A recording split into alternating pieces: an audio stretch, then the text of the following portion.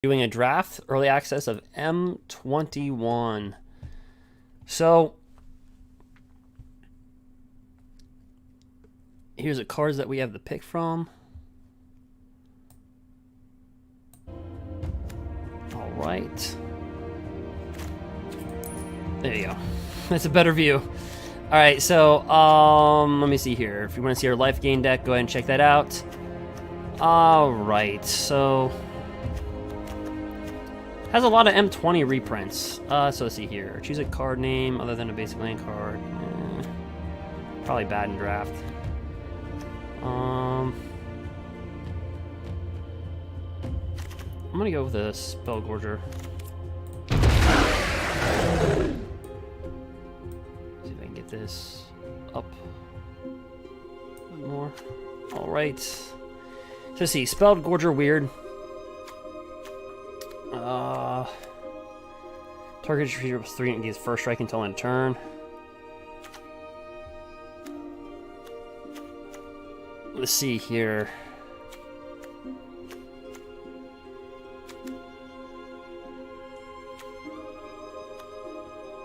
Tormund's Crypt, that's a reprint. That's a reprint. I remember Rewind. That was a really good card. Alright, so anyway, enters the battlefield, choose one. Put one, gain 4 life. 2/2. Let's stick with red, I guess, right? Okay. This thing right here, indestructible, Brash Taunter. When Brash Taunter is dealt damage, it deals that much damage to target opponent. Like, I don't see where that can be really used. Target creature is flying till end of turn. Start target creature power 4.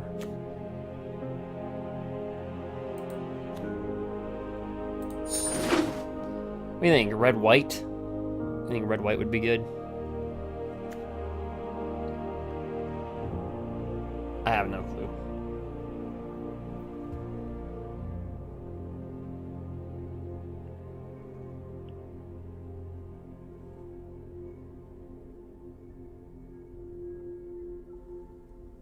Just waiting for our opponent to pick a draft. So, got Sure Strike. So let's see here.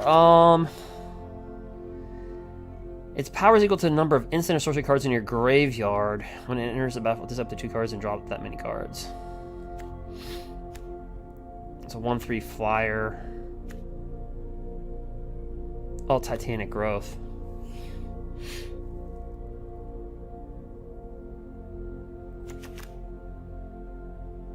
We'll go with this guy. In M20, if you look at my drafts, you'll be able to see them on YouTube. Like, we would go 7-2. Like, it was just red, white, and M20, which is vicious. Non-creature spells cost your opponent 1 more. It's got flying. Flying's a good premium. I think green and white would actually be pretty good. You gain 4 life. If a creature dies this turn, you gain 8. I'll take that one. I guess, like, we'll just let whatever dictate, right?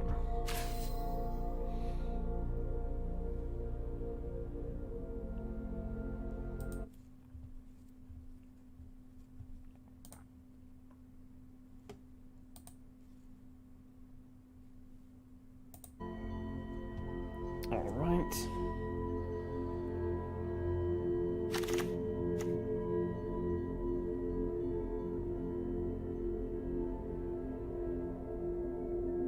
Let's see here.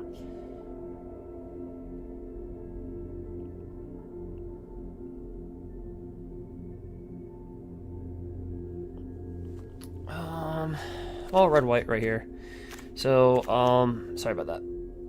Campy must be blocked if able. When he dies, you gain 1 life for his turn.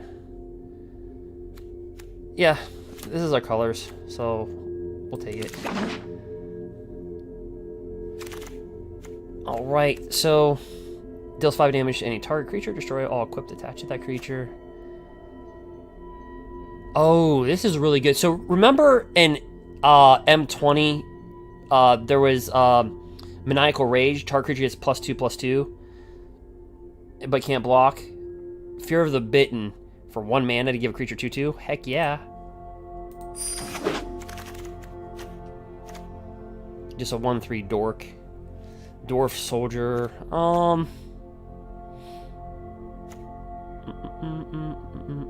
It's really nothing here. We'll take Prismite. Just put that on top. This came back around. Nobody wants that card in draft. It's a pretty bad draft card, I guess. I would presume.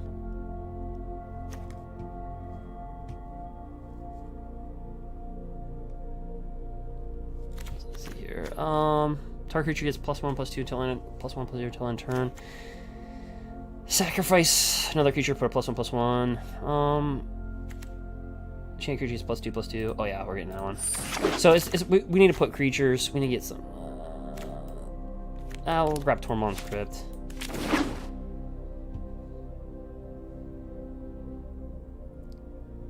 Let's see here. So we got Sure Strike.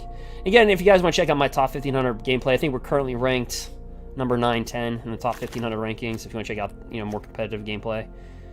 A 3/2 flyer for 4 isn't that bad. Yeah, I guess we'll take it. Destroy target artifact creatures without flying. Can't block this turn. We'll go with the land. Just in case we get in the black, target creature gets +1/+1, gains your choice, Death Touch or Lifelink. We'll take out Titanic Growth. And we'll take that out. Ooh, 9 lives. So, hexproof. If a sorcerer deal combat damage, deal damage to you, you prevent that damage and put an incarceration counter on 9 lives. When there are 9 or more incarceration counters on 9 lives, exile it. When 9 lives leaves the battlefield, you lose the game. At the beginning of your end step, if you control a creature with 4 or greater, exile the top card of your library. You may play that card until... I don't know. Yeah, I think we just take that. So how many creatures do we have? 4? Okay, so... this guy right here. So it's got haste. It's a 2/3 for 3. Another target creature with power 2 or less can't be blocked this turn. Okay. Discard your hand until end of turn. Whenever a creature you control with power 2 or less deals combat damage, draw a card. So, yeah. I think that would be the winner here.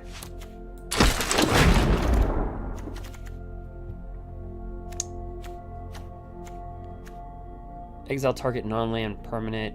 Its controller creates a 1/1. It's removal. Very bad removal. Target creature gets +1/+0. It just cycles itself out. I don't like that. There's no winner here for our deck. Oh, wait a minute.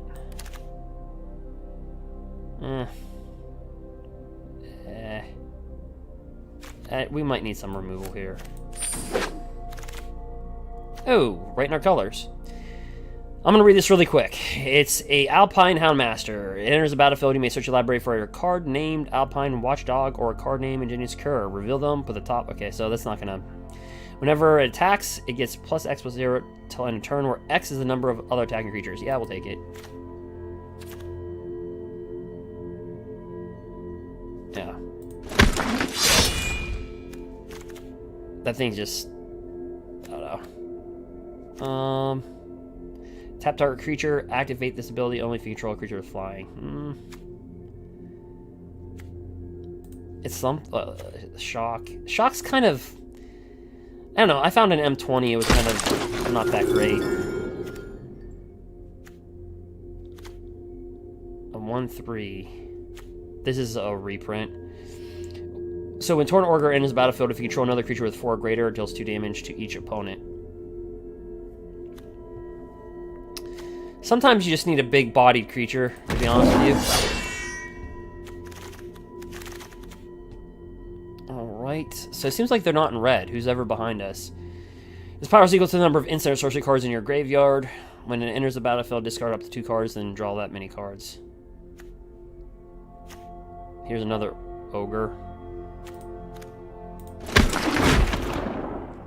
Ooh, Ruined Hollow. As it enters the battlefield, choose a card name. You can choose any card name. This is a reprint from from Modern.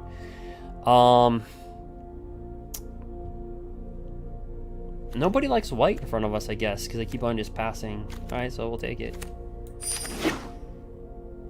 If this was my draft in real life, I'd walk away happy. I think.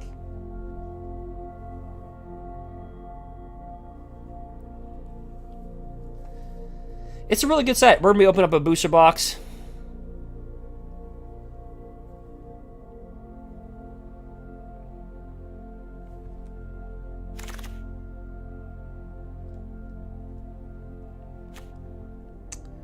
Nobody wants this. Nobody wants 9 lives. We'll take it. Let's see here. When enters the battlefield, create a 2/2 white knight. Let's just get an ogre. Creatures you control gain trample 10 turn, draw a card. I don't know what.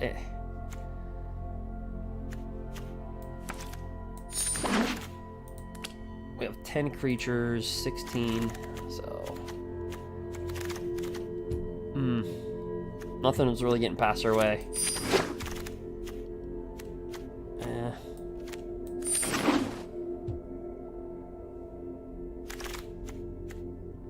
Yep, I don't know.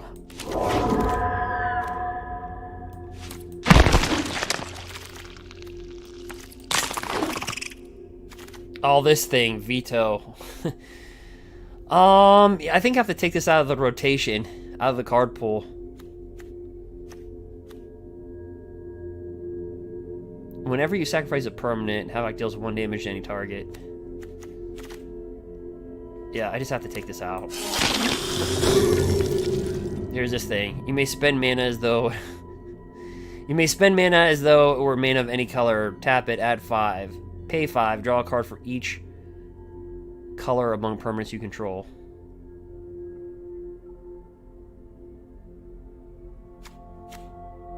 We'll take another ogre.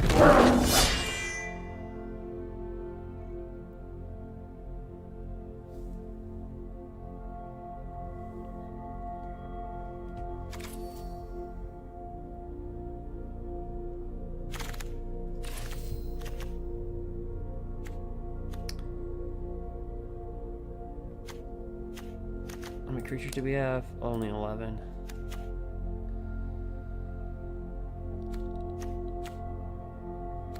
Yeah, I mean, this is a good removal. So we're going to have to really just focus on creatures at this point. Just grab a creature that's red or white. Pretty much.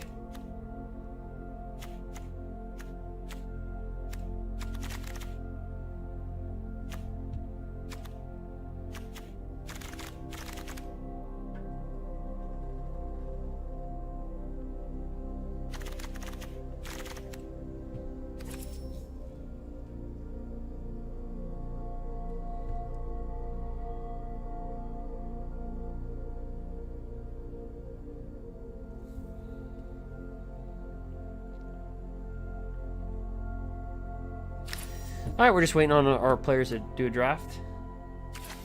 Pick their last couple cards. Alright. Gain control of target creature until end of turn. Untap that creature.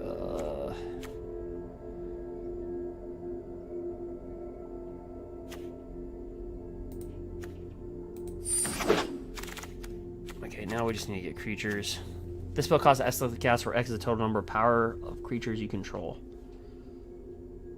Deal 6 damage each up to target creatures. That's not bad. We're just gonna have to just get a creature here at this point. And not really be picky about it.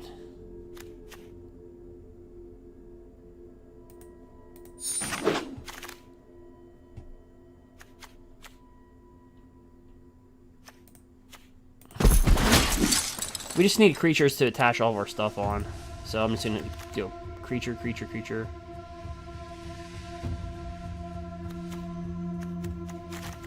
We need about 3 more creatures. for me to feel comfortable.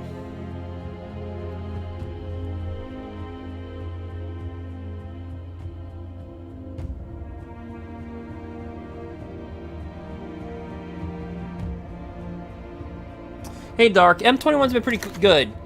I'm gonna be streaming all night. I meant to do it like at 1 or 2, and I didn't. What I start like at 7:30.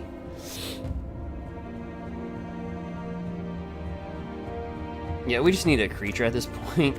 I'm not really gonna argue because we have so much to put stuff on. Creature gets +2/+2. We have a lot of that, so there literally is nothing for us to take.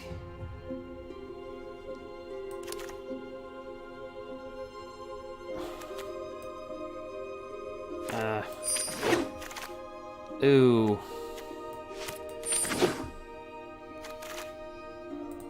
I only have 14. I'd feel comfortable with. Oh, we're not getting any creatures. No!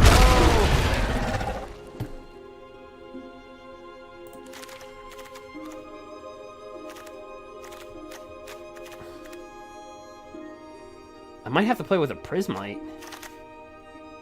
Oh, here we go. Oh, then, this is too big for us.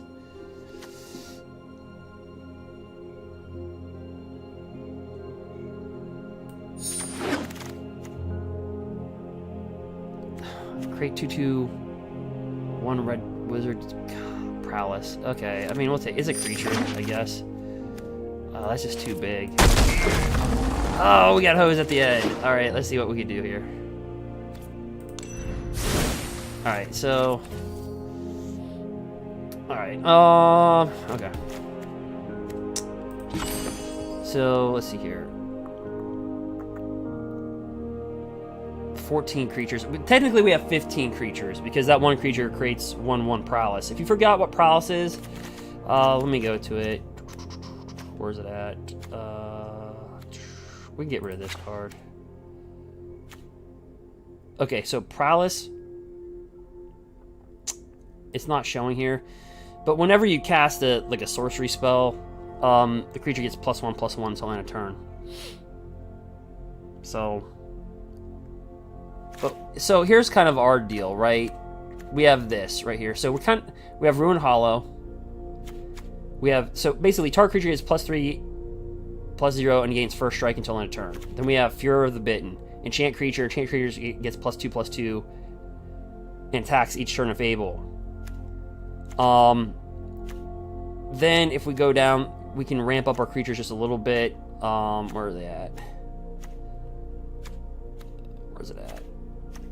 Where are you?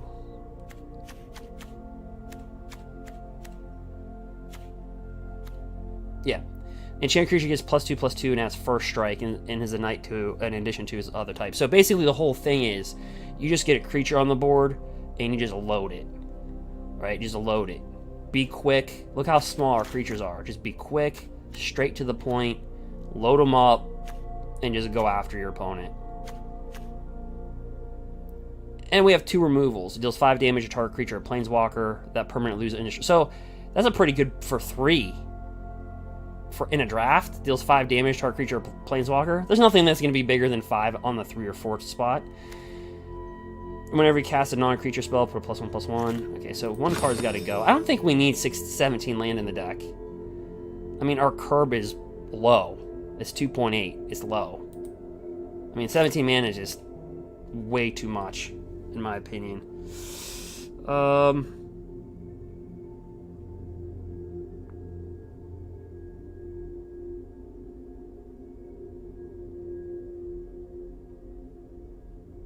Oh yeah, Dark, you missed our veto deck. We beat Teamer Clover. Like, we beat, like, legit. I mean, I watered it down. I even, like, I just watered the deck down. It was 32 creatures, but it had, like, a rogue synergy with life gain synergy with it. Just everything just, like, fell into place, I guess. All right, so actually, didn't we draft land? Yeah, so let's put a temple in there.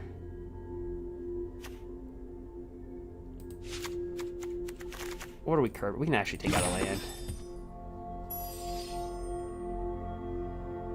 So we have a lot of red.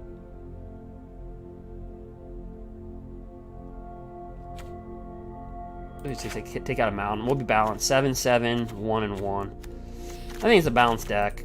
It's only 14 creatures, but understanding we still have 50. I don't know. This is the best that we can do. I can't bring this in. It's a 4/5. I mean, it's good for draft. When it enters the battlefield, target creature gets +4/+0 until end of turn. It's got menace. But, I mean, let's keep this. Go.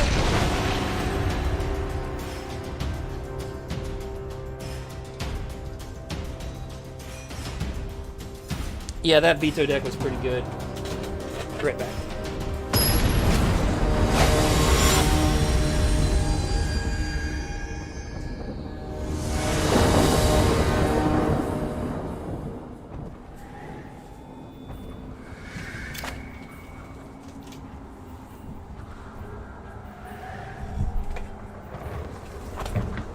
Oops.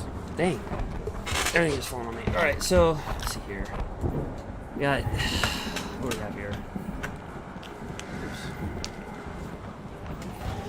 Oops. Sorry guys, I'm just moving stuff around. Alright, so we got Dub. Oh yeah, we'll keep it.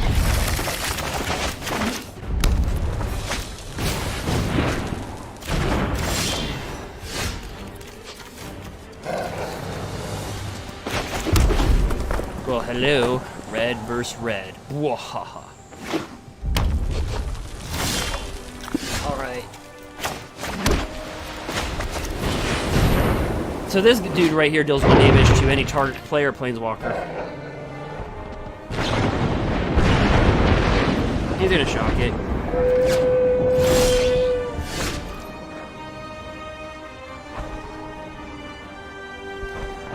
Let's see here. Yeah, it's got haste.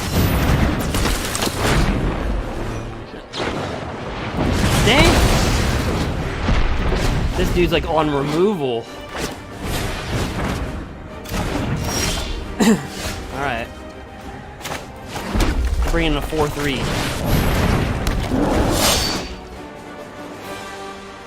This is a reprint. Ooh.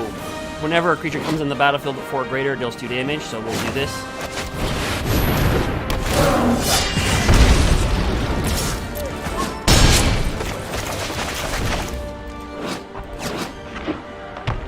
See what I'm talking about? Just go really, like look how big this guy's gonna get. Ready?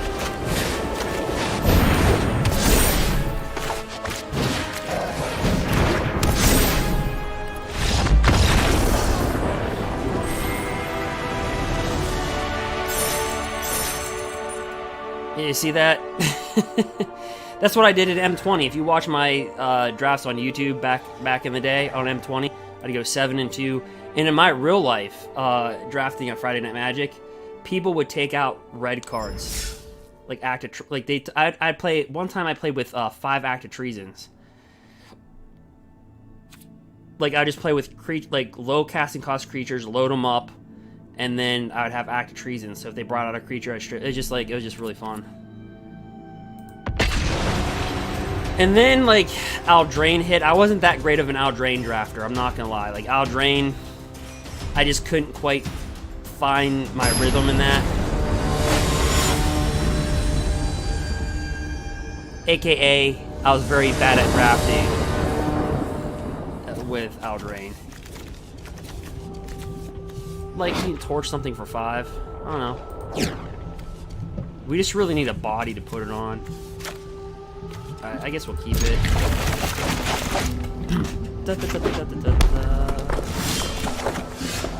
Ooh, we're curved at like what? What are we curved at? We're getting all our little fatties in here, little big boys. We don't need that.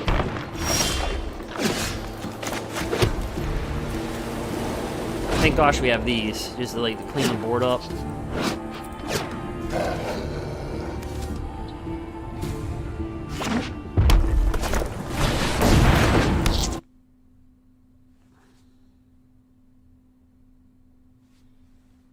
Yep, Alpine's pretty good.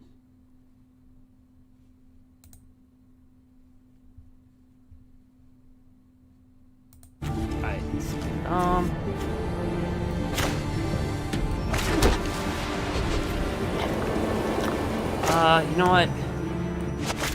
Let's torch that. Add 2 mana. His deck looks like it wants to just be a big creature deck. I probably should kill that. Oh, this is kind of cool. We'll get protection from something. We'll lay it down.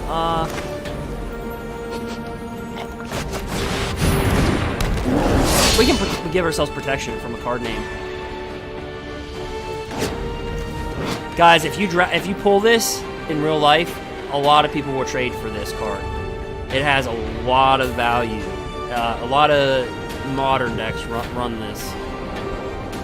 It's pretty much a modern staple for like what they call prison decks. They lock you down. They're not really control decks. Like, they don't board wipe or nothing. They just lock you down. Like, by turn 3.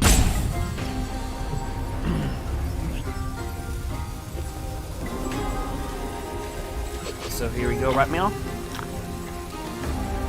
Really good card. This is the reprint from M20. I had fun with this one.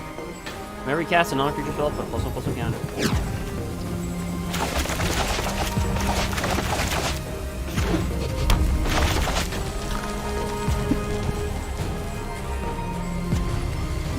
It just feels so weird not to be playing at the rank that we were. So, yeah, we have this. We have this right in our hand. Meow. When enters the battlefield, you can discard card up to 2 cards and draw that many cards. So he's just deciding what card to discard.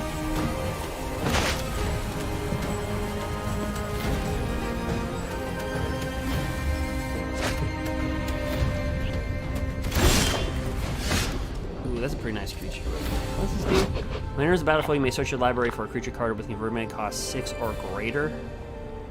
Well, he's got a big beefy deck then. We'll say hello to my little friend. Oh yeah. Oh yeah.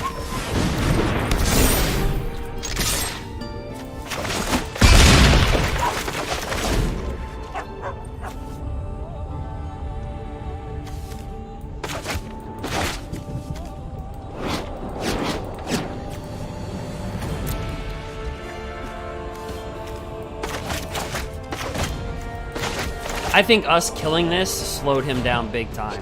Because look, he's probably got some big boys in here. Every single time I see red or green in a draft, I automatically think they're trying to get big. Got some big boys in there more than likely.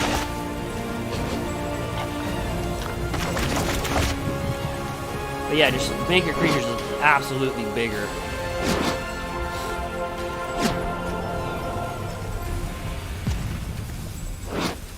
Nobody wanted to draft 9 lives. Do you see how many times 9 lives got passed to us? It got passed to us. We opened the card. I passed it. And it came back to us like nobody wanted it. Like nobody wanted 9 lives. They're like, here, you can have it. No, you can have it. No, you can have it. Take it. Alrighty then. A creature gets flying.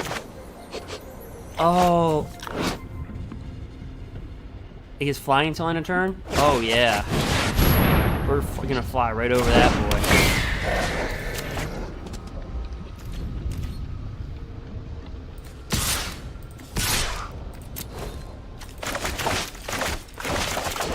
Was Giant Growth reprinted? I don't remember. I know Titanic Growth. What happened? Okay, he's at 2-5. Oh, boo. That didn't work out for us.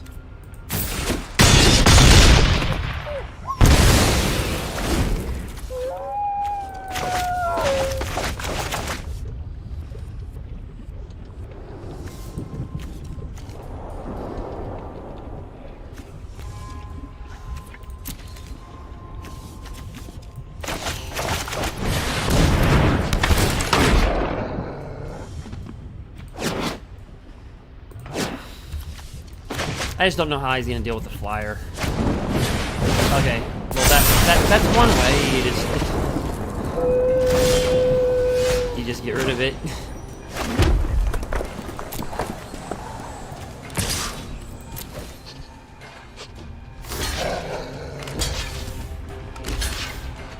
All right, so we're gonna take that out.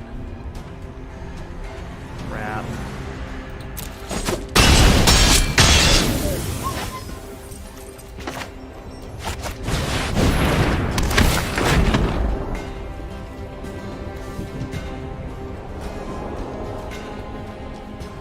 Actually, let's get rid of these.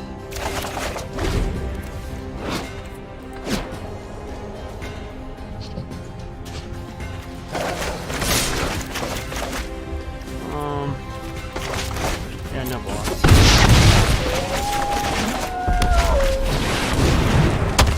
/5/7 Vigilance becomes a target of a spell ability. You may draw 2 cards. Oh, flying. Thank you.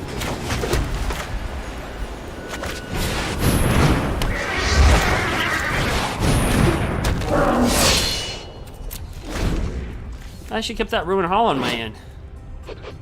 That would have been the smart move to do. 5/7 straight to the face. We'll take it.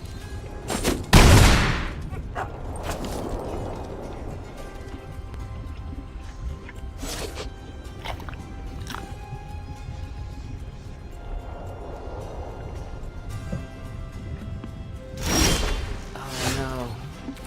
We're just gonna keep this in our hand and pretend like we have something when we don't.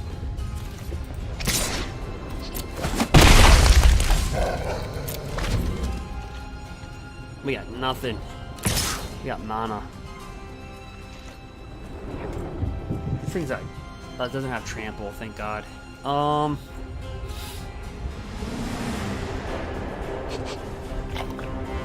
take one more shot of it.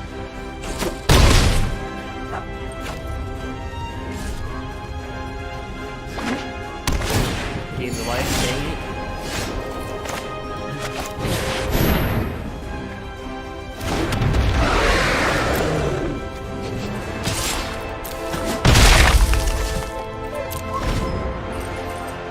Honestly, I've been making mistakes. When he attacks with his 5/7, I should be attacking with that 4/3 and wear him out. All we need is like an alp. We just need like one of our ramp spells. That's it. We have like 6 of them.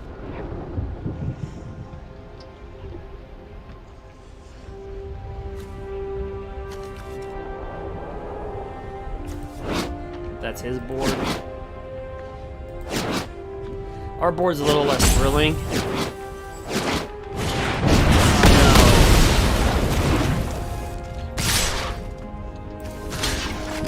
Oh, we died.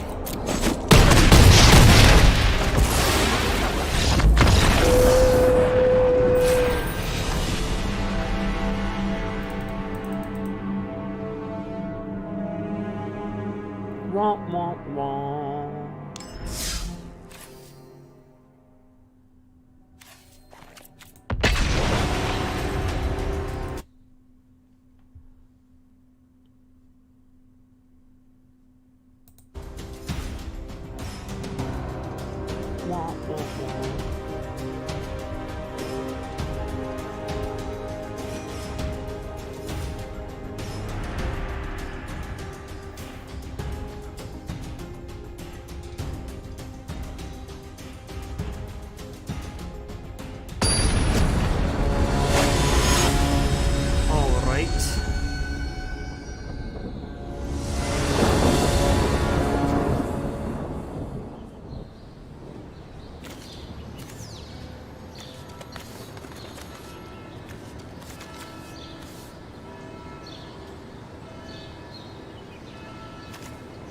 Our opponent goes first. East.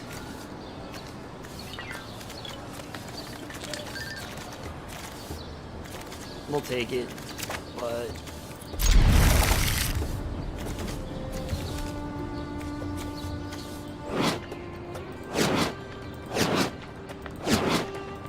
those are guys right now.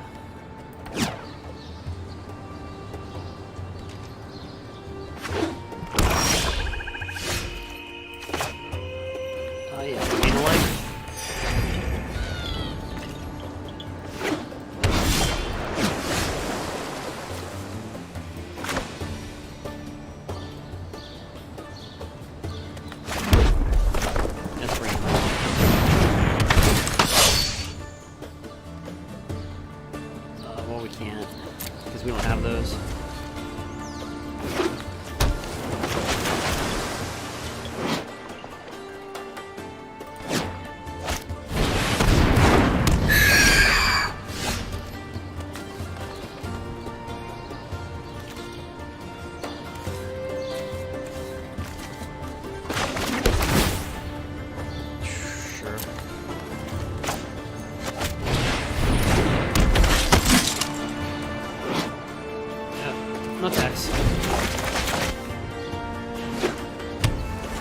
Our first game, we were off to the races. Now it's like...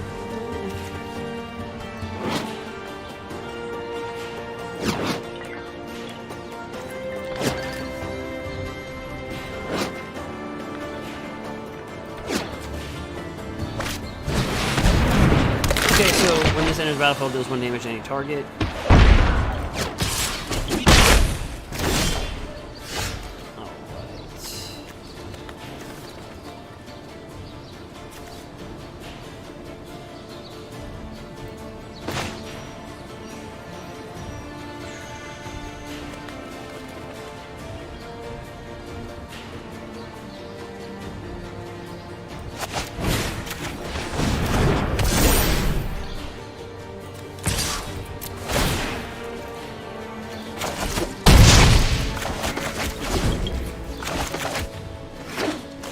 These are kind of like the deck strategies that you like. We were just grabbing creatures.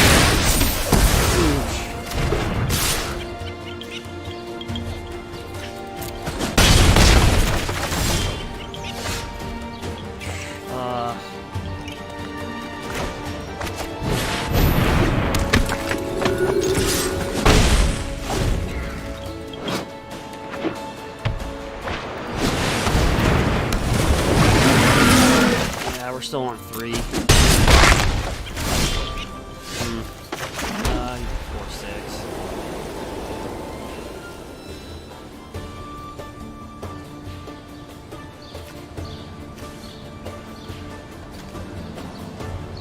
Whenever you draw a card, you may pay 1, and when you do, you may tap or untap target creature. Well.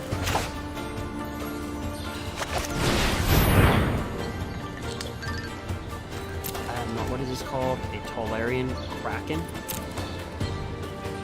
Boy.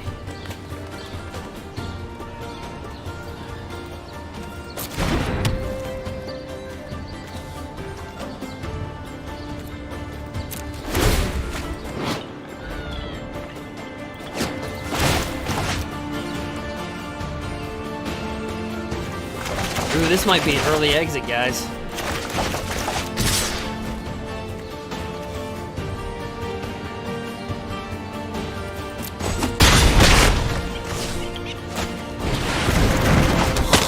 Yikes.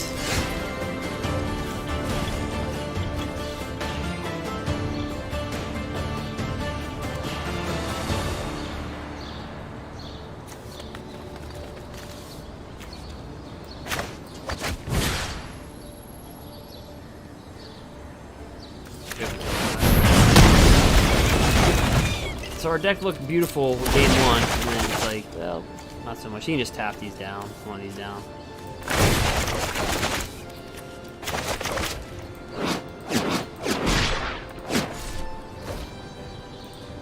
Yep, he's got it. Ooch. Our dominance is not so dominant anymore. Well.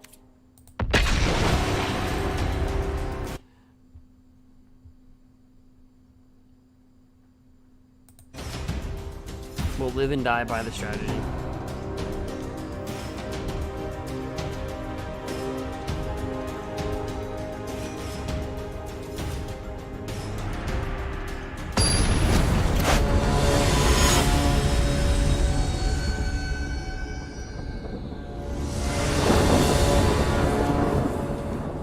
All right.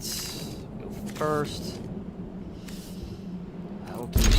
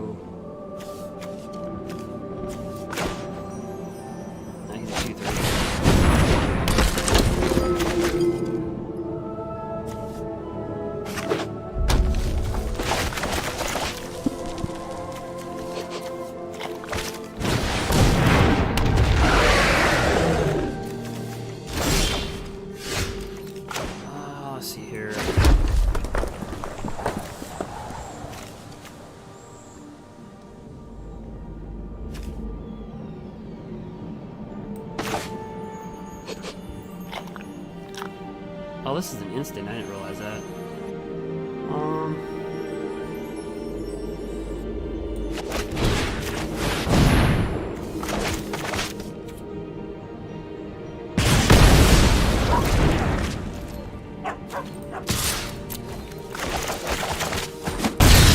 I think with this deck, the only thing you can do is just be aggressive.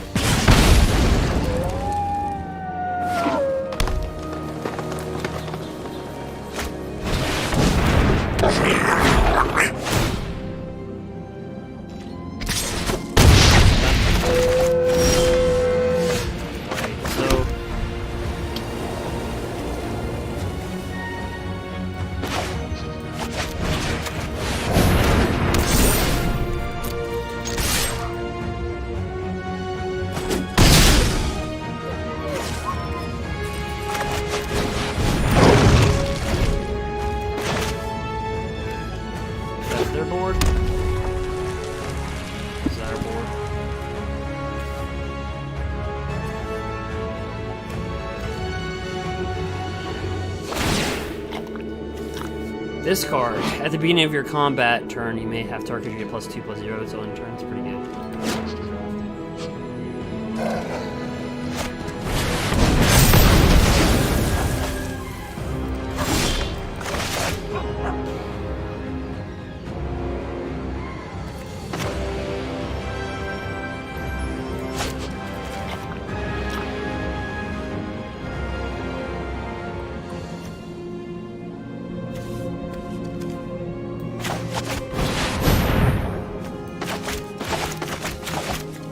You can tap a creature, but you have to have a flyer.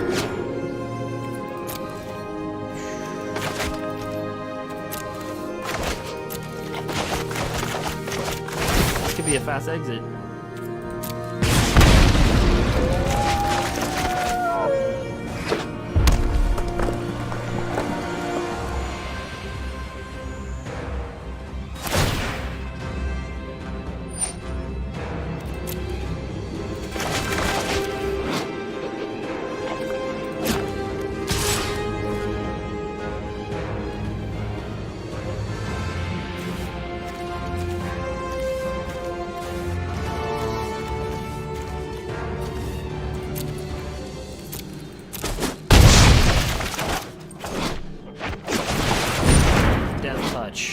Whenever it attacks, if you control a creature with 4 or greater, it gets +2/+2 until end of turn. He's got nice synergy. As long as you control a creature with 4 or greater. Okay.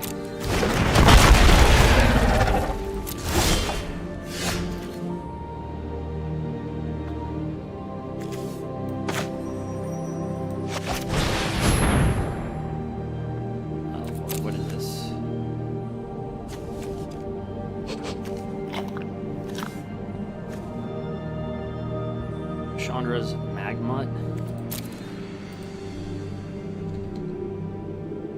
Let's go with this.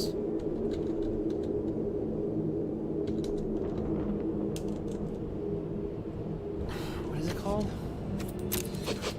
Chandra's, okay.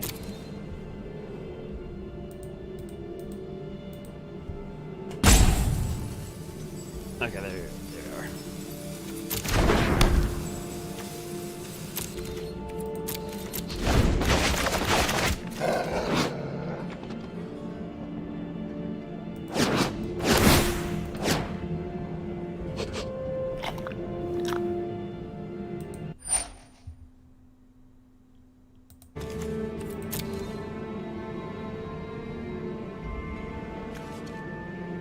He's got Death Touch.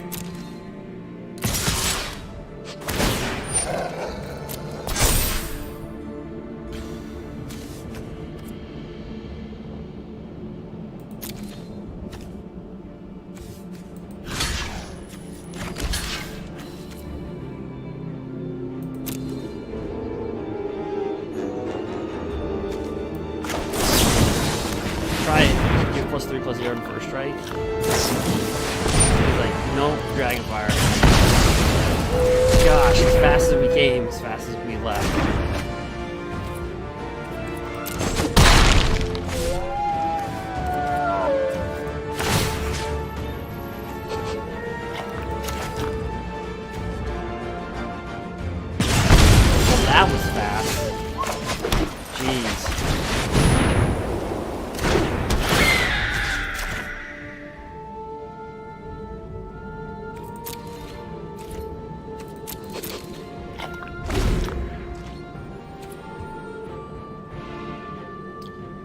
Well, I guess the strategy did not work. You'll have that.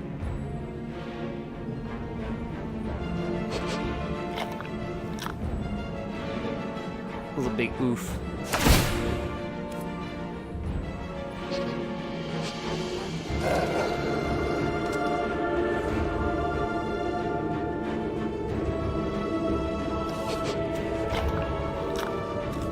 So basically, a creature gets +2/+0 until end of turn.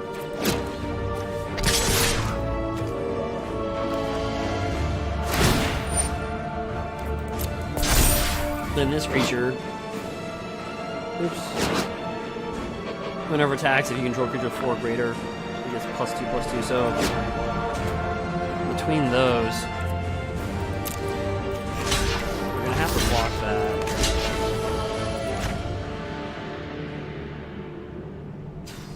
I'm gonna take a risk.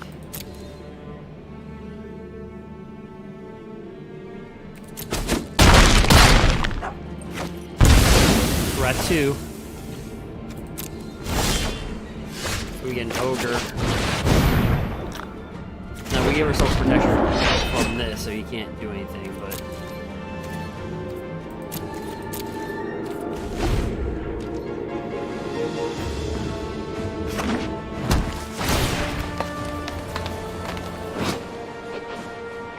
see, it says whenever it attacks, if you control a creature of 4 or greater, it gets +2/+2. And of course, it's going to, because at the beginning of your combat, you can give a target creature +2/+0. So,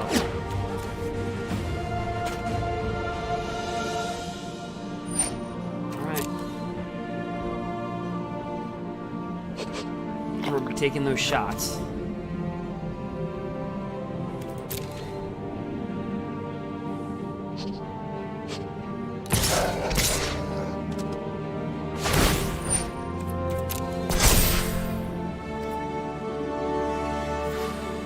Well,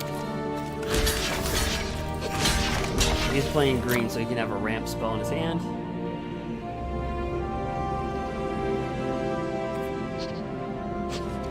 Or at least we'll get in there for 1. Dope.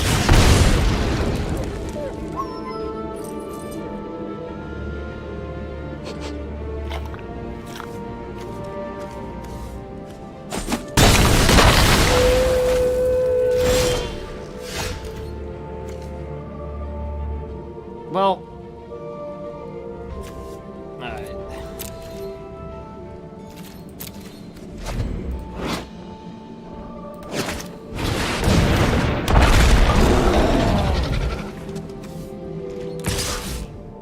We have protection from it, so.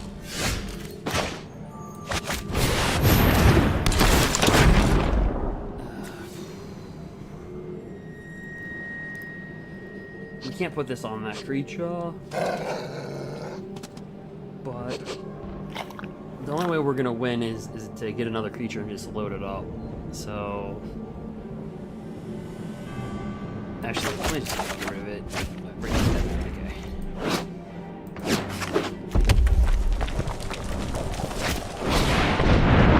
Well, that's a big boy.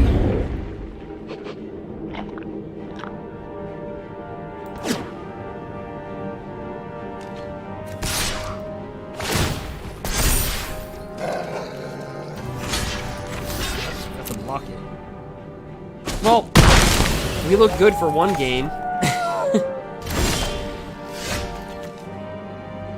We'll gain a life. Woohoo!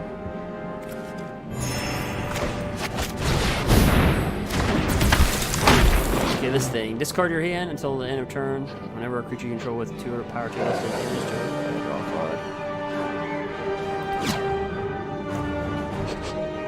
You know what?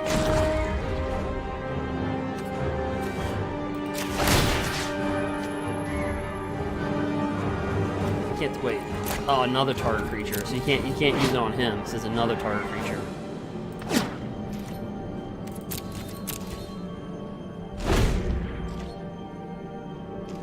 Well, that was quick.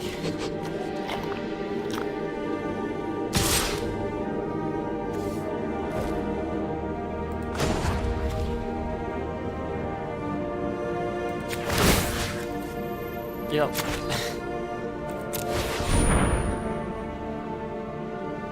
Did you, man?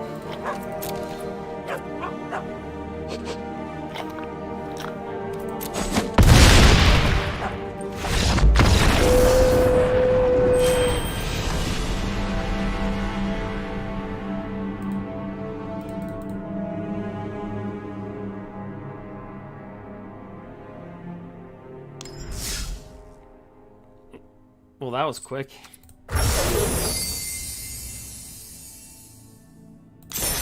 Wait, are we gonna be able to open up a pack of M21?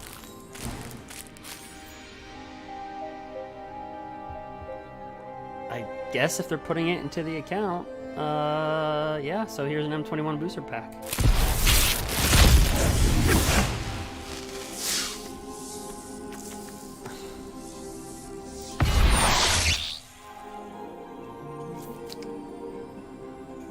Yeah, so this is kind of like Unmoored Ego, so you choose a card name other than a basic land card name. Now understand it says basic card name, so you can choose a non-basic land. I don't know why you would in Standard, but you can. Search target player's graveyard, hand, and library for any number of cards that are named and exile them. That player shuffles their library, but here's the thing. Then create a 2/2 black zombie creature for each card exiled from their hand. So it's not from... So if you're exiling things from their library or their graveyard, it's just from their hand. So it's a relatively good card.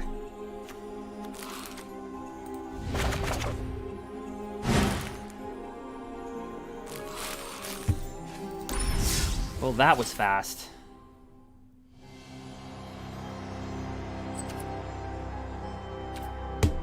So, what do you guys want to see? Because we can play with anything that we want to.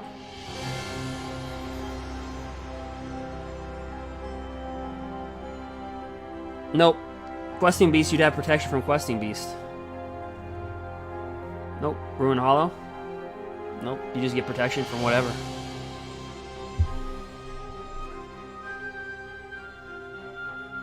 Let's see here. We could do...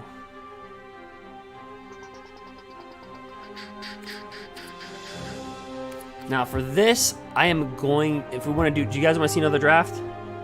Let me know. You guys dictate what happens tonight, guys. I'm doing this until late. You tell me what you want to see. We can get any card in the game. Well, let's stick to drafting, because that's the title. Let me, really quick, if we're going to do drafting, I do have to take...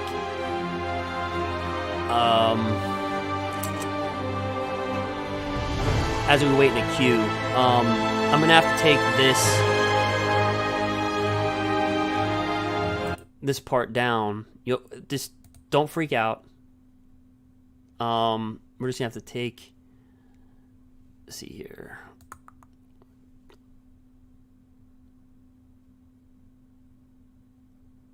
All right, there's a picture of me and Mankind.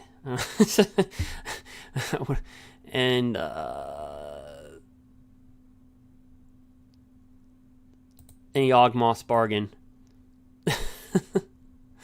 I have to. I have to. Do you guys want to see another draft? The reason why I have to do that is because I don't want to give away access to an account that Wizards owns.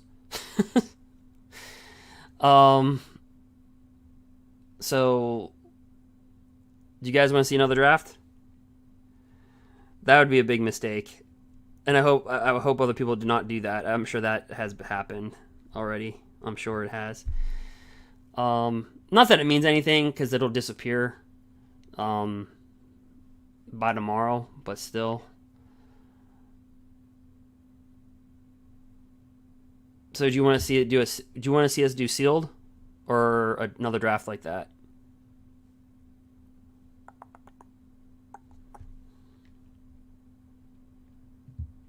Up to you. So sealed is when you get 6 booster packs and you just build a deck.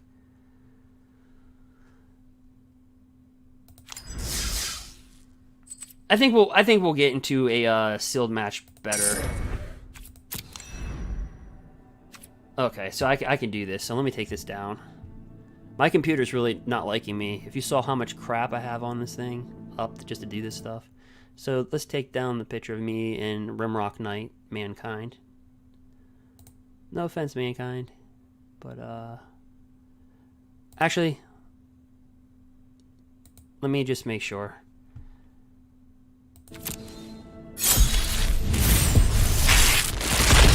Okay, so we're good. Let's take down Yawgmoth's Bargain. Okay. So here's our, we're doing a sealed. So these are the rares that you open in your sealed packs. Oh boy. You know this card right here? Look at the top 3 cards of your library. Oh guys, we have to play with this tonight. I was looking at the cards last night as I was setting everything up at 4 or 5 o'clock in the morning, which I don't recommend. But look at the top 3 cards of your library, put one of those cards into your hand, and the rest at the bottom. So on the surface, you're like, what the crap? This is a very slow anticipate. But then it says, if this spell were cast from anywhere other than your hand, put each of those cards into your hand instead. What about Experimental Frenzy, where you can just cast spells off the top of your library? You just draw 3 cards.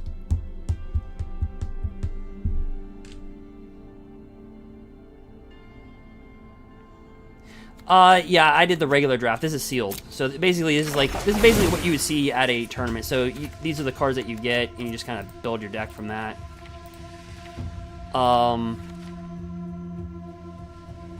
Okay, so what we got here, all.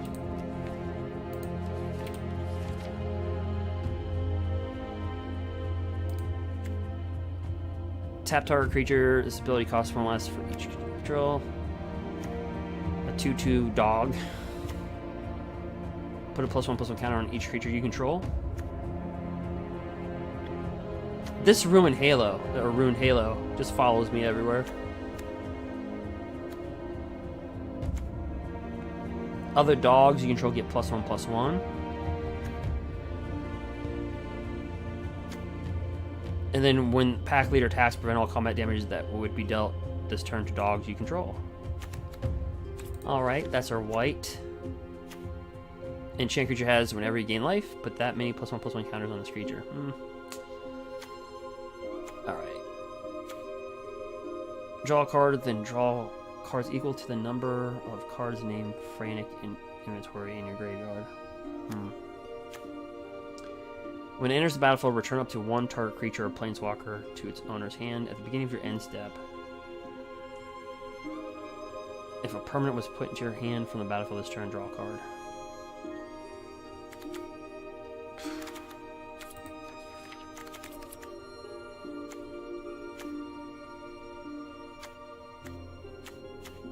This big whale.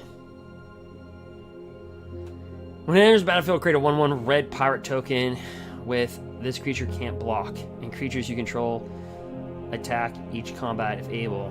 Spells your opponents cast that target the whale costs.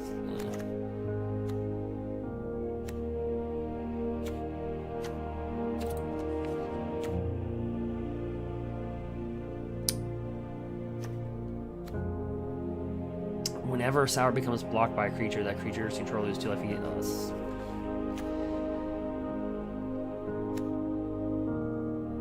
Whenever Goblin Arsonist dies, you may have it deal 1 damage to any target. Shock. Prowess. It deals damage equal to its power to target creature or planeswalker. Sacrifice it. Double the power of target creature until end of turn.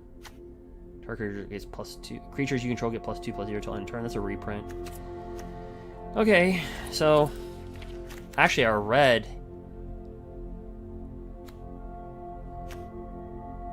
doesn't look that bad.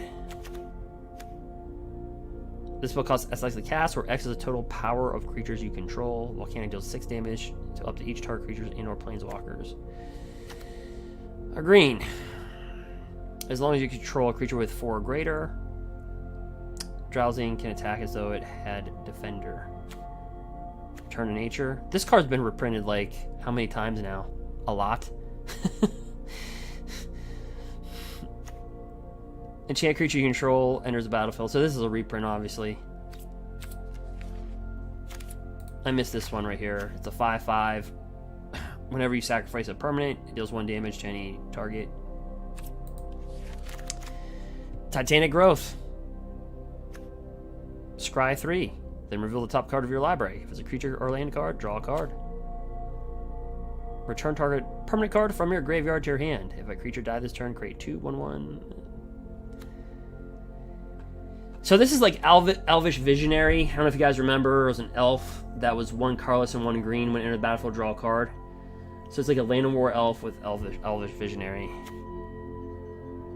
When this cat, I'm not even try to Pride Malkin, enters the battlefield, put a +1/+1 counter on target creature you control. Each creature you control gets with a +1/+1 counter on it as trample.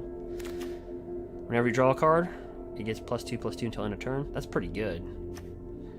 At the beginning of your end step, if a creature died this turn, put a +1/+1 counter on Sabertooth Mauler and untap it. Reach. As long as you've drawn 2 or more cards this turn, this bad boy gets +0 and has vigilance. Okay, so creature spells with flying cost 1 less to cast. Whenever another creature with flying enters the battlefield under control, it gets +1/+1 until end of turn. Not bad for a 2-dropper. Draw a card, then discard a card. Sacrifice Stitcher. Return target card from your graveyard to the battlefield. And this card, whenever you draw a card, put a +1/+1 counter on this. Oh, do you guys think like red and green's probably our best color? I think green was our most dominant color.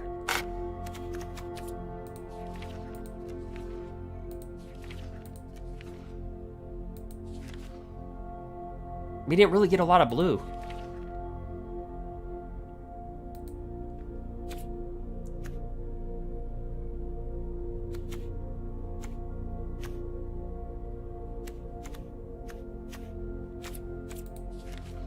I would probably say it's going to be red and green. Yeah, I think it's going to be red-green. I think we're going to go there. Alright, so now we have to make a 40-card deck. Alright. Yeah, so the previous, before this was traditional draft, yeah. Alright, well, let's put this big boy in here. He's a 4/3. Since we're going to have some big boppers, this can go in.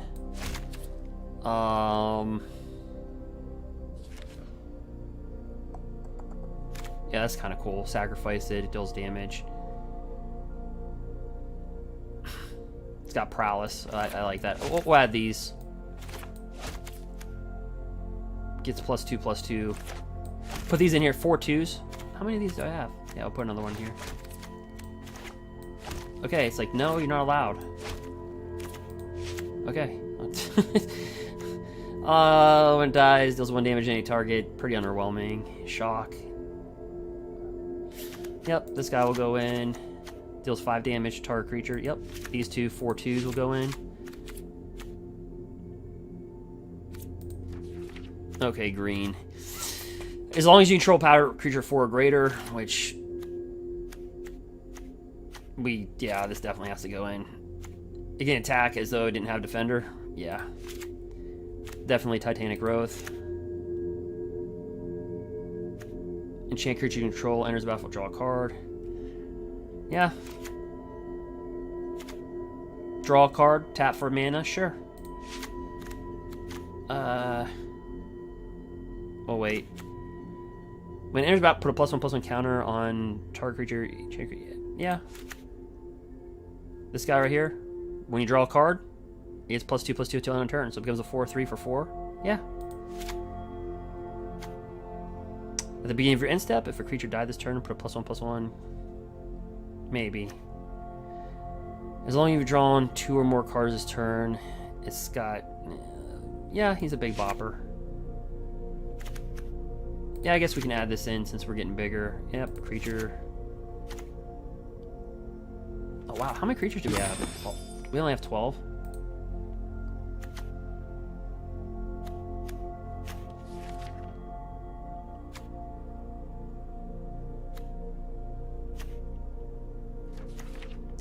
don't think we're gonna get mana hose. So I guess we can put the Gorder in there. Yeah, I guess we'll put a big bopper in there. I'm sorry, I talked really loud on that one. Alright,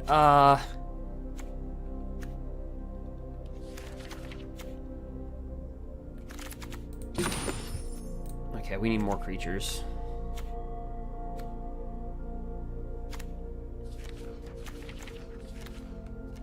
Did I put the 2 visionaries in there? Yeah, I did. Alright, so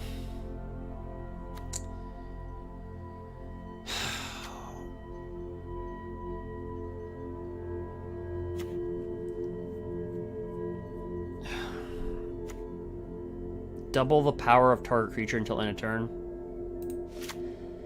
Alright, but we do have to put in 2 creatures in here.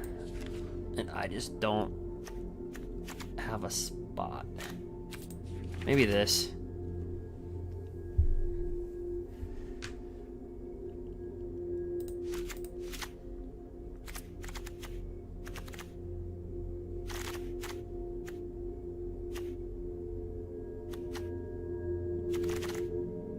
$16 creatures, 17 mana. We can get to our big boys faster with this. Yeah, why not? Alright, let's do it.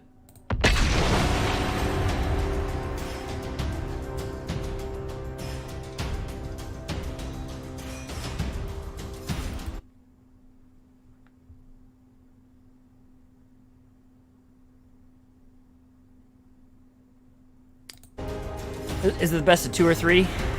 We're gonna find out together. I would think that it's gonna be the best of 1.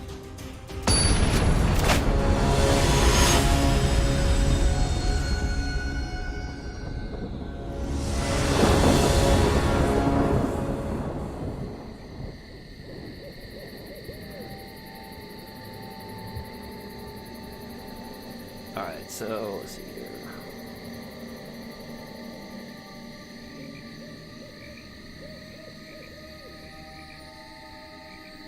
Alright, so we have Unleash Fury. Yeah, we'll play it. We'll just wing it.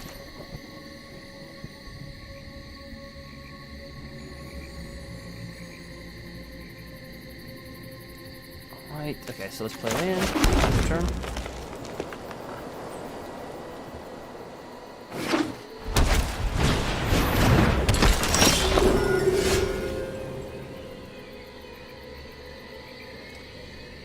Alright. Bring this down.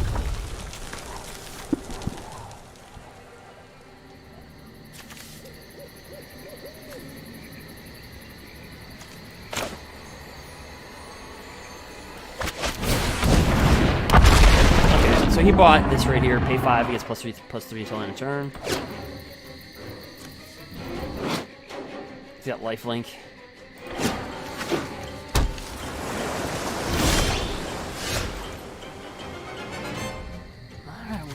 Well,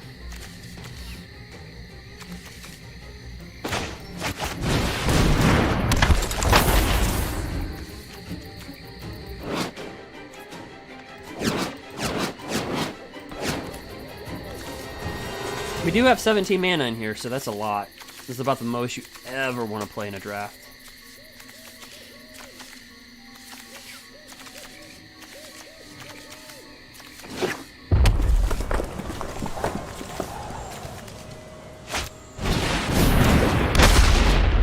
Tag creatures you control get +1/+0.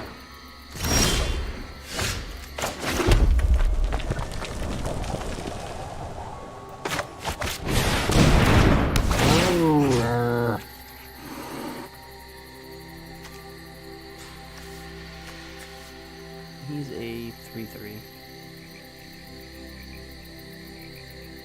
At the beginning of your end step, if a creature die this turn, okay. Crap. We'll put on this. We'll put it on this guy. And since he does have 4/4, he can just attack by himself, and he's got trample, so that's pretty cool.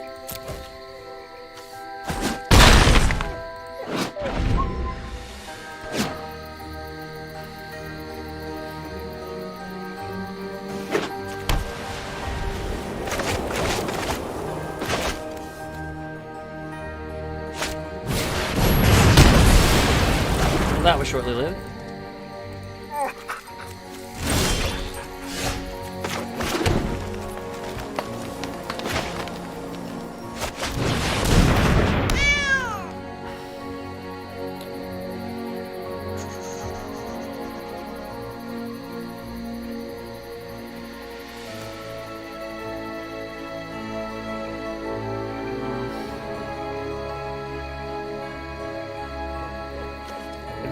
Dies, this will get a +1/+1 counter.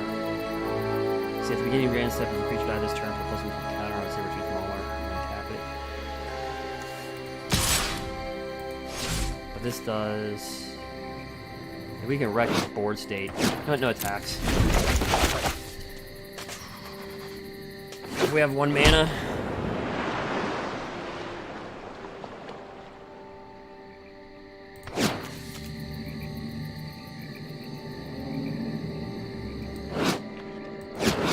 So this is like, unlike our first draft, this is like the exact opposite. We have some big boppers.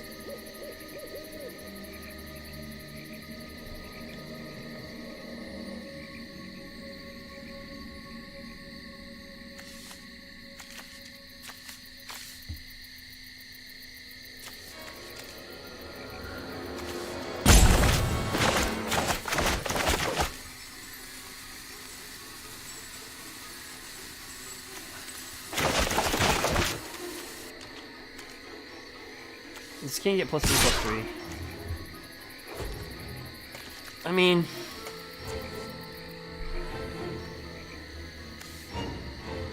if he wants to tap out, I guess.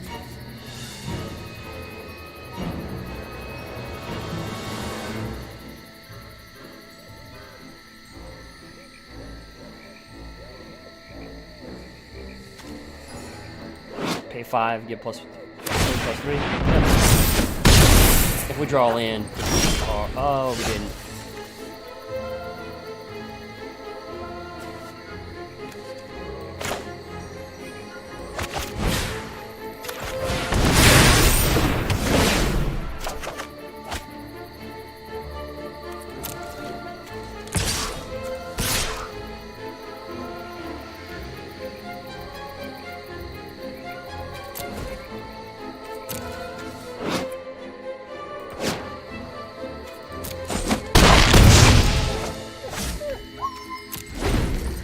If he wants to tap out again and attack, we'll just load this up on that and just kill it. I don't know. Actually, we can wreck a lot of creatures, so if he doesn't kill one of our creatures, he might.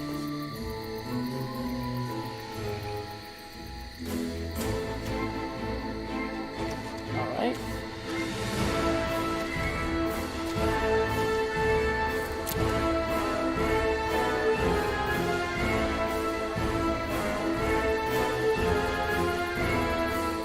Thinking.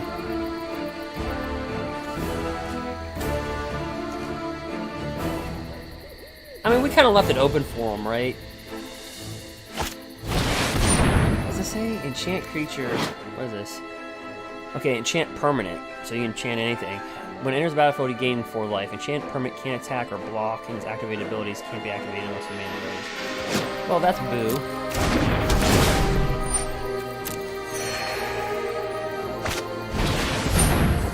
This. Okay, when it comes untapped, you may pay 2. If you do, draw a card. When an opponent casts a spell from anywhere other than their hand, draw a card, discard a card.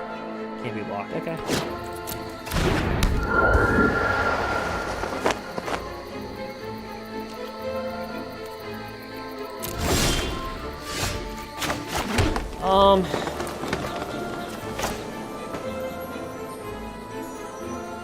Deal 6 damage to up to 2 targets.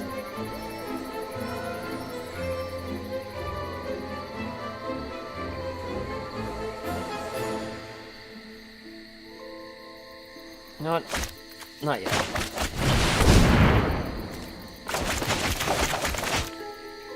Actually, my bad. I should play this first.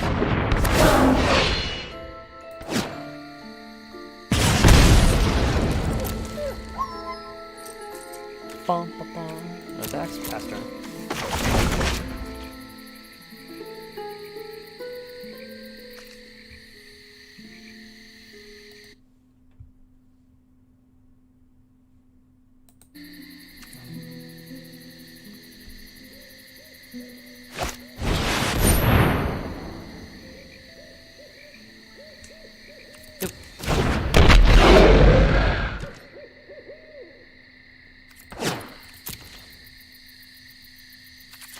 This thing only costs 2 now.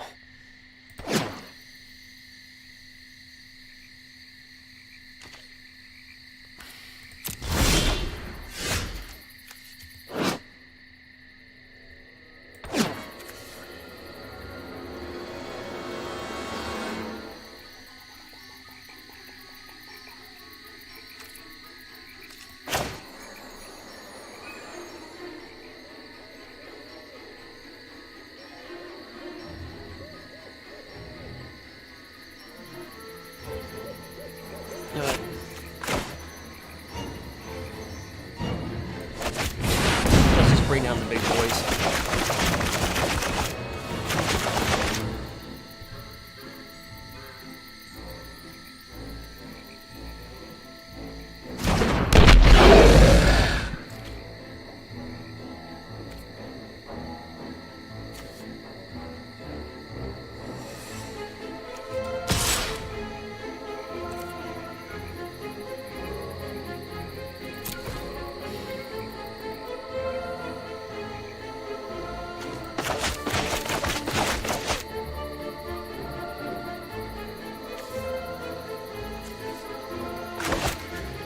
So it's a 4-3.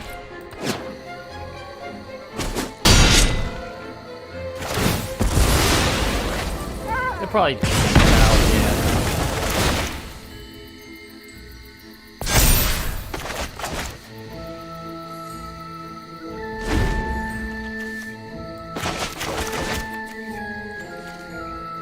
So that's his board.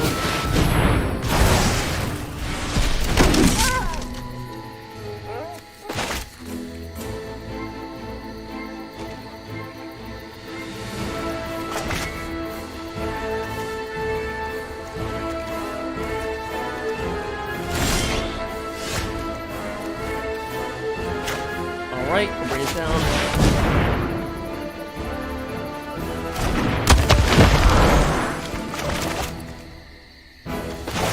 Just a 4-4, big boy.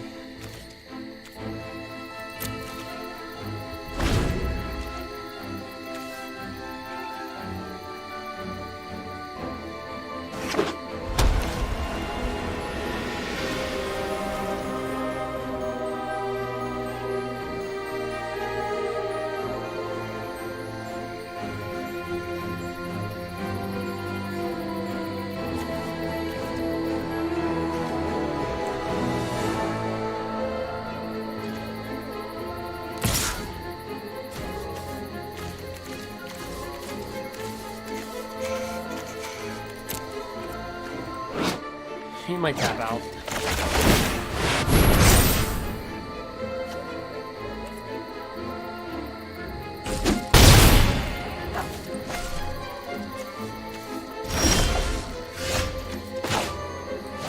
So let's nuke that and that.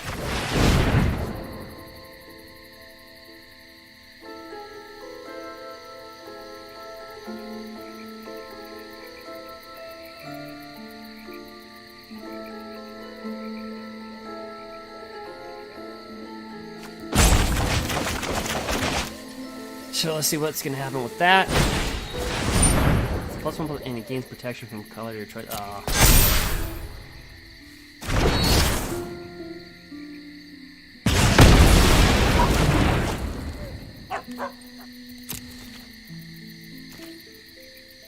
See the +1/+1 counter. Yeah.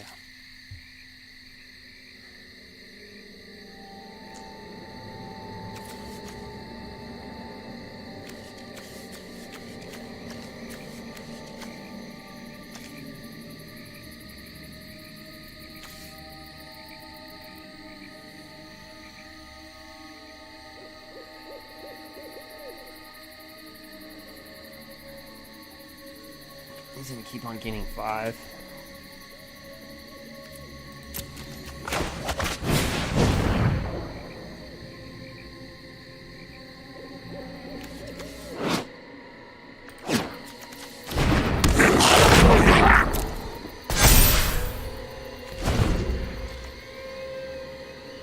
Well, that guy's pacified. So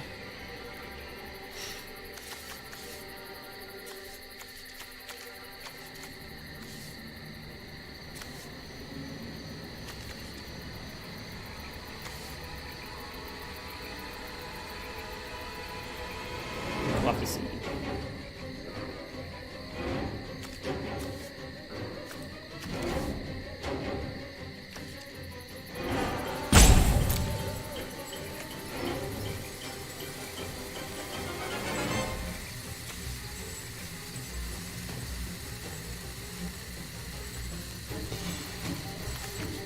So we have a 4/4, a 1/1 that dies, does 1 damage to any target, a 2/1, and he's got this thing.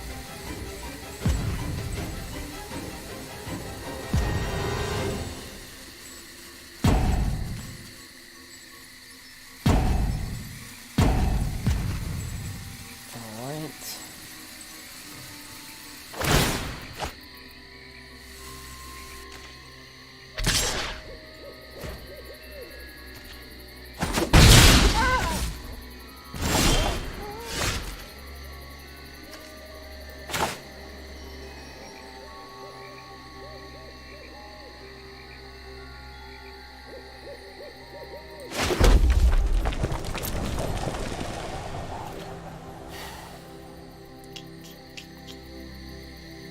This thing will become a 5/5.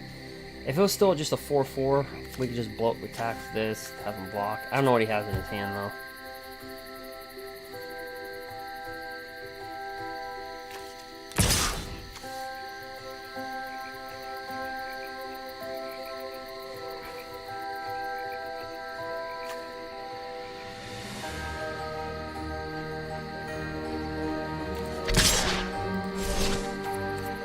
Actually,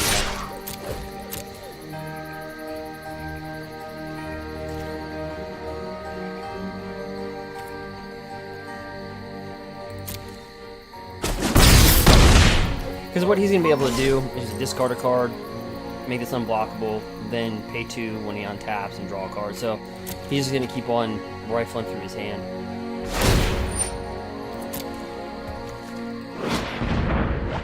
See? Whenever this becomes untapped, you may pay 2 if you do draw a card. So, yep.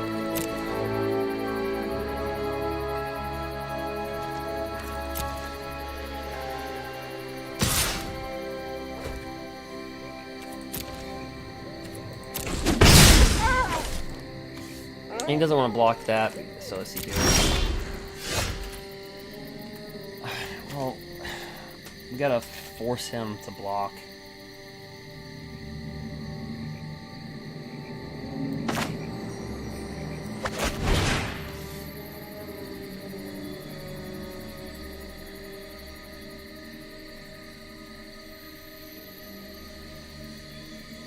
See, he can just take this damage, attack for lifelink. Ah, screw it.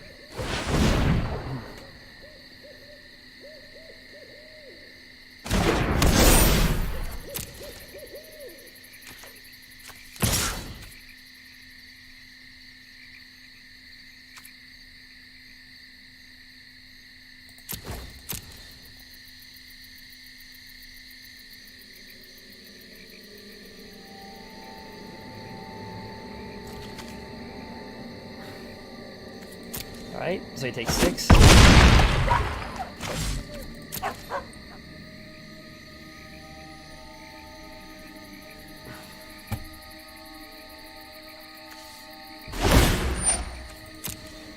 I think this draft should just be called Let's Wing It. Let's see here.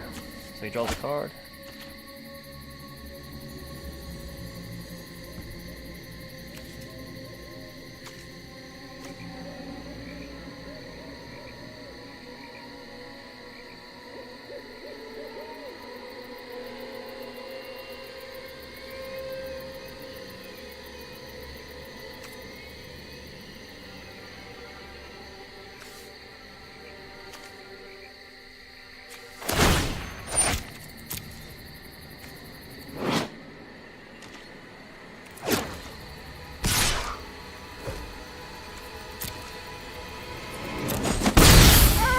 Alright, so we got 2 turns left.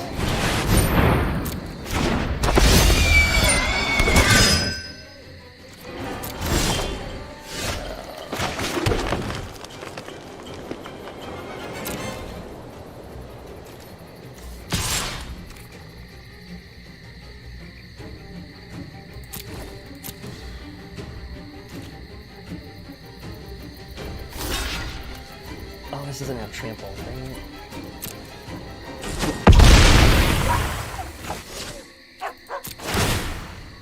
This does, but he can't attack.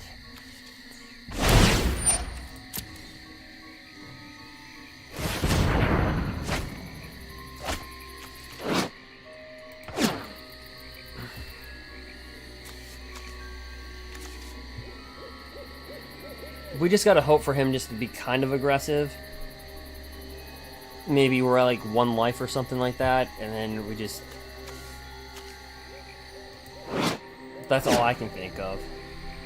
But if I was him, I'd just continue just making this a 2-1 unblockable.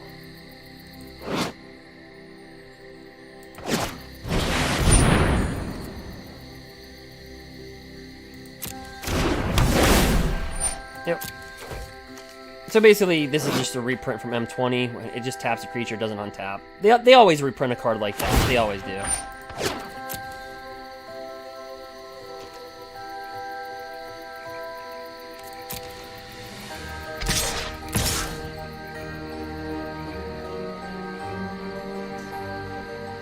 We have to hope that he's aggressive. Just pushes it. Well, he's not going to attack with this because we have a 6/6.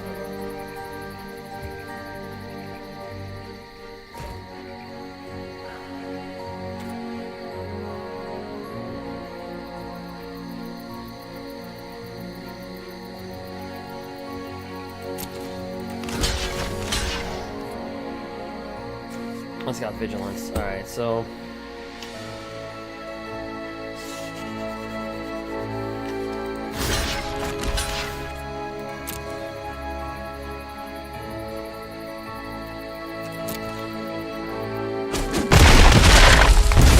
down to 2.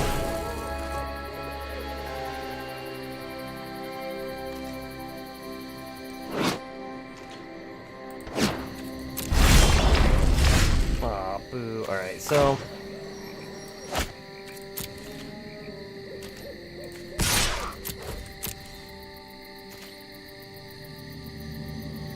Wait, he's taking that? Oh, wow.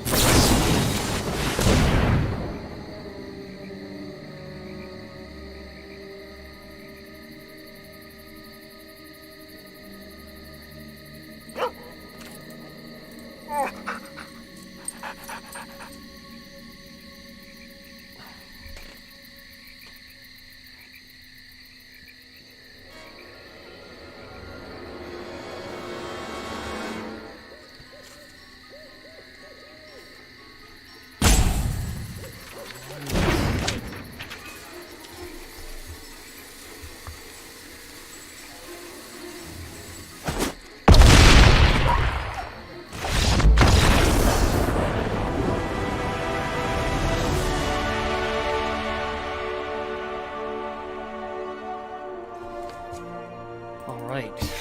That was a long one.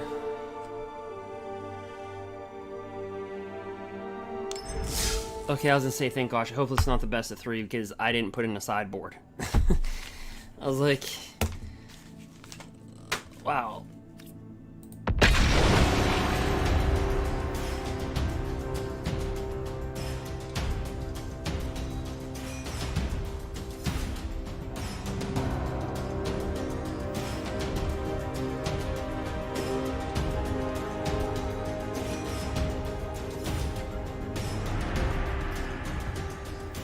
Phew.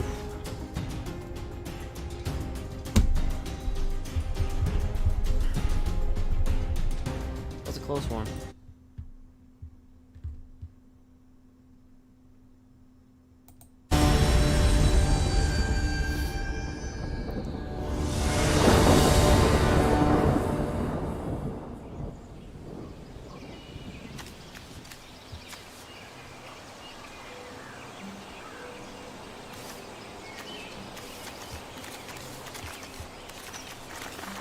what a little weird hand.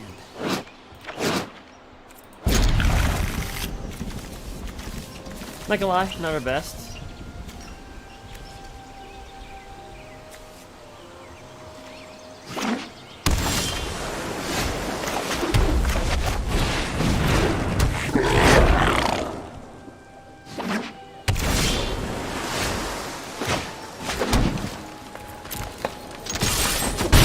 We'll assert our dominance by putting down 2/1/1s.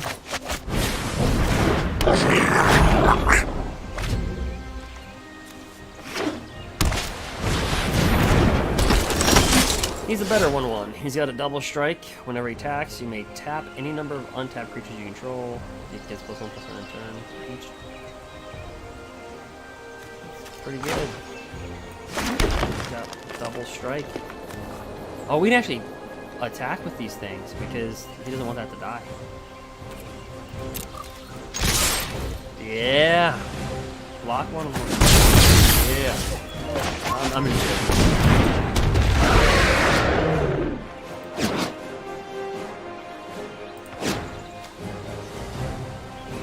That's really good in draft. Really good one.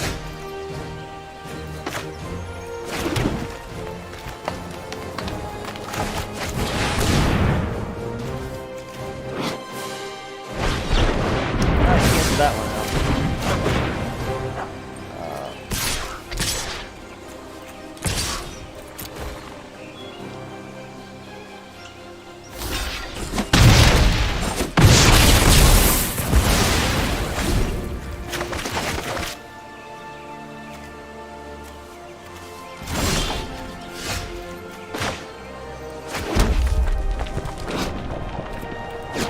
Oops.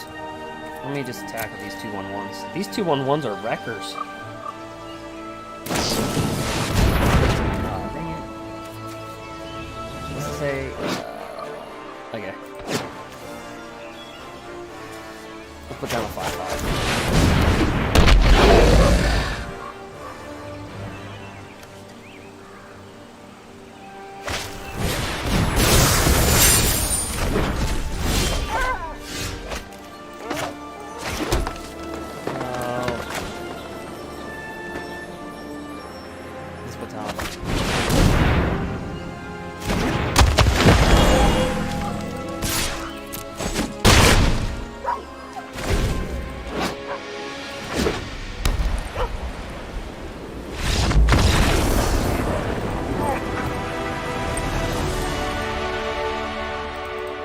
He kind of got mana hosed there.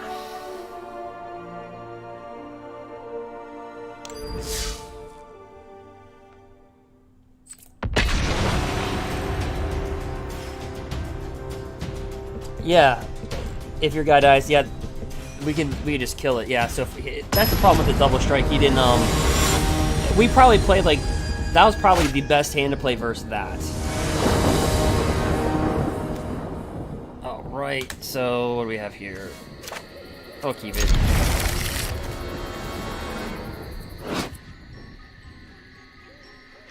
You know, this is a pretty easy set. Once you start to, like, draft and you start to, like... The cards aren't that hard to remember. You know what I mean?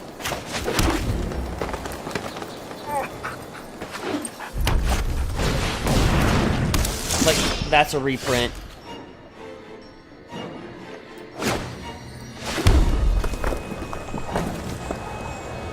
I didn't know we drafted two. Or...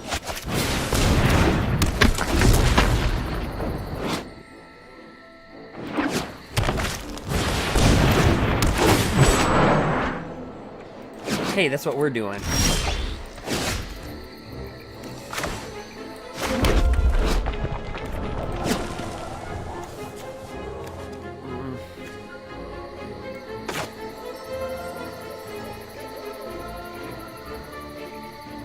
Yeah.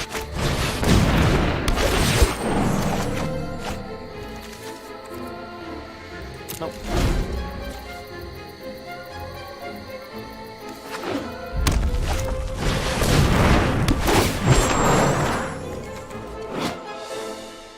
When it enters the battlefield, put +1 from counter target creature you control. So we want to wait and put that on a big boy.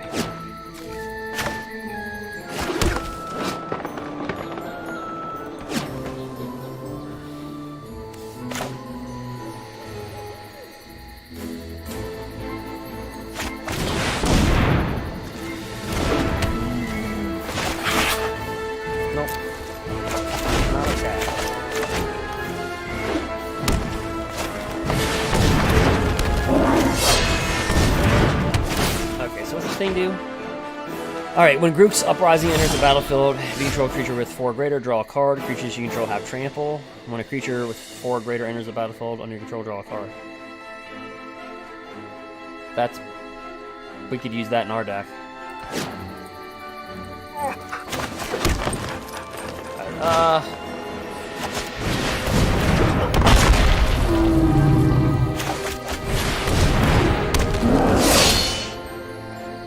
He's not going to want to trade, but...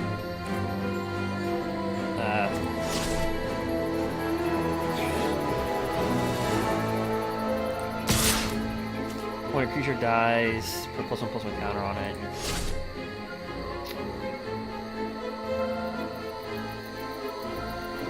No attacks. We actually want to attack with this guy.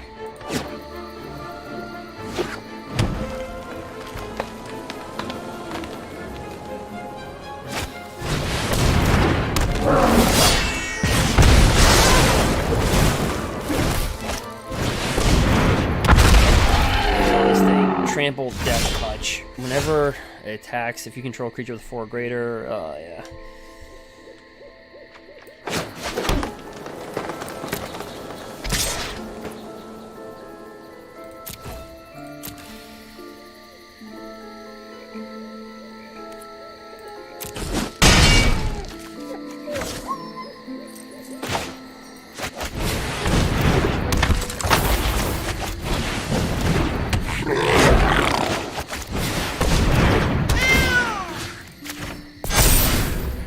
Well,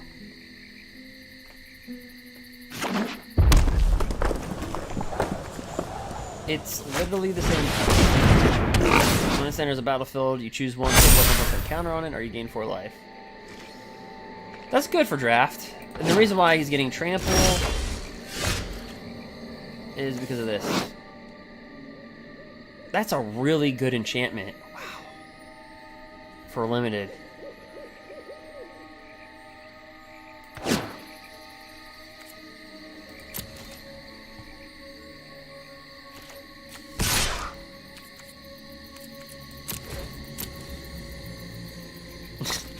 We're trying to get this killed so we can put +1/+1 counter or something.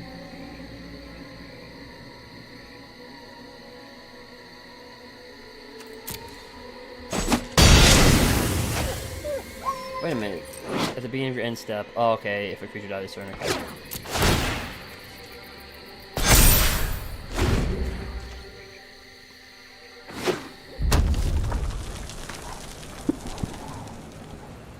But he's just gonna outvalue us. Because when a creature card enters 4 or greater, he draws a card. Whenever a creature with 4 or greater enters the battlefield. Yeah, so it's just... He's gonna outvalue us.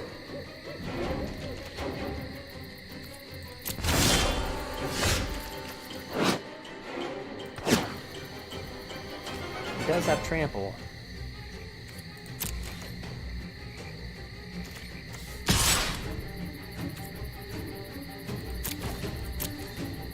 We're trying to get this killed. Dang it. He's trying to keep his creatures alive. We're trying to kill ours. Because every single time something dies, you put a +1/+1 counter on this thing. So it's got trample, and the only way we're getting out of this is this. Onto that. When he's aggressive, you want him to be aggressive 1 turn, and then you pop it.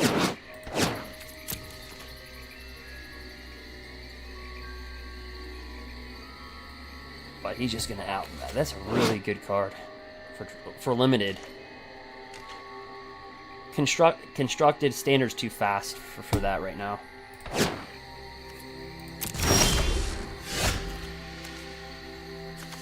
Look. Okay.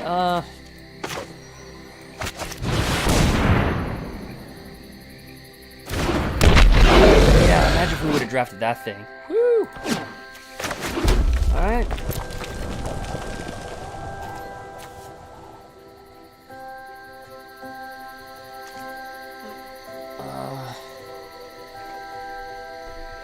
So he's not dropping anything and he's got a lot of mana.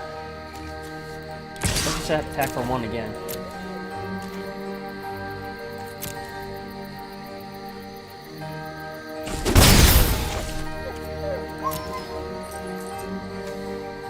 We'll win in 14 turns, guys. I'm joking.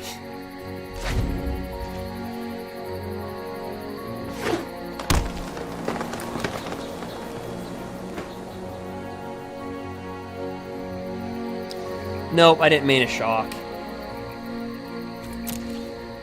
Nope.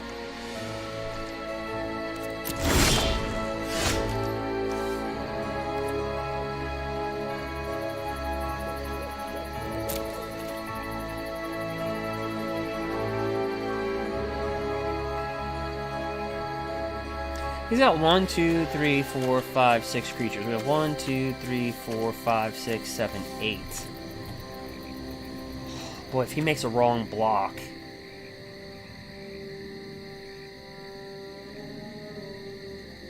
If I attack with this, here's the deal. He's probably going to block with a 4-3 and a 1-3. And we can only kill one of those creatures. So I think what we do is just keep on taxing him for that one.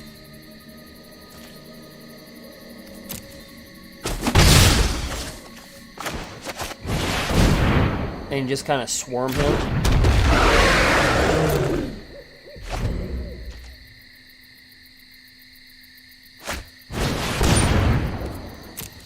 Now this is my standard play.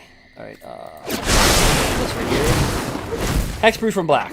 Whenever it deals combat damage to a player or planeswalker, look at that many cards from the top of your library. You may reveal a creature card or group planeswalker card from among them and put that into your hand.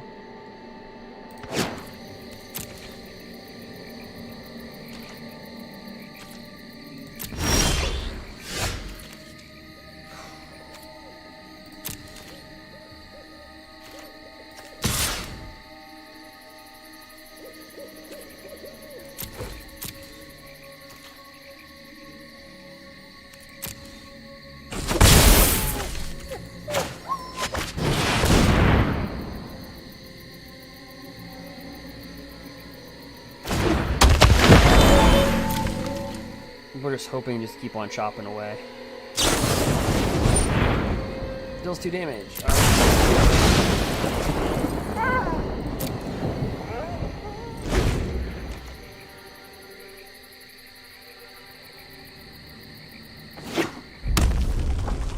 One card in hand.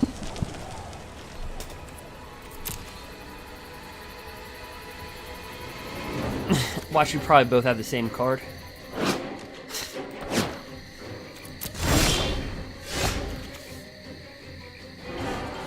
So let's give another creature trample here. But we can sacrifice this. Still, target creature. He's got 1, 2, 3, 4, 5, 6, 7. We have 1, 2, 3, 4, 5, 6, 7, 8, 9. Guys, I think we might go play this right here. Because these get prowess. I think it's go time.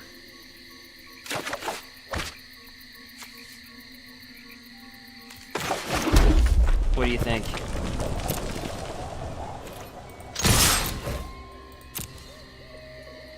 Well, I guess I didn't give you time to think, I just did it.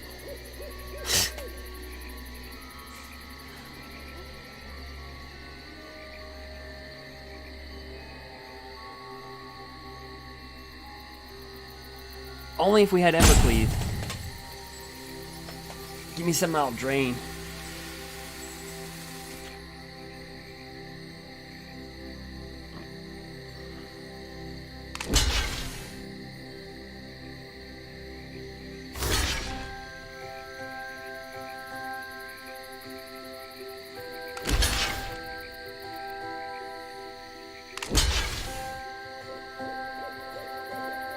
Guys, remember, this will get bigger. These will get bigger if I cast a spell. It's got prowess. It gets +1/+1, so these will get bigger when I cast this out of my hand.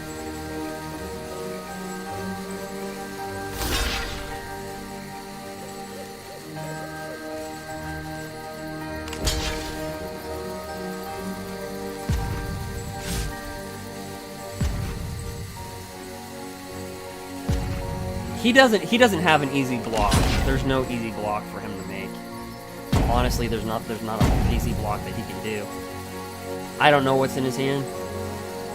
It's probably, I'm gonna guess it's the same thing that we have, right? Because I mean, his deck is almost identical to us. It just, I think we outbettered him in creatures, but he outbetters us with other stuff like this and this.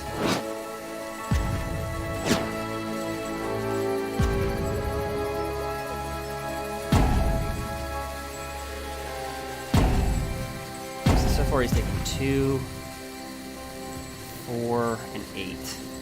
As it stands right now, he's taking 8.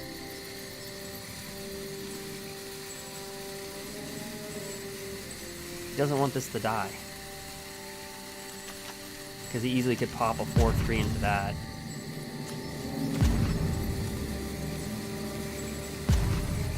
And I'm thinking we're sitting maybe on the same card.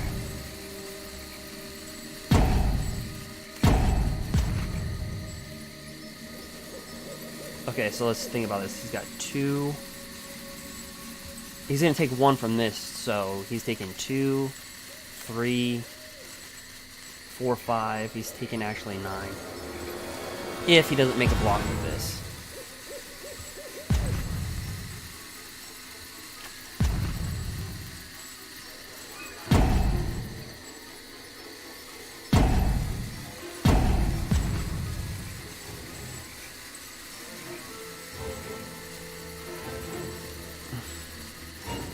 They already did reprint Embercleave in the Challenger decks. Kind of.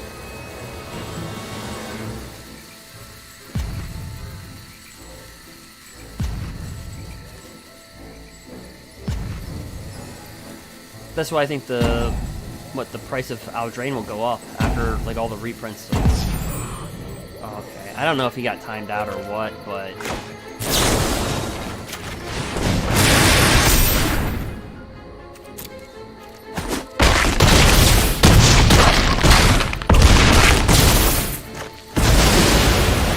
To be honest, we cleared so much of his board anyway.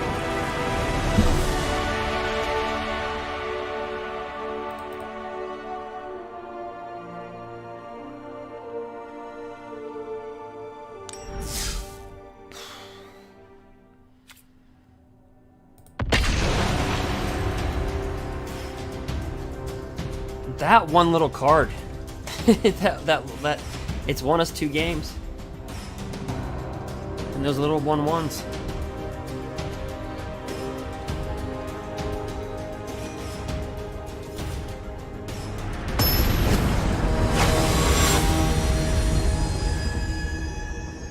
Oh, we had the same card you saw a stream.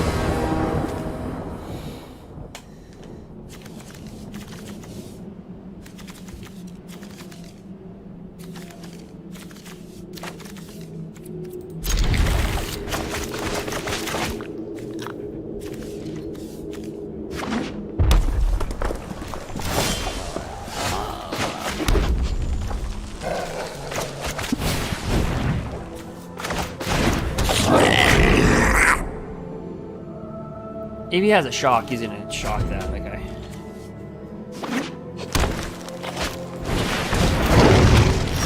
Oh, let's see here.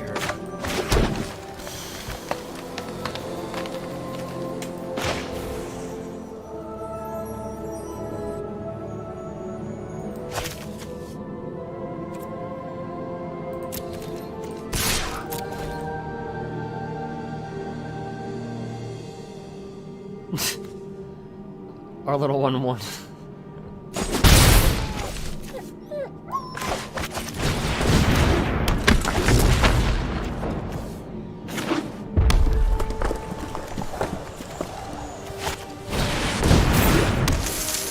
Alright. Hexproof from blue. Whenever you dealt damage, you gain 1 life, you create a 1/1 sapling. No blocks. Hexproof. Well, he's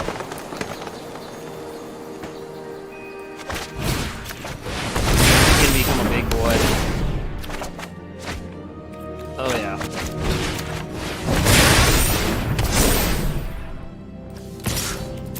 He's got trample too.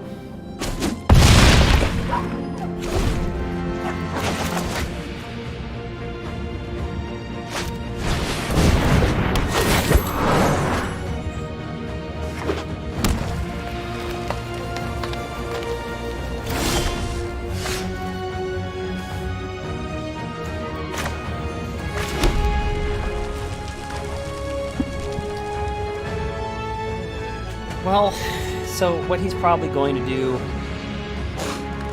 is he's probably going to triple block it, leaving us to kill these two.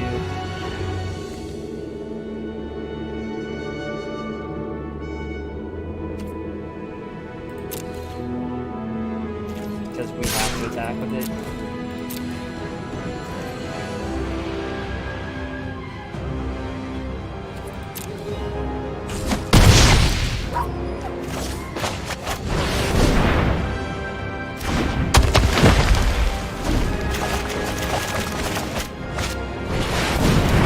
Yeah, Gore's doing draft. Yep, doing draft. So far we're 3-0. But the first draft, the first game was like, oh yeah, this is gonna be great, and then they just as fast as we won our first game in our last draft. This is sealed actually. This is sealed technically. The beginning of your end step, if a creature died this turn, put +1/+1 counter. So I think we do that.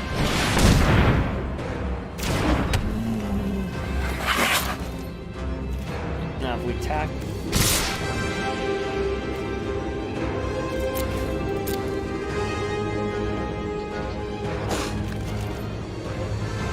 Oh, I didn't read that card that properly.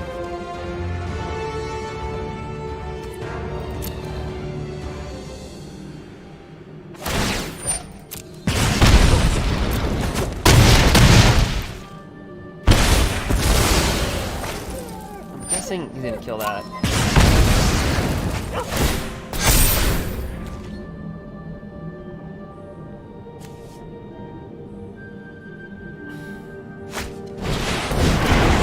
So this thing right here, add 1 for each card, for each creature with 4 greater, deals damage equal to its power. Okay.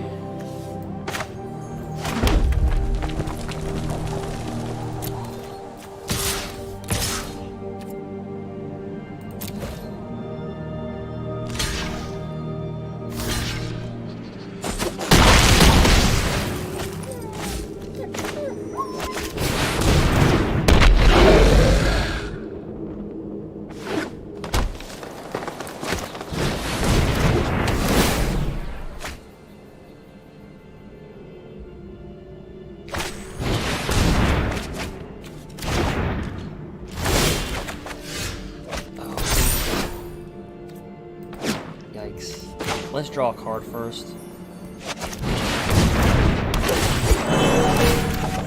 And we draw our second card so this gets bigger. Yeah.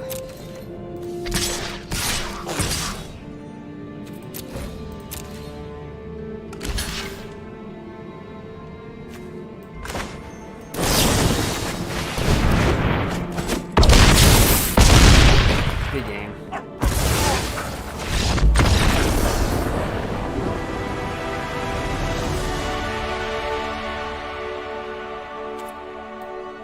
Actually, well...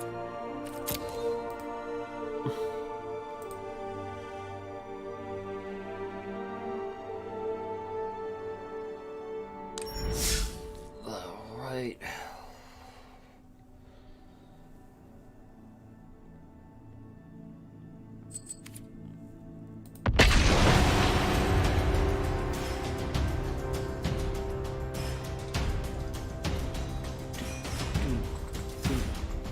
Well, here we go.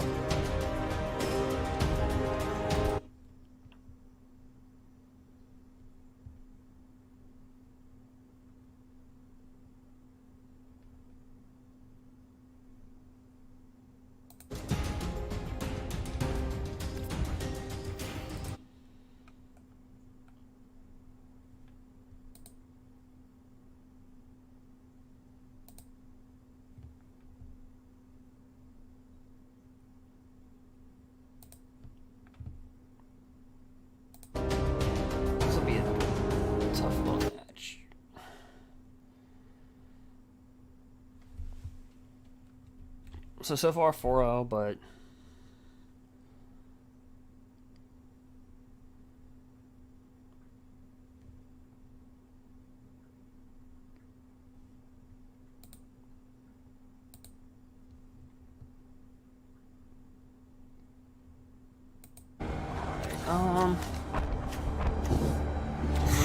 Not the greatest hand, but we'll keep it.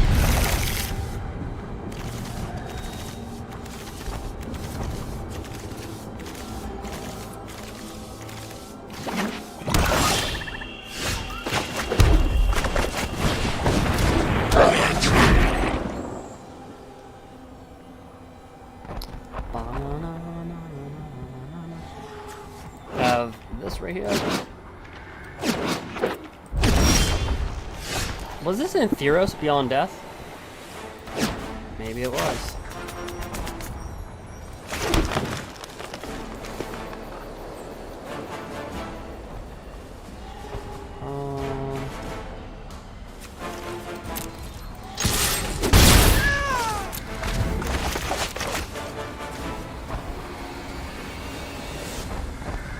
Ratcos.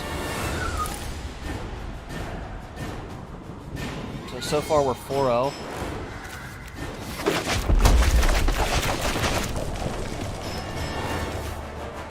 This card has been a stud. Ooh, veto.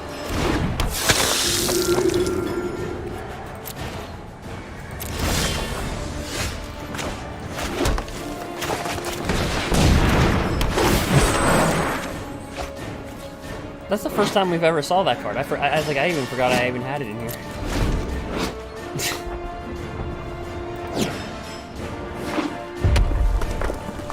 So, I'm thinking maybe he just has it in here for the creature thing, K5, creatures. So understand, what we saw in playtesting earlier, you have to check out the previous video, but whenever you can pay 5, and if your creature has a 5/5, whenever they gain life, target opponent loses that much life. So if you give all your creatures, say, whatever, they'll deal damage to that opponent. So pretty much it's almost like ball game over at that point.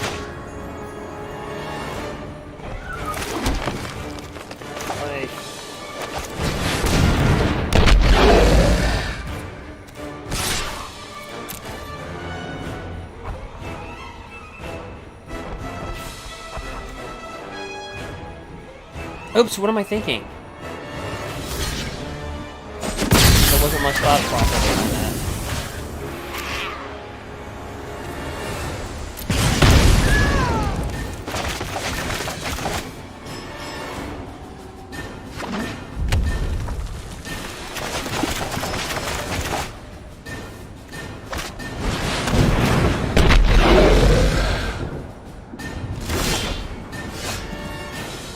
That's 5 damage to the target. Okay, technically, we could just make this thing crazy here.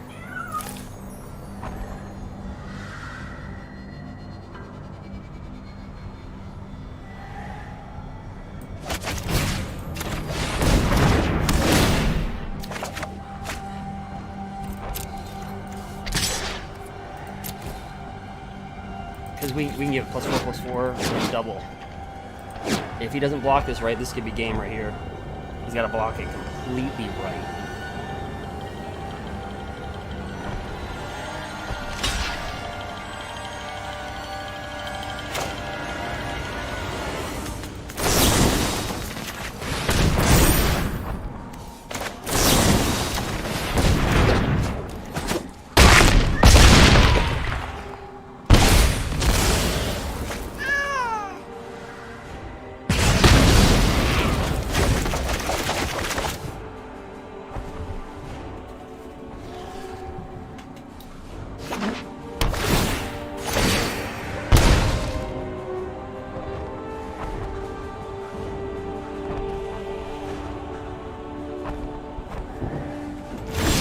That card has been a stud.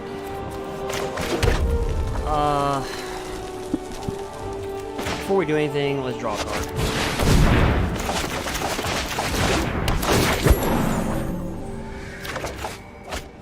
Alright. Deal 5 damage to that.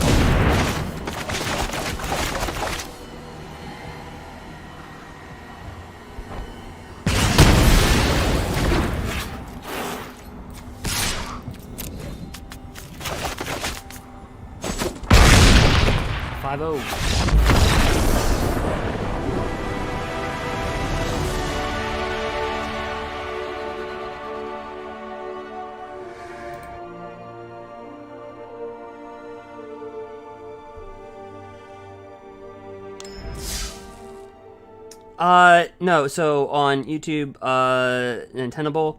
No, I have early access. I'm sponsored by Wizards, so I have a previews account. We can get any card. We're gonna be doing this the whole night, not just drafts, but playing with other decks.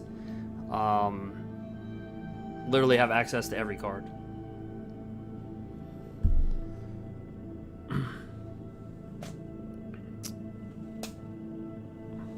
Sorry I missed your comment earlier.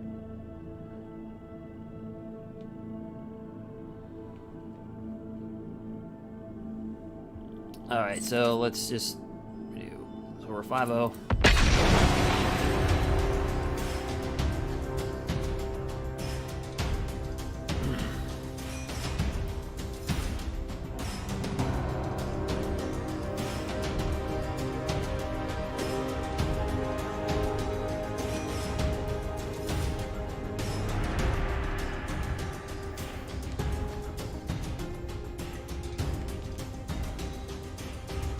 Alright, so we're 5-0.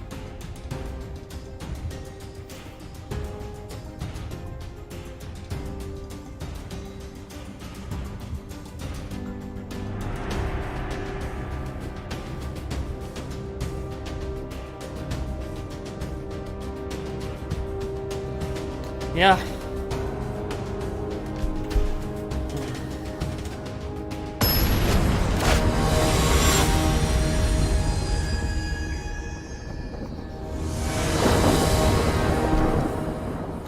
We go first. All right.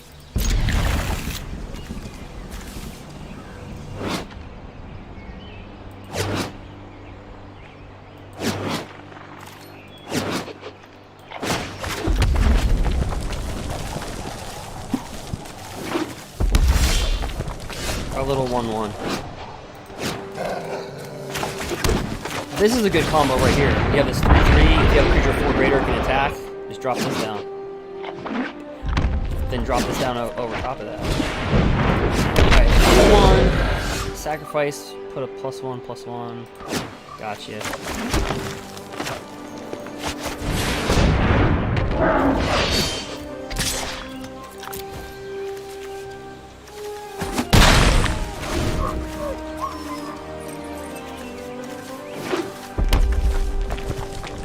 But yeah, guys, feel free to subscribe on YouTube, follow on Twitch. Every Thursday or Friday, I haven't really decided yet. I'll be giving away arena codes randomly to people that follow and subscribe. Maybe just like box opening and MTG gameplay. Oh, what's this thing do? Yeah, we're just taking that.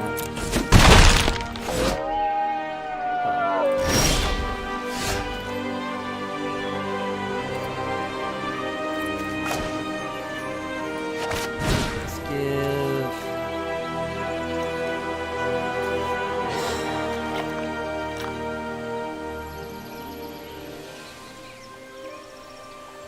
I feel like... Yeah, let's give it a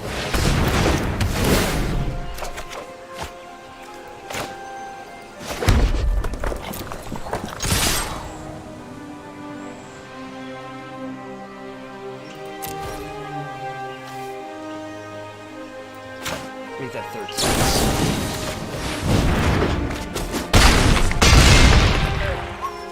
Then when he comes into play, he'll deal 2 damage. If you have a creature 4 or greater, deals 2 damage. Actually, if I would have put it, yeah.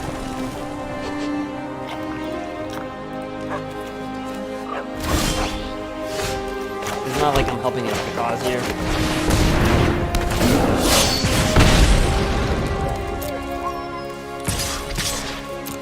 So it'll be 6 and 0.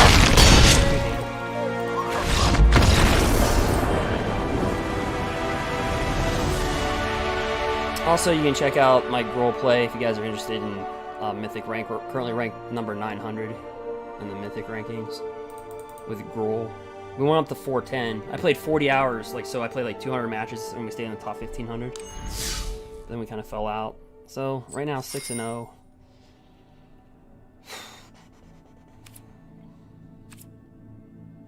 Honestly, guys, I still think gruul is going to still be a good deck.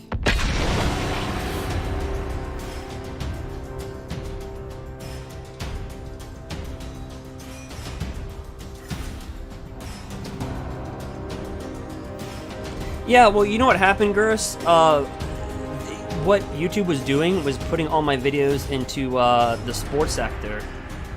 I had a sports video that had like 70,000 views in 3 days. It's on Forbes, actually. So when I started doing Magic the Gathering, it was just like YouTube just didn't want me to do gaming. It just kept on. It put me like in that masculine category. You know what I mean? Like that, like bodybuilding, you know, sports. Like, ugh.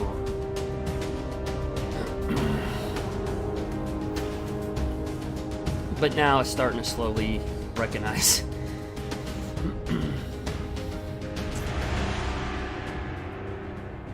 Because when I would publish a video, it would always publish it in that type of like sector. So I'd have to go in, re-edit, like edit the settings. Yeah, I made a video on it was a 9-second clip. I wish I would have made it longer because I would have made money off of it. Because I don't know if you know this, but on YouTube you have to have at least a 10-second video to run an ad. And so I remember the first hour had like 10 views. And then I went to bed and I woke up and I had 23,000. And then by the end of the day I had 43,000. And I'm like, why is it getting in? And then Forbes picked it up.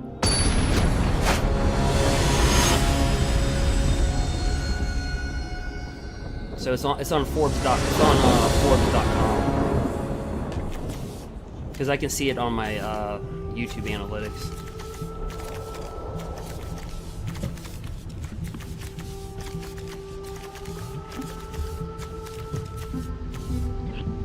But on social media, I do sports like for Dallas Cowboys and stuff like that. Like I was just talking about, like I was just breaking down the gameplay. This is how I kind of do Magic the Gathering. You know, I'd say like when I'm playing in the mythic level, like how I break it down for you guys. I'm like, okay, there's a 120% chance we have 2 lands, so by math, there's a 120% chance we'll get a land by turn 3.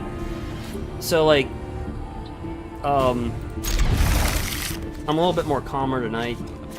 But as far as my talking,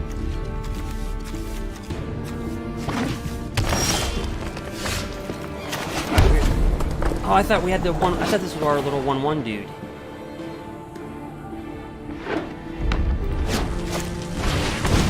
Okay, this is pretty good. Now, when I saw this card, I thought this is really good at the uncommon spot. Whenever you cast a spell that's anything but green, you put a +1/+1 counter on this thing.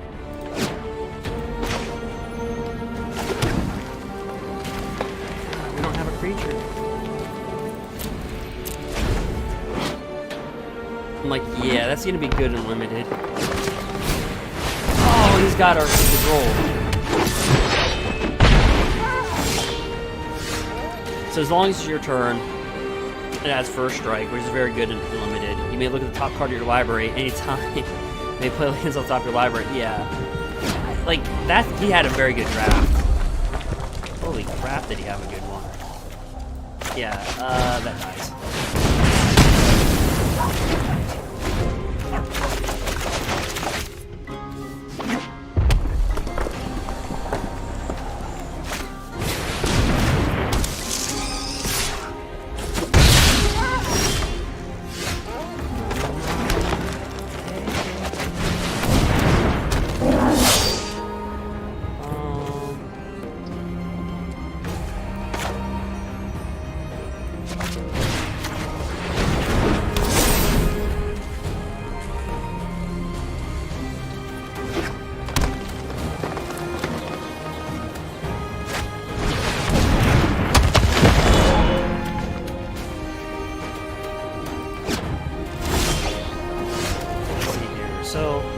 Before we do anything, let's do this. Let's draw a card. It's a 7/4. Trample. And then once there's about put a +1/+1 counter. And make him an 8/5. So he could just block really.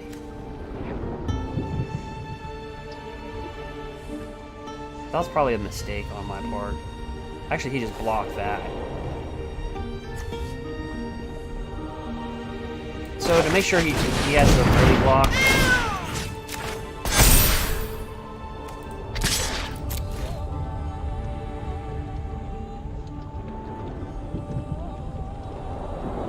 He's gonna have to block with at least these two.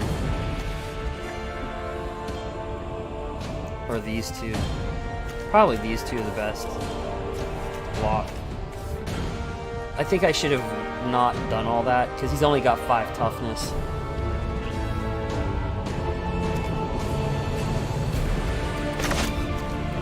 And it's not like we have more cards than him, because we have lands. So it's not like we have, like...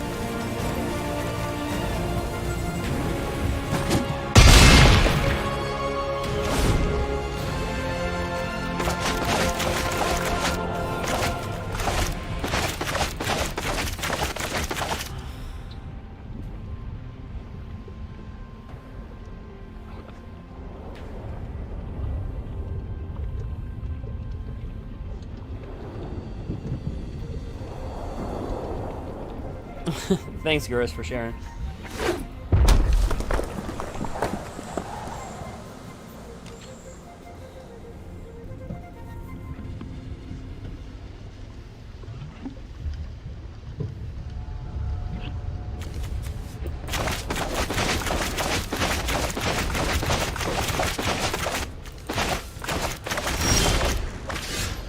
So we don't really outvalue him in cards, right? He probably thinks that because of our base, but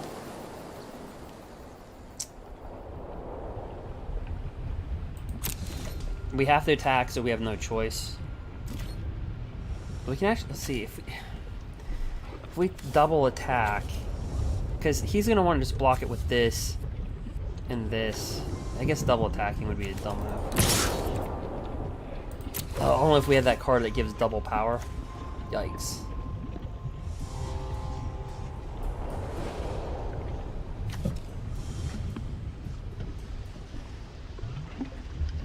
Maybe we do.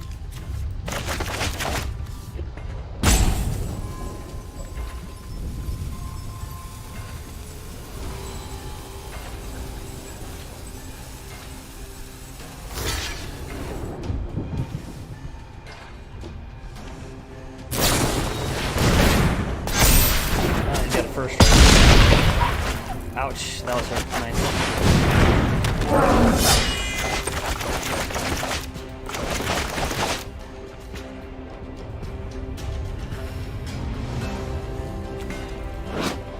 That's what he did. Not bad.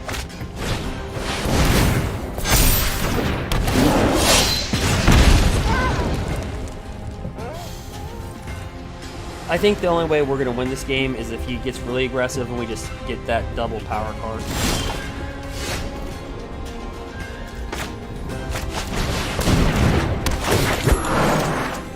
Yeah, because we just have nothing but land. So, that's what I said. It appears that we outvalue him, but we don't. So there's literally no point in attacking at this point.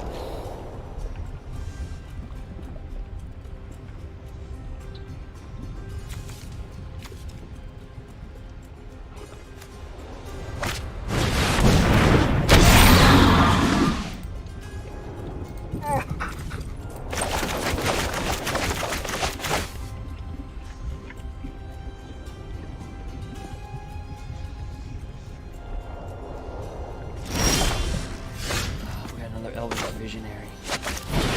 Or Lane Award Visionary.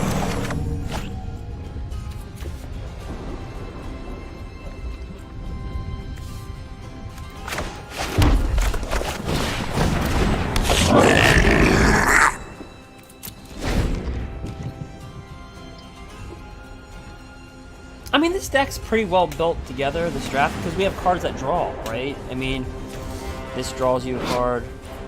So we've actually outdrawn him by 3. But we keep on getting land.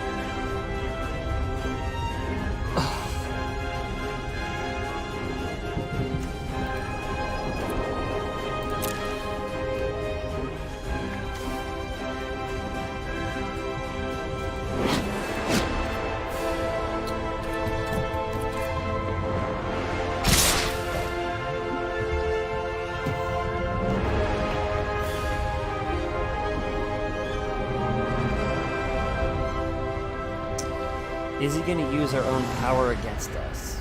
Alright. Okay, so I'll block that to that, that to that. Actually, that to that.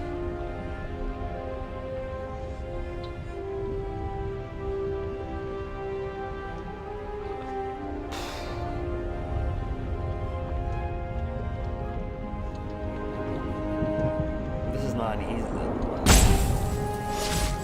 I didn't realize we were this, like, bad.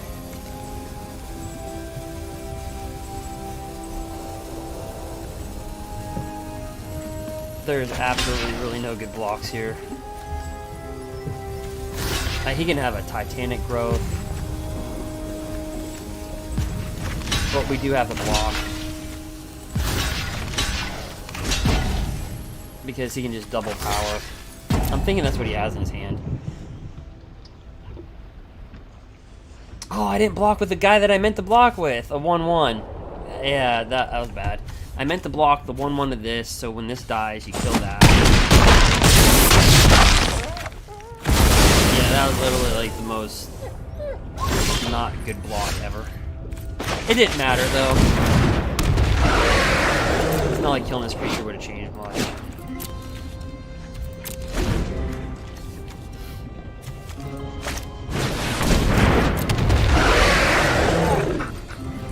Wink, wink. I'm just gonna let him have it.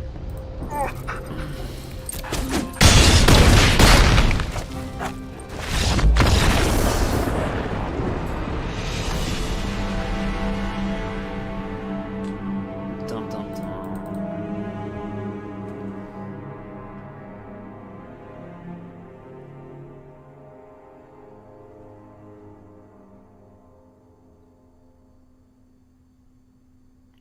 Wah, wah, wah.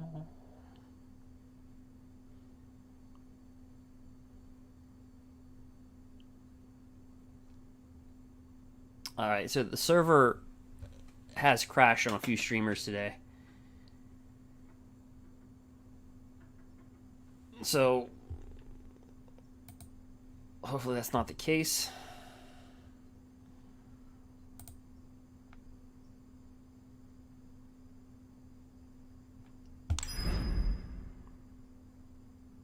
Nope. There's that waiting for the server, but that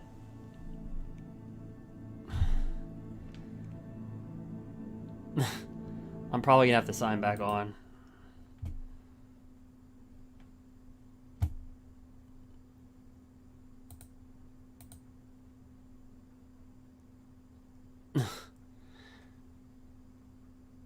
Alright, so let me sign back on. So we'll be back. We're 6-1 right now in the draft.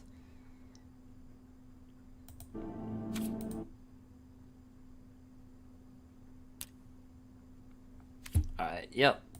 So it booted me off, so I'm gonna have to jump back in. So I'll be back in a minute, so you're not left completely bored.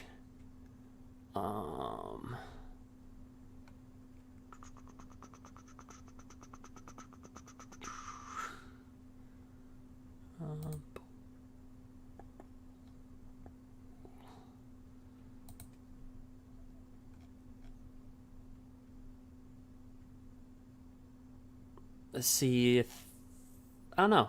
You guys like this music right here?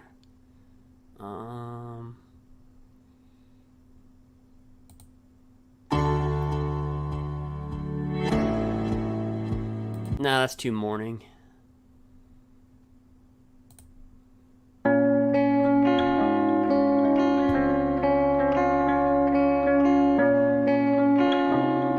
I'll be back. I just have to recover. We're 6-1. If it's love that you need, you can take it from me, 'cause I'm the one who's giving it up. And I know it's been hard, but you've made it this far. No, I'm the one who's giving it up.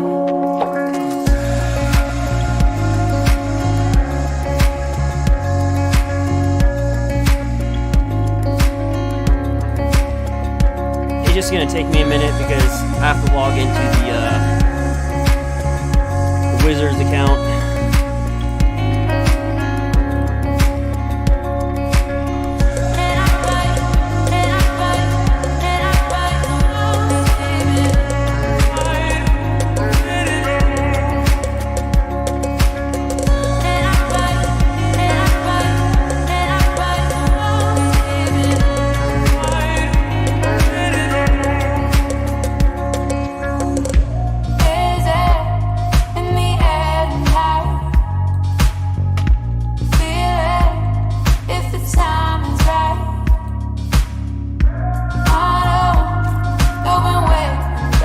But it's happened to a few streamers today, so I'm not the only one.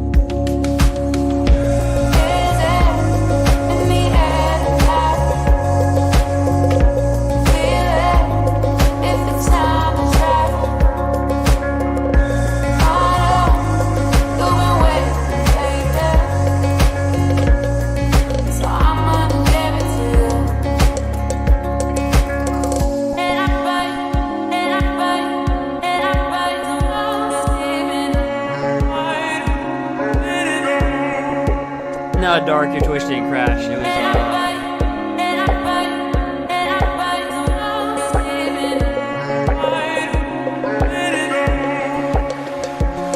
because I'm fine on my end. Yeah, I'm fine on my end.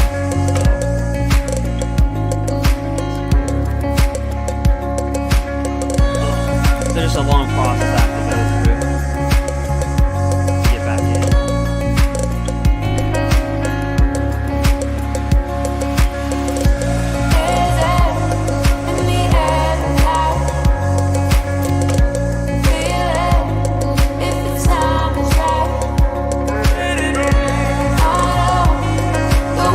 We're 6-1 right now in draft.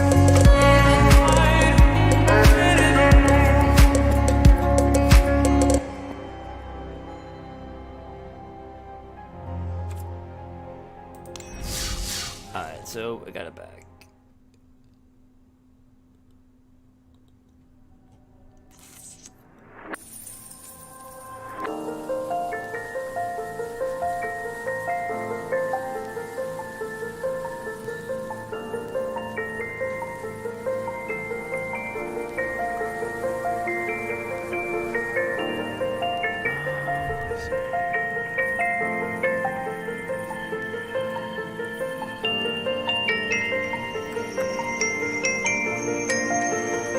I'll be back, I just have to find it.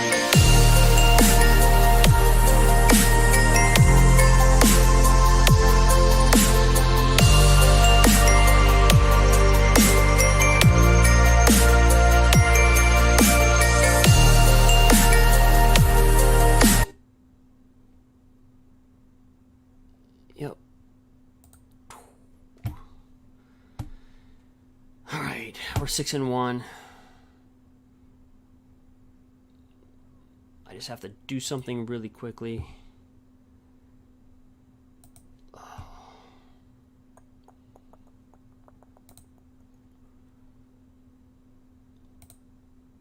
was invited by Wizards of the Coast. Do that.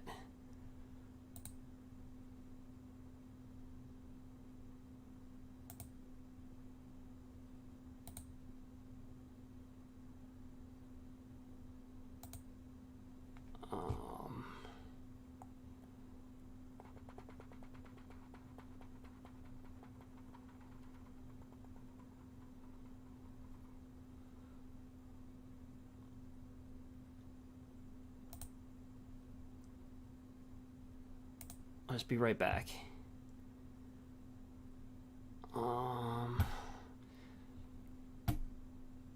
Because let me see here.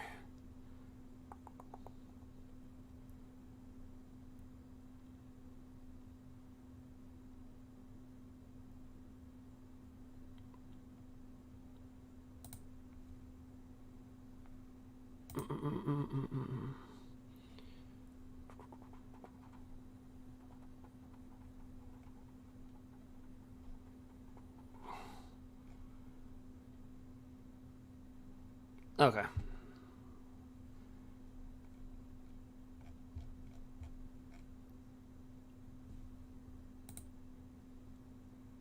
Be here in a... Guys, don't worry. I'll be here in a second. I know I keep on saying that, but... I was invited by Wizards of the Coast. Yeah, there's a lot of weird...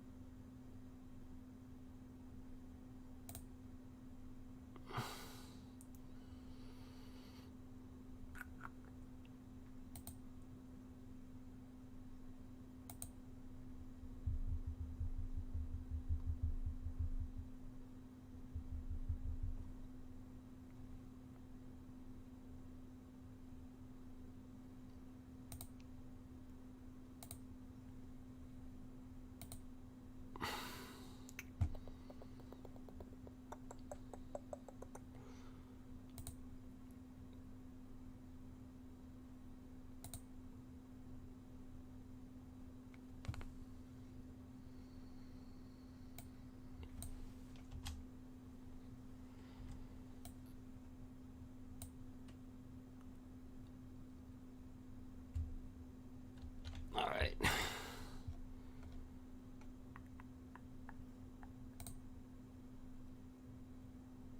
I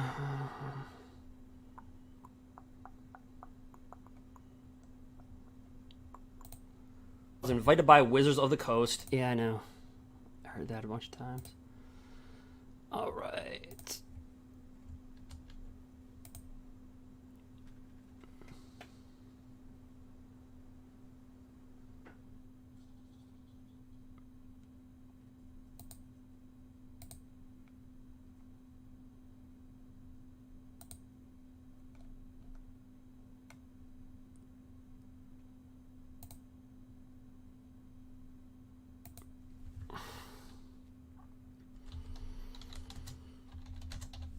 Sorry about that, guys. I just didn't expect the,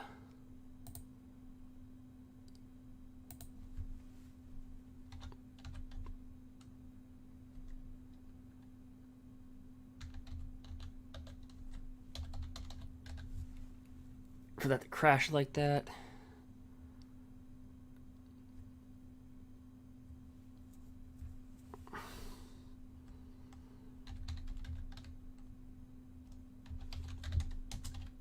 But we are 6-1. Let me see here.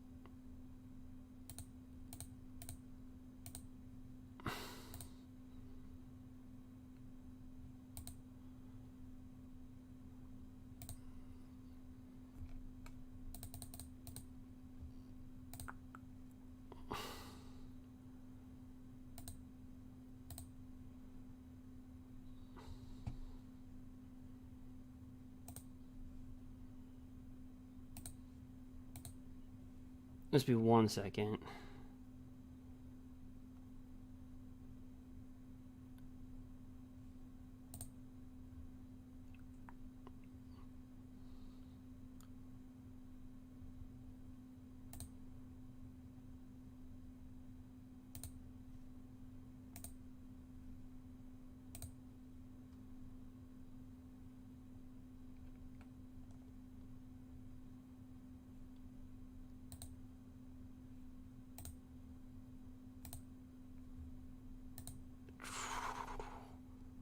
Sorry about that. I just didn't expect that to happen.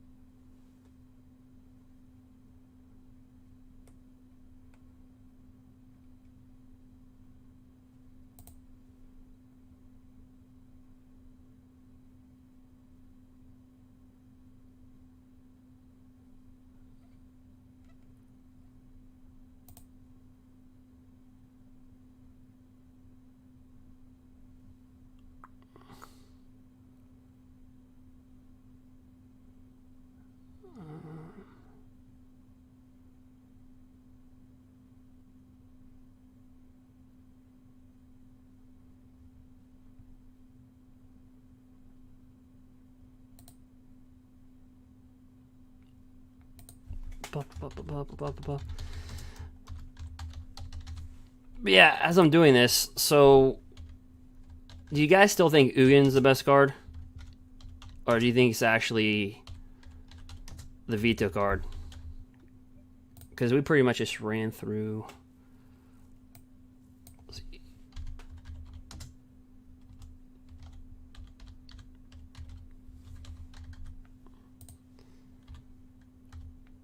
I still think Ugin's better, but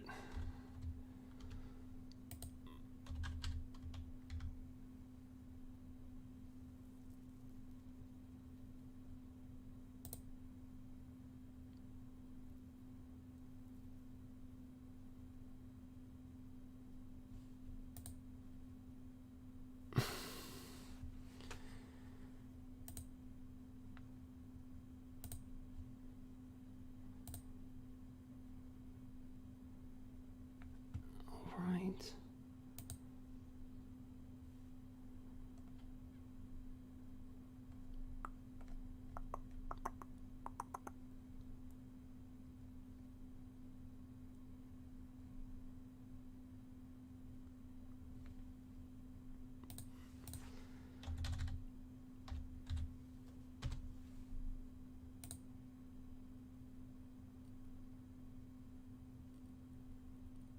Okay, so we'll go back to the gameplay. Alrighty, we're back. Boom. Alright, so we're 6-1.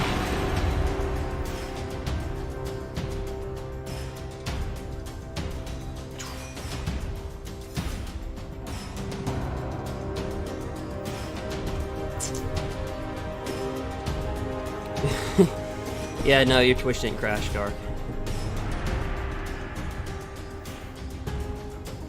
You can almost feel when the server's about to crash because everything's like, well, it's almost like your computer when it goes really slow. If you're eating up a lot of RAM.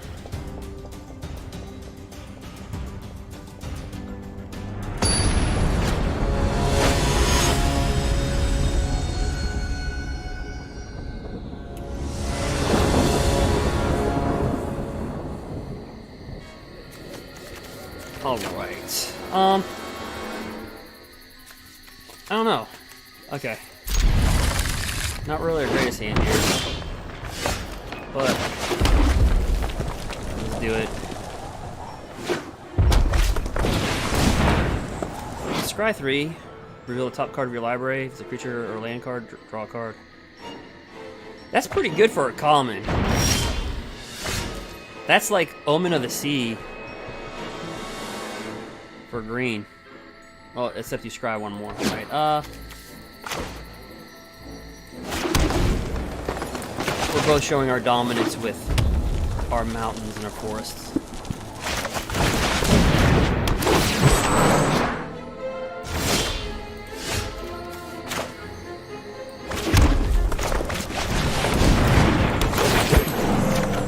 We both have 2 mountains and a forest and a Land of War Visionary. But he's got, what is it? My last opponent had Hard to Kill, didn't he? Yeah, I'm not willing to trade.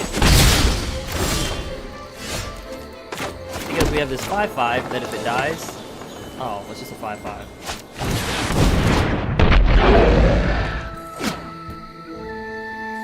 I thought it did something special. I'm like, no, it's just a 5/5. But this bad boy.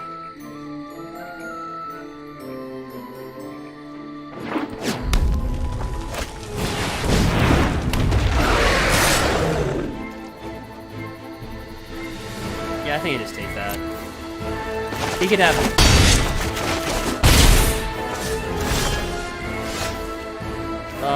I think I just kill now. Well, it puts I'll attempt to kill.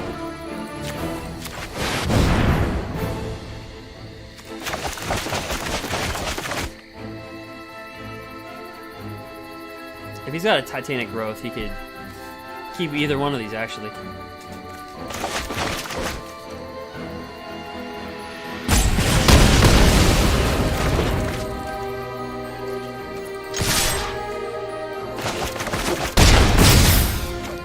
This is in our hand, by the way.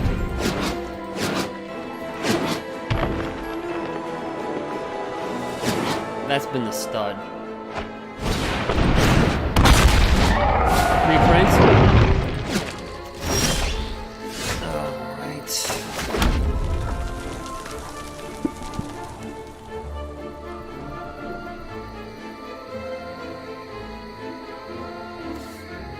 Well, let's wait if at the end of if a creature died this turn. Yeah, let's wait and see what he takes.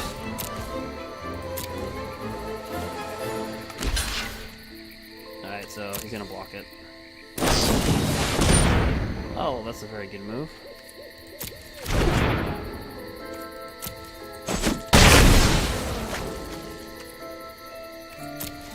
Alright, well, if something died, let's see if +1/+1 counter. Or end step.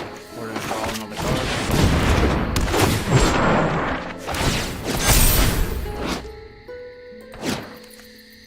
So he's got a 2/2.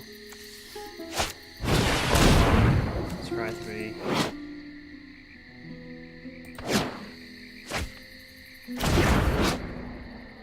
So pretty much if you cast any spell that's non-green, you get +1/+1.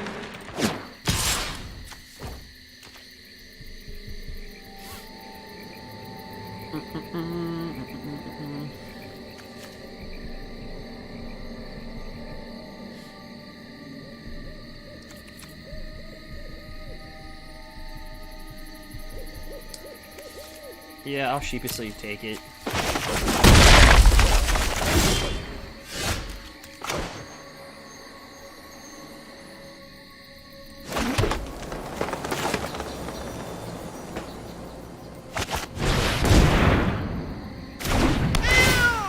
+1/+1 on that.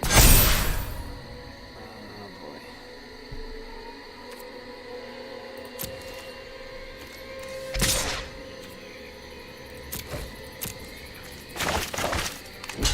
Does have trample.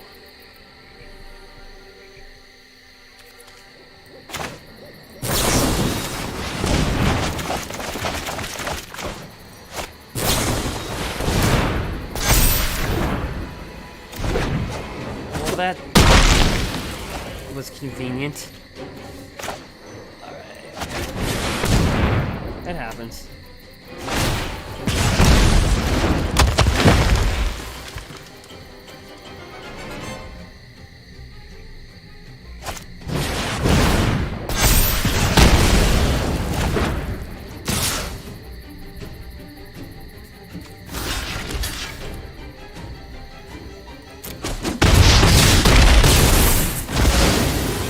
We're at 1 life. 2 Elvish Visionaries.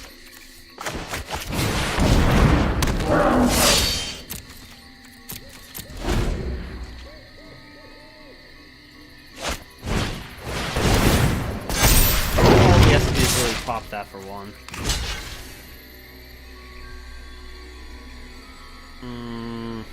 I don't see a way out.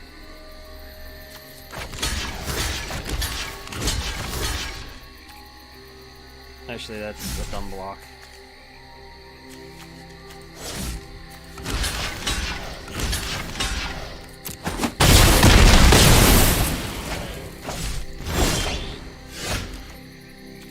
Well,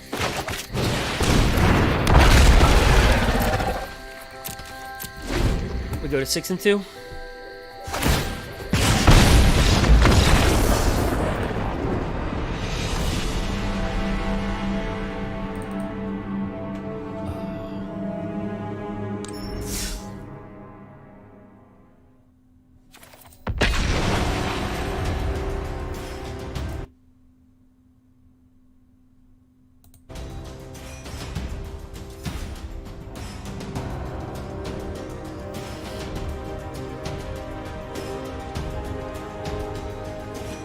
Yeah, it's almost better to use those +3 first strike cards.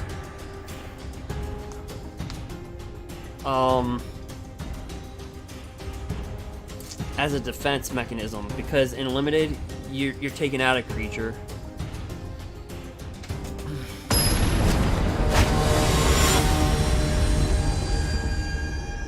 So pretty good in limited.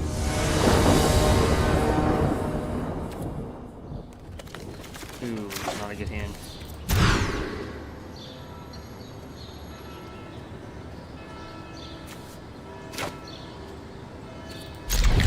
This is a tough one because this is shown to be disruptive, but when we have this deals 5 damage, I think we're gonna have to put our boy down here.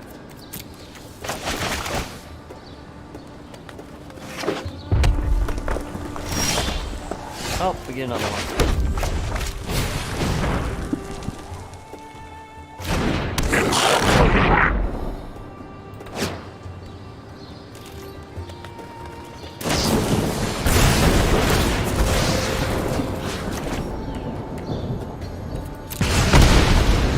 I guess he served his purpose.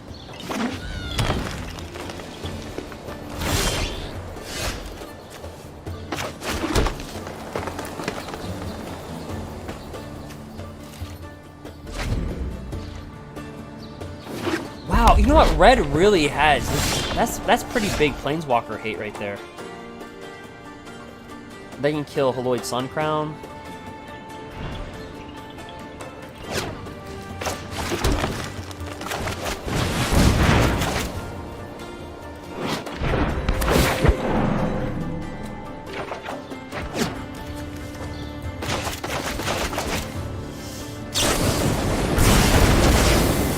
And we don't really care if they wasted shocks on that.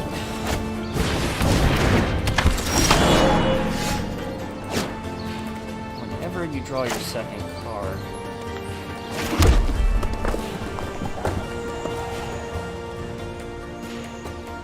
Wait, do I really kill that?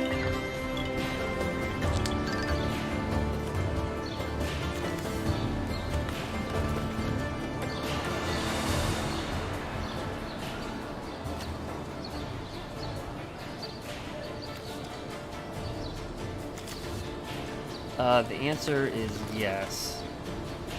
But I'm gonna wait. Just in case he puts an enchantment on this to try to draw. Then I'll kill it. So the enchantment will fall off.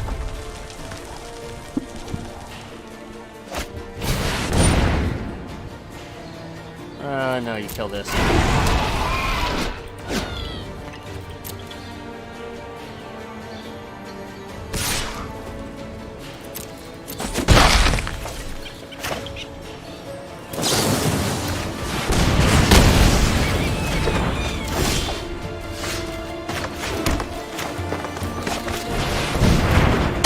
Honestly, I should have played this last turn and then killed that, because then we'd have a 14.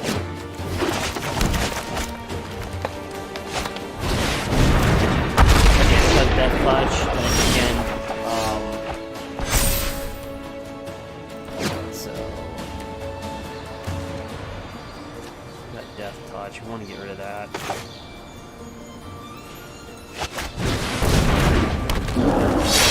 Attacks.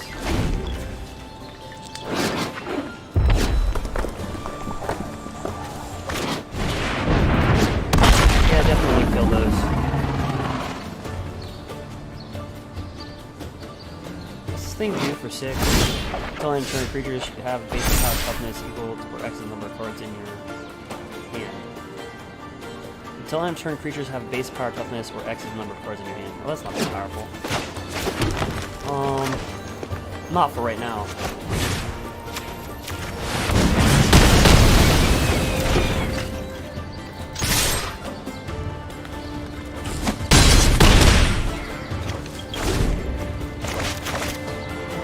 Now watch, when we draw our second card, this will get bigger. Alright, so let's draw into this. Then draw, so he'll get bigger. He gets +2/+2 for each card through. Then we'll give him Trample. When it enters the battlefield, put +1/+1 counter on target creature you control. Each creature with a +1/+1 counter has Trample. And just like that.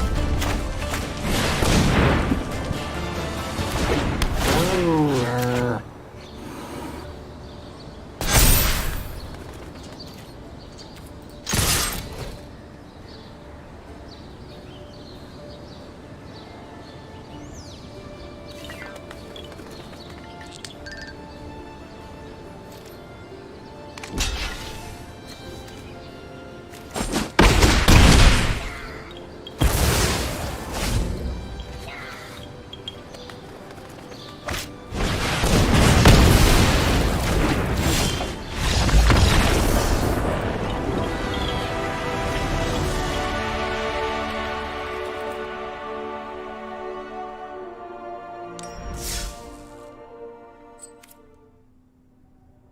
So 7 and 2.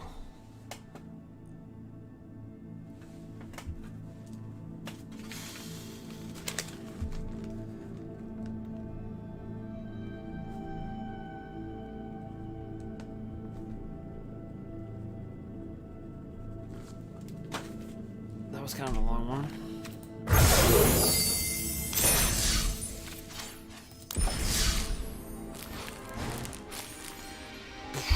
Okay, since we're doing a draft, what draft?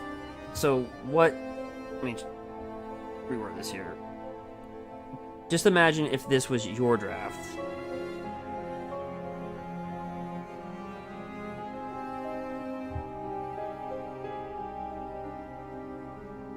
Dan, I'm sorry I missed your chat. The set, it comes out delayed tomorrow because they have to do maintenance.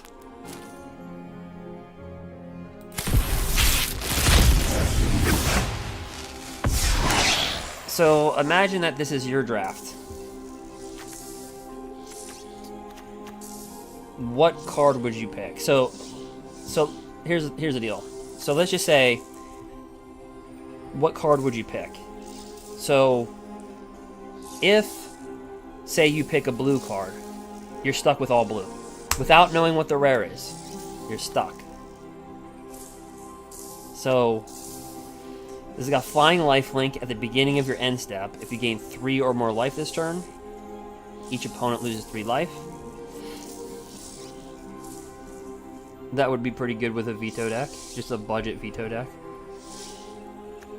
Right here is when Crypt Lurker enters the battlefield, you may sacrifice a creature or discard a creature card. If you do, draw a card. Whenever this thing attacks, draw a card. Fear of the Bitten. Creature gets +2/+2 and attacks each combat if able for 1 mana. And can't be blocked as long as you've drawn 2 or more cards this turn. So,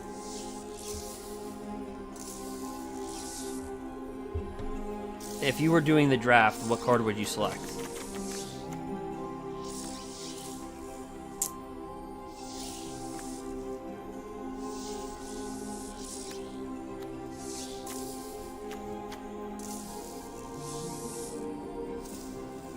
Black? Blue.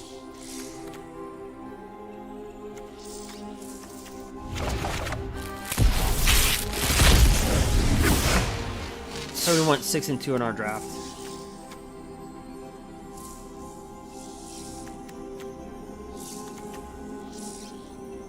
Volcanic Geyser deals X damage to any target. There was a card called Brain Geyser. It was 2 mana X. Person draws X cards. Here's the thing, when it comes into play, create a 2/2 white knight creature token. Scorching Dragonfire, reprinted yet again. Deals 3 damage to any creature or planeswalker. If that would die, exile it instead. Track Drown, which is that scry 3, then reveal the top of your library. Reveal the top card of your library. If it's a creature card or a land card, draw a card. So if you're playing green, obviously you're gonna just draw a card. Destroy target creature with 4 or greater. And this D, it's a bad deal. You draw 2 cards, and each opponent discards 2 cards, and each player loses 2 life.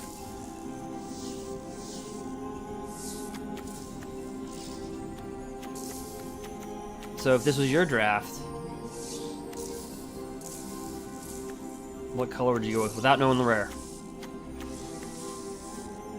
You're going to be stuck with the color.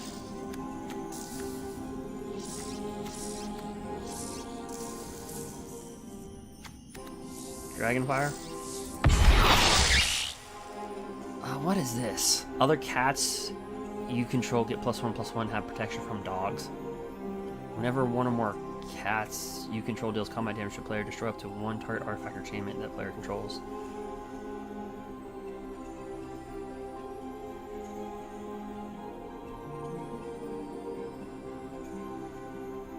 Okay.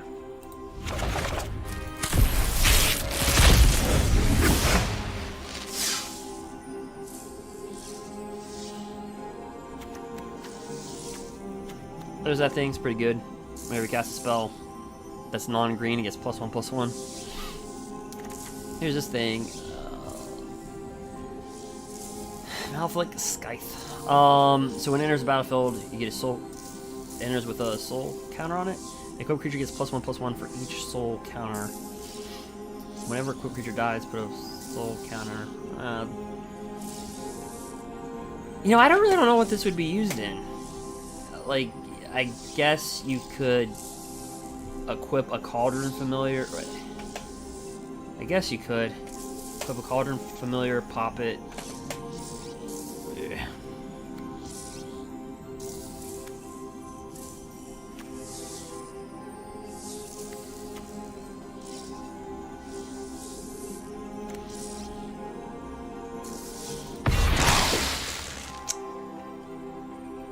It's got flying, it's a 2/2. Can block only creatures with flying. Tap 2, untap spirits you control. Tap target creature you don't control. So not bad.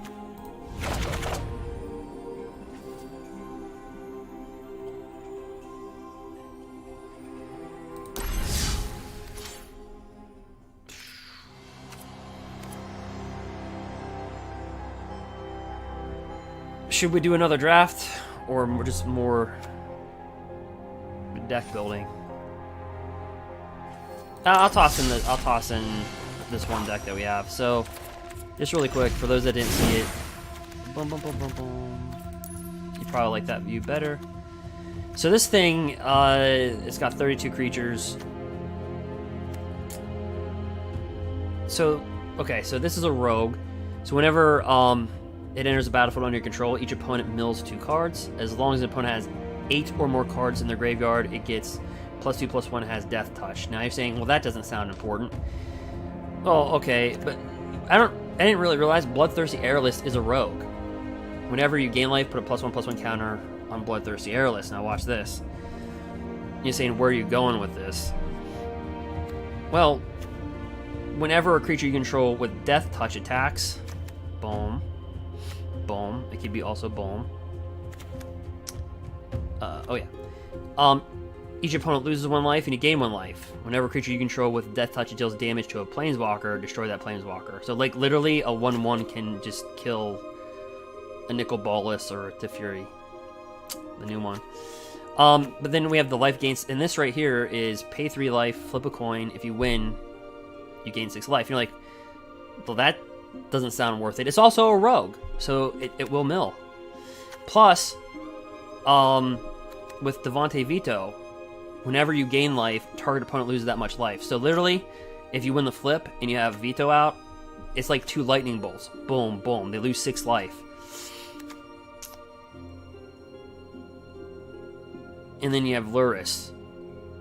And so, I really watered down the deck for this. And then as long as it's your turn, creatures and planeswalkers you control have lifelink. +2 deals 1 damage to target creature or player. Or, excuse me, target player or planeswalker. Then basically pay X, return a creature card with convert mana cost X back onto the battlefield. Then here's Revival Revenge. The revival part's really what you're looking at. Double your life total, target opponent loses half their life, rounded up. So basically, if you have this guy out here, whenever you gain life, target opponent loses that much life, you're going to double your life total.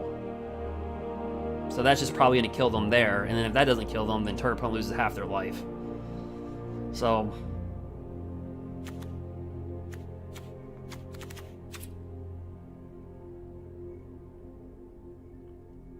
yeah, and then right here, you can pay 5, and whenever you gain life, so all your creatures gain lifelink. So every damage that they deal, you gain all the life. So if you have like a 5/5, a 3/3, a 2/2, you swing with it. Even if they block, the opponent's going to take all that damage.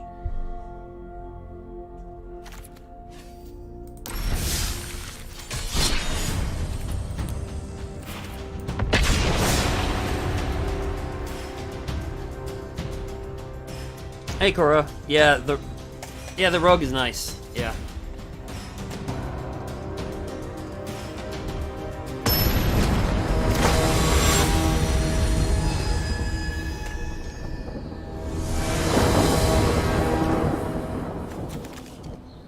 Speaking of the rogue,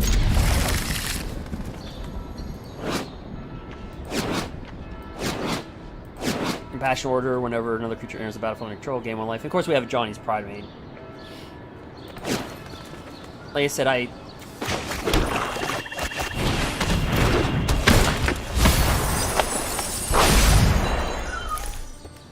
Alright, so he's playing a Sanctum deck. At the beginning of your pre-combat main phase, add X of any color.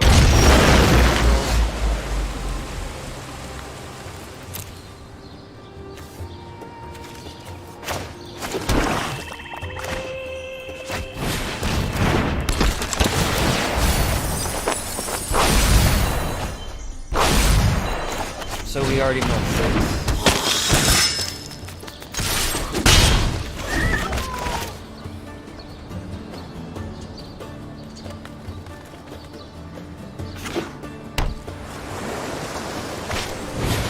And in standard too, understand with the growth spirals and all that type of stuff, they throw a lot in their graveyard, right?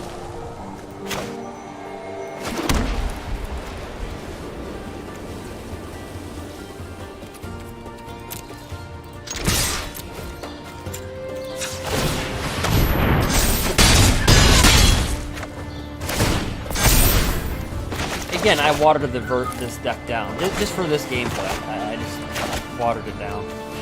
We had a Johnny's Pridemate in here.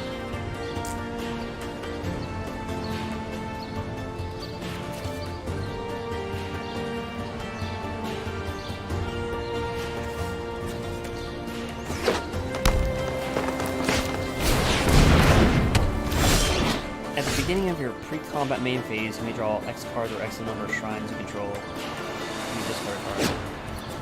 And then, of course, you can just gain life from Bloodthirst Careless. So let's just do that.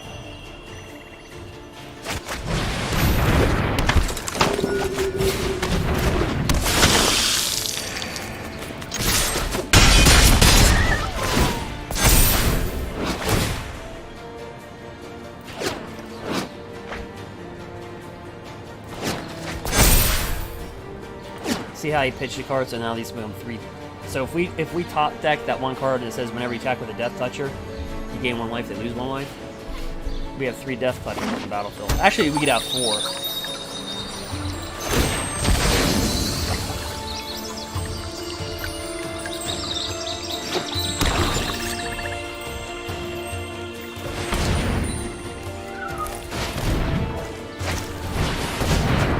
So it's Grissus.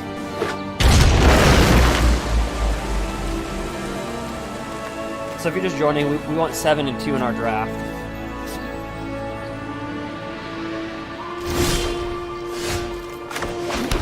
Bring down Bloodthirsty Airlist.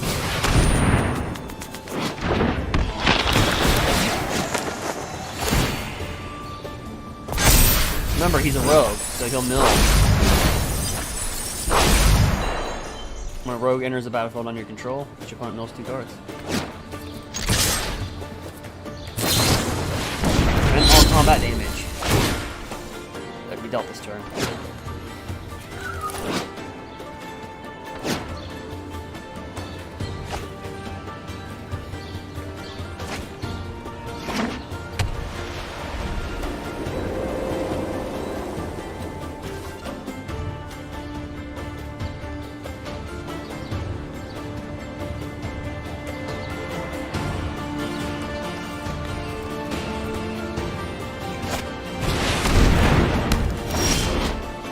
This thing, at the beginning of your upkeep, you may... I don't want to slow play him, so I'm just going to attack.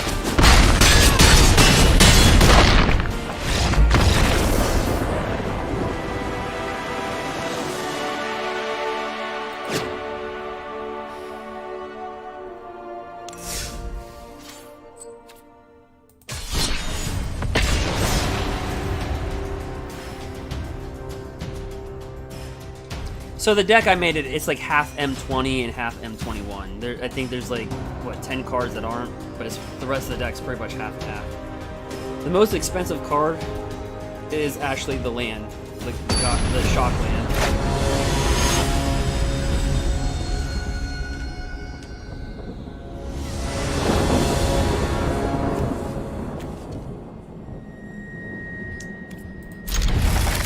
little odd. Ball of a hand.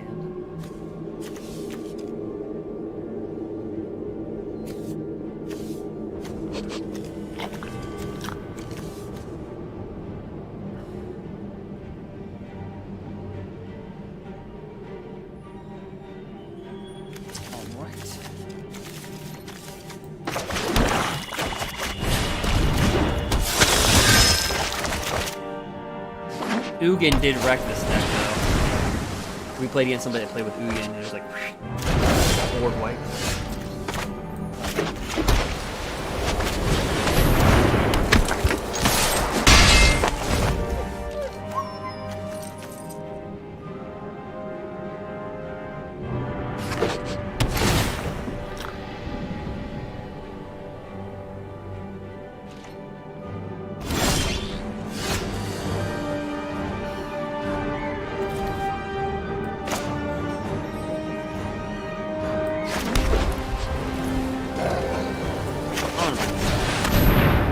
It's hard to kill, it's a 1/4. I'll just move to attacks with these two.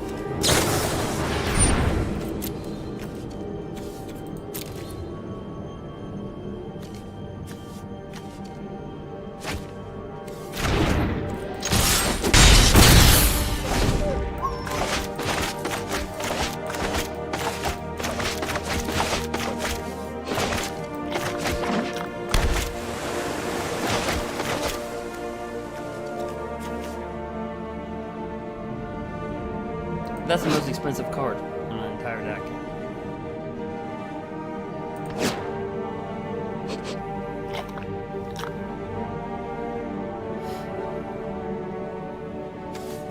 Does he have a flame sweep?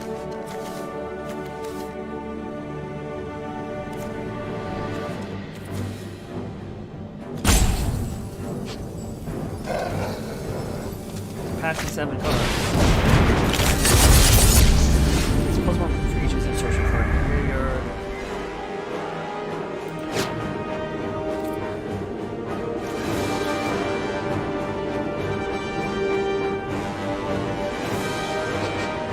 Okay, so let's actually give this death. Let's actually give. Will this come into play? I had to do that before to activate this. I had to do it before. Give it death by before.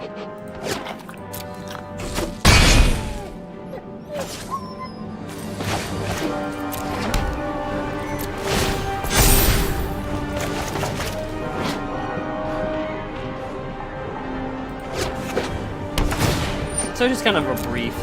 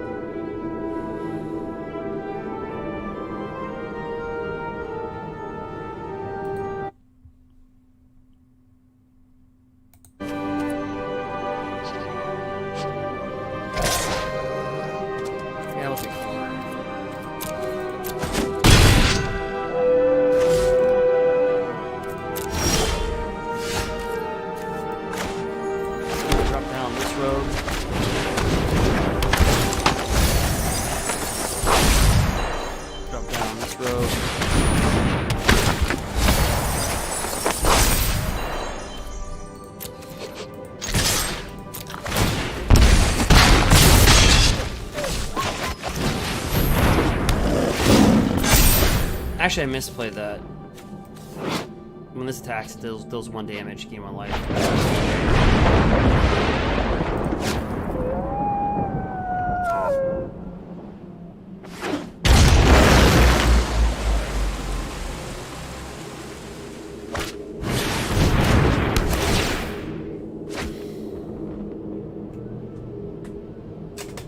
Okay, so this thing, whenever you draw a card, target player, opponent mills 2 cards.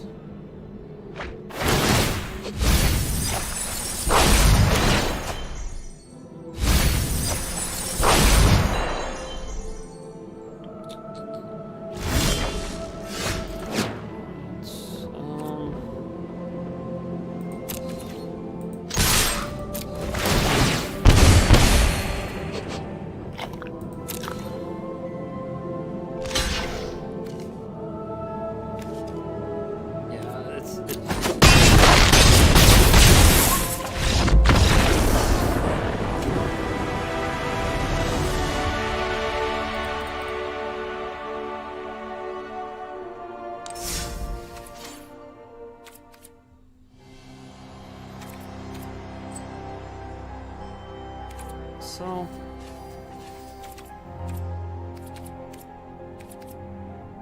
that's kind of the deck without Devontae's veto. So I don't know. You guys tell me what you want to see. God. Oops.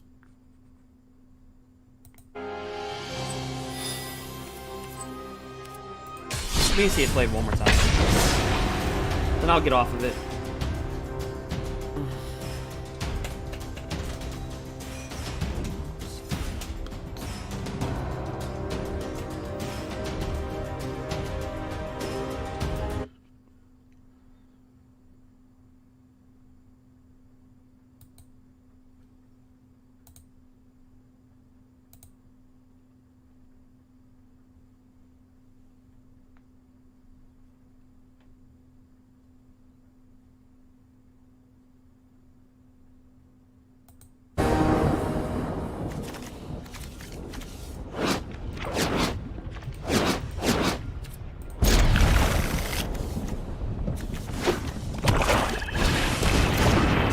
Okay, so this is going to be the Lyris deck. So basically, whenever it enters the battlefield, if it entered from your graveyard and you cast it from your graveyard, exile it. If you do, create a 5/5. So you can kill this, Lyris it out, and create a 5/5, basically.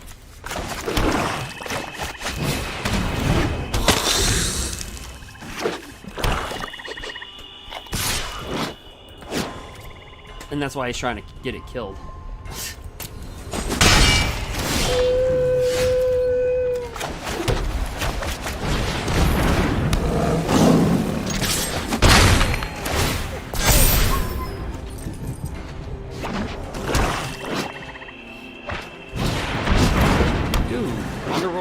Whenever opponent draws a card, deals 1 damage.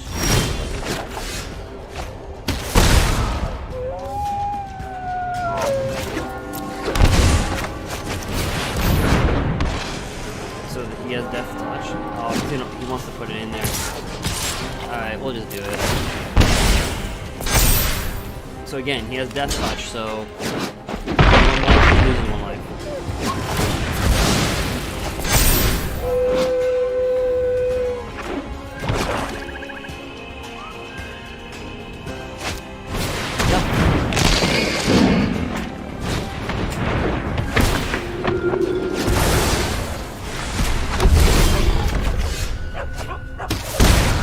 We already knew that. Going into it. Well.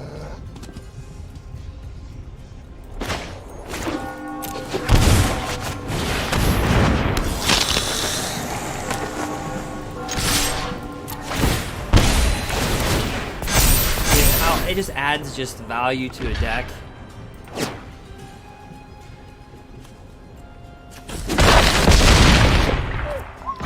Veto? I didn't even know that. Oh. See, what you guys don't see on my monitor, all these cards are a lot lower than what you're seeing them at.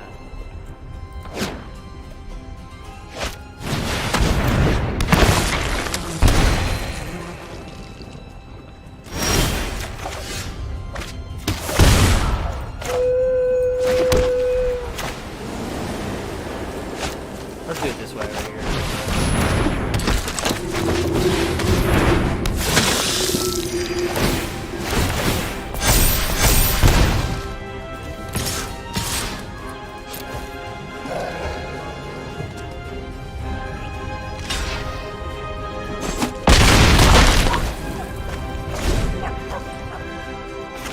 No, this is just it'd be an experiment.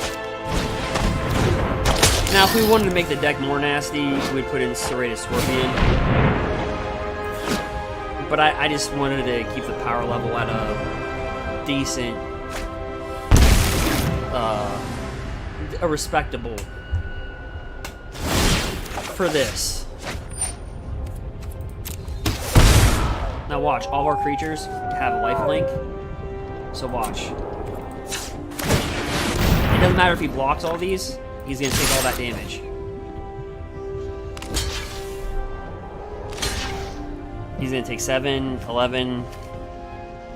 Like, so this is like like Tor brand for life. See this? Watch.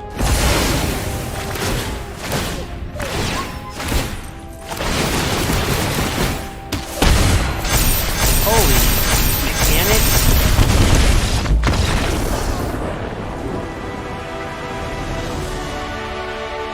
That's what makes Vito so good. He's like Tor brand for life gain.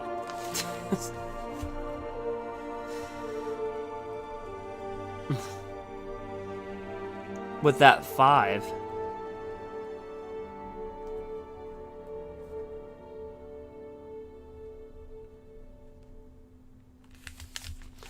Yep.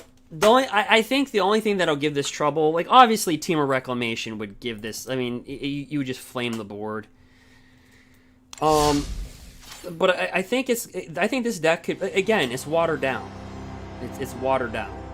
So,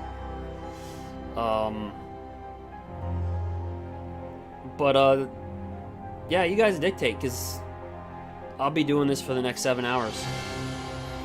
And then what I'm going to do is let everybody do their release stuff. Because there's people that aren't sponsored by Wizards, guys, and they want to get their stuff out. You know what I mean? They want to get their stuff out there. They want to do their thing.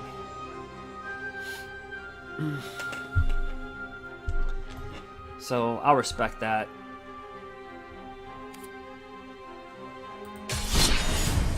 Yeah, the deck's pretty crazy.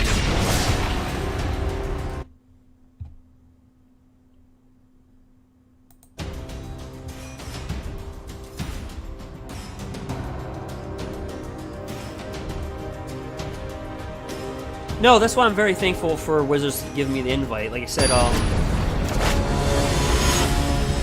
I don't use up all my wild cards. Although, like, and I mean, if you saw my collection already, I mean, I think I have like 35 rare wild cards and like 15 mythic. So, I mean, I'm pretty much.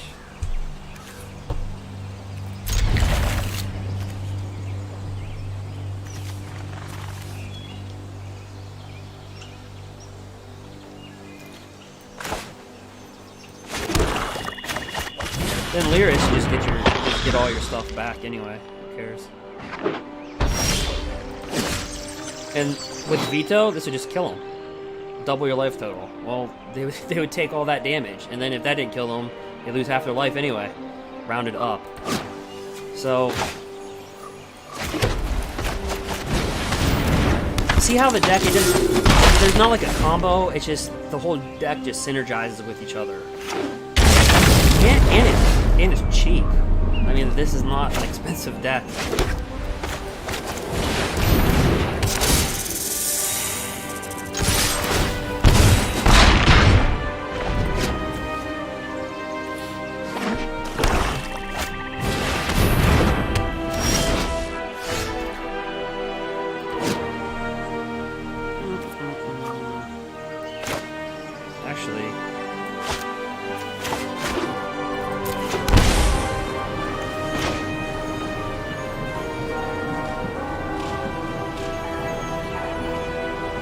Let's wait to cast this. See, this will also death touch itself, right?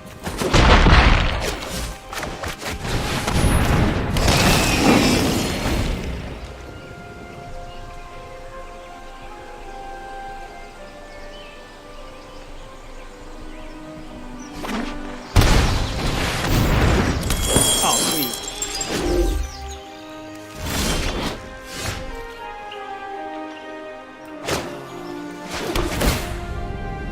Yeah.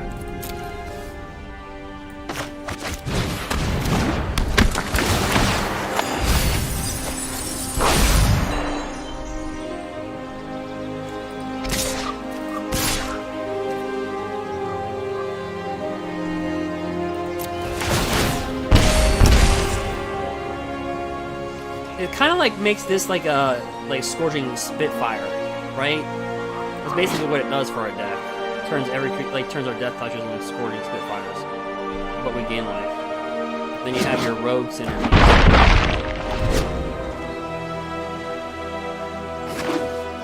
Oh, this is gonna get crazy next turn. Double our life total.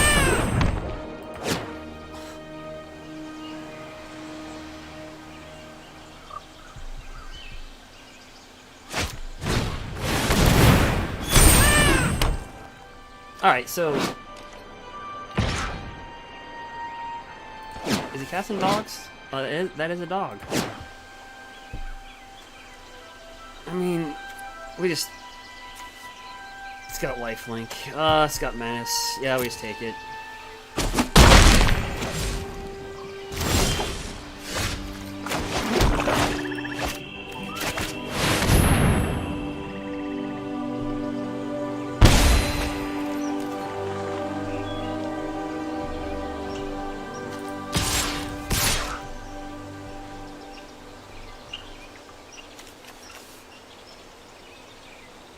Actually, I want to be able to do that.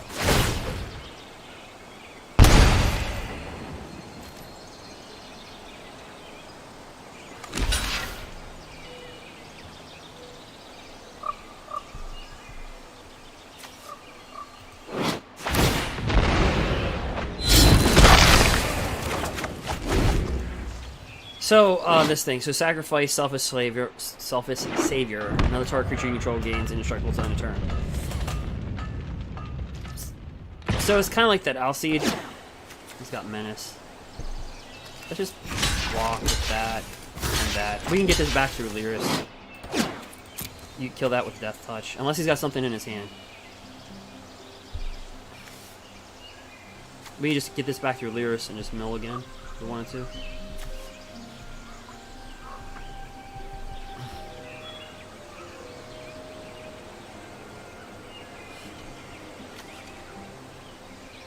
So this is a pretty cool match.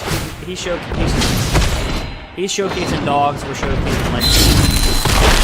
Okay, that's pretty good. Permission control gain hexproof.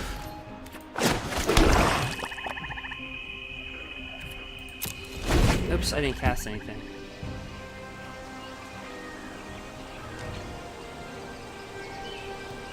Not by yet.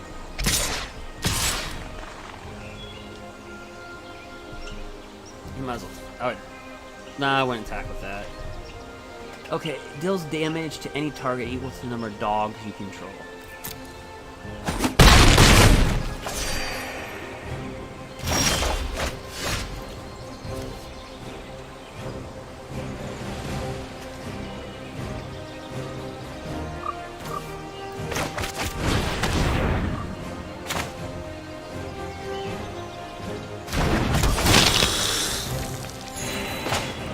Is there a reason why I can't cast this?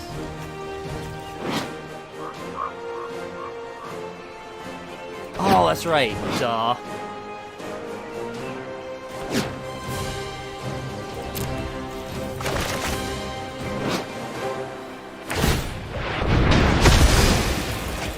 Look at this dog go.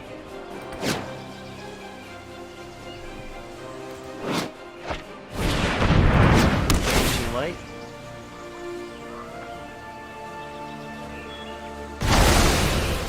This is life gain versus dogs.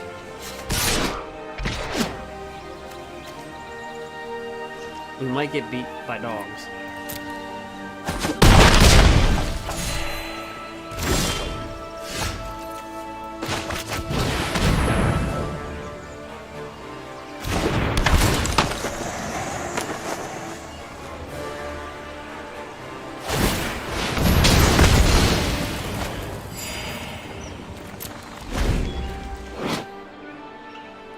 So he's paying 3 and deals damage equal to the number of dogs you control. You gain life equal to the number of cats you control.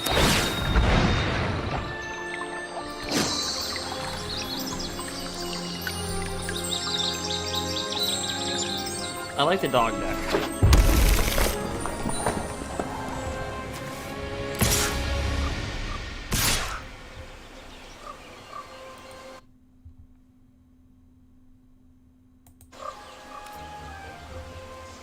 No box. 40 to 27.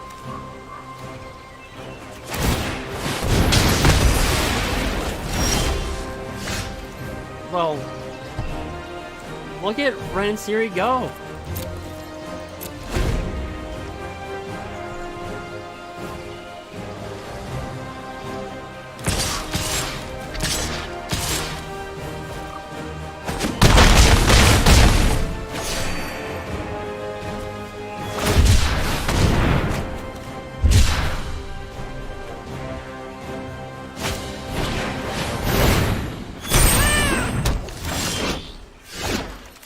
guess we'll milk too.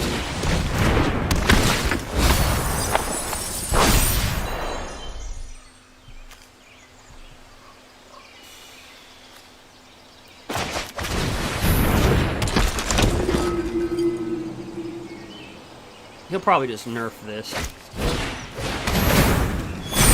This is cool. So pack leader, all dogs get +1/+1. When pack leader attacks, prevent all combat damage that would be dealt to dogs. So basically, all of his dogs, they pretty much get well, they don't get indestructible, but they get battlefield indestructible because you're preventing all combat damage.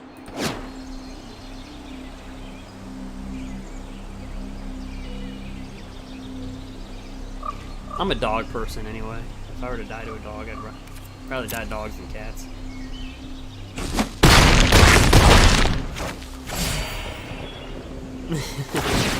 Yeah, I like both the decks. Let's see here. Oh, it doesn't matter what he brings out. He's got dog, 2, 3, 4, 5, 6. He can kill a lot. So our life total is reversed. It was like 60 to what? We were at 60. He was like at 10. Now it's reversed.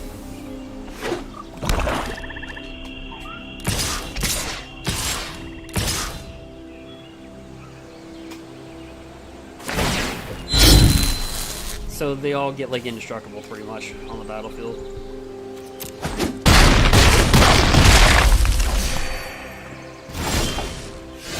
We'll milk too. I do think that this will find its way in constructed. I think this will.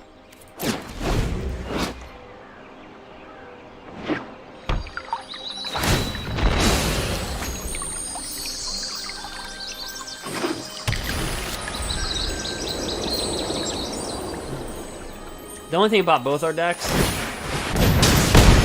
if we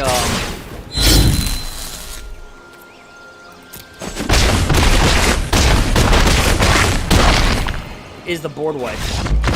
It's nice to play games without board wipes, you know what I mean? Because it really allows people to play with their decks. Like we were able to, he was able to.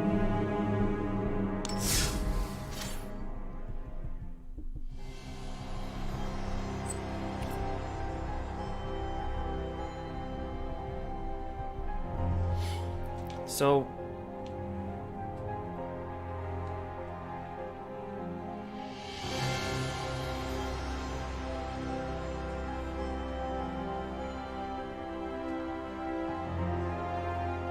yeah, so whatever. Yeah, turn 4 shatter. Yeah, the gruul deck is, I think, is the only creature deck that can really survive the punishment for that.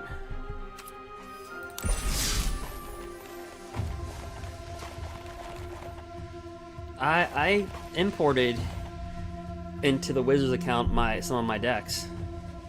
Like there's our gruul deck. But you guys will recognize some stuff. Like there's Kenny, Ka, Cartman, Stan's cousin.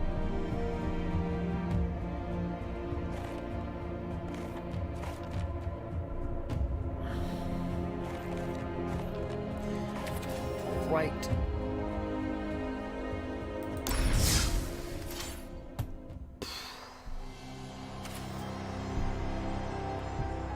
So, what do you guys want to see?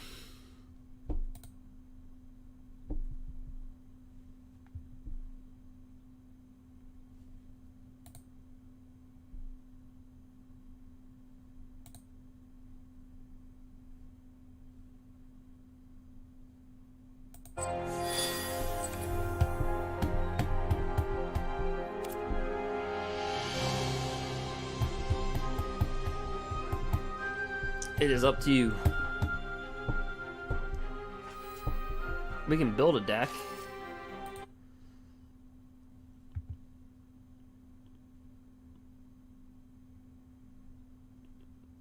I think gruul stays the way that it. I think gruul stays the way it is. The only thing I would probably board in is well, I mean, we could take a look at it right now because we just have access to every.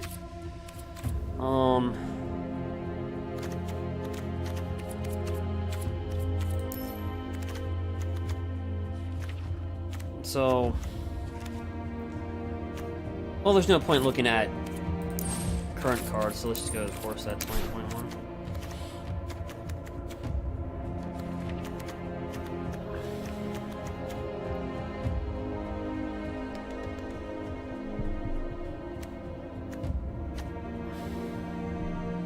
I mean, I could see somebody slinging this into gruul.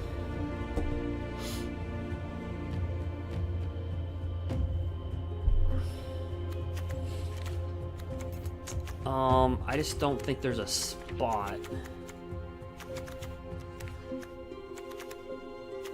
And I truly think gruul will still be just as good in the meta.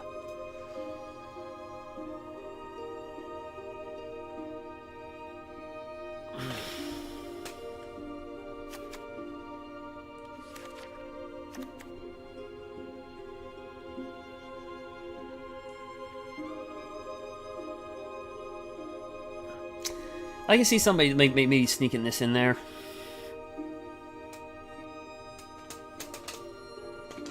In gruul. I mean, 5's pretty high, though, for a gruul deck. I'd rather have embercleave.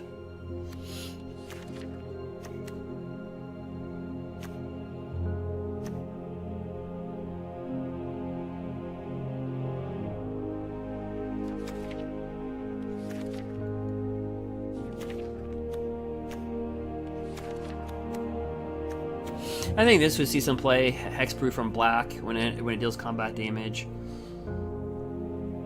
Look at the top. Look at that many cards of your library. So like 4. Look at 4 cards. Maybe reveal a creature card. That might see play, but I think at the 3 spot you still have to like Gruul Spellbreaker over that. You still have to like Lovestruck Beast over that. You still have to like Bone Crusher over that.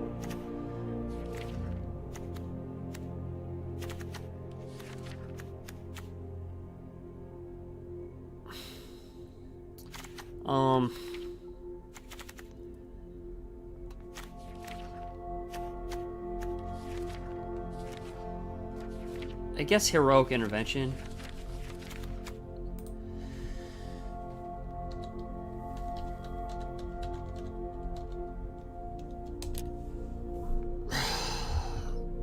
Oops, that helps if you spell it right.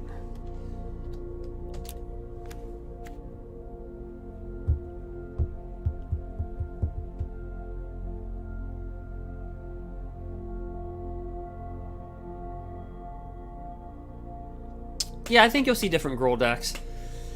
I just don't, with the current meta, with all the board wipes, all the control, I don't see how you could just put a creature down that's a 4/3 for 3. You know, because... But I can see Heroic Intervention being a sideboard staple.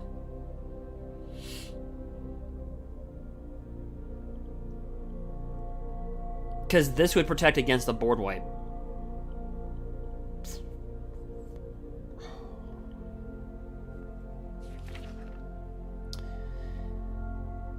The only problem is Robber of the Rich is just so good versus Temur Reclamation and Sultai Control.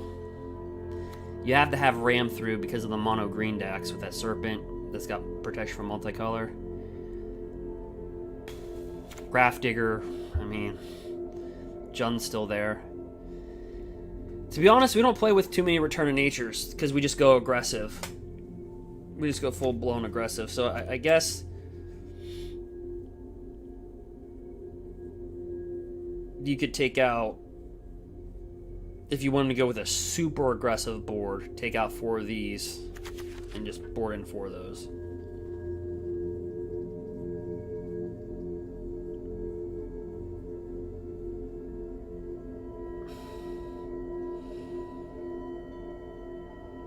Yeah, main boarding Robber. Yeah, we've seen some red decks main board Robber. I'm like, that's smart. Because the meta, the control decks. So currently, like, we're sitting at number 900 in the Mythic rankings. But I was kind of proud that we were able to play 40 hours, like live stream. There's like what 200-300 matches that we played, and we stayed like in the top 1500 the whole time, pretty much. So I think the deck can operate. So it just depends on what you feel comfortable with, right? Return to Nature. Again, I tend to not play with this that much. I tend to go with more aggressive boards. Like I tend to board in Robber of the Rich, and I don't even try to kill the Wilderness Reclamation. I just try to rip things off as fast as I can. We have hasters.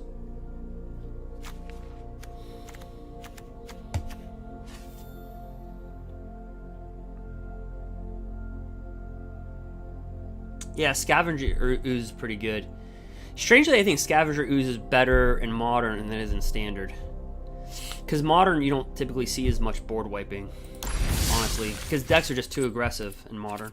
You know, they don't have time to sit on turn 4 Shadow the Sky in Modern. Because like my mill deck is 4-color mill. It's on my YouTube channel. I mean, it can literally kill you turn 5 to turn 6.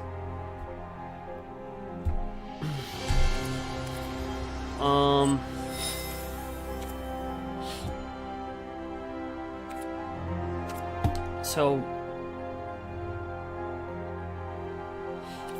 yep. So let me know what you guys want to see for the next 6 hours.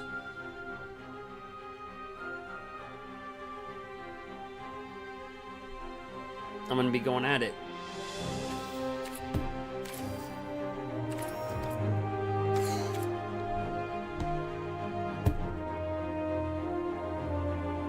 So we can do another draft.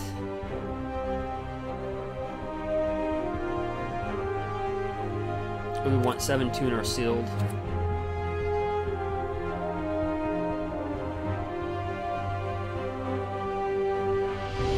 The Gorgoth. I don't even know what that is.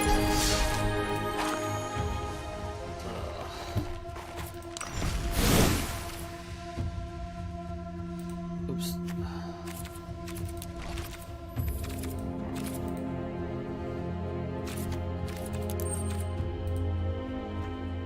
Gorgoth? What is Gorgoth?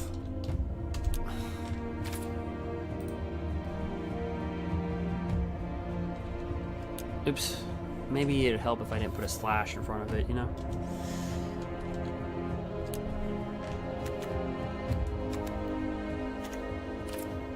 Is it green? What color is it? So we...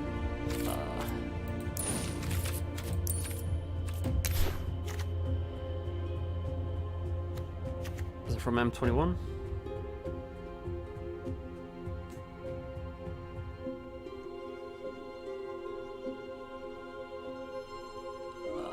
Is this what you're talking about? The 6/6 green critter? You have to give me the name. Oh,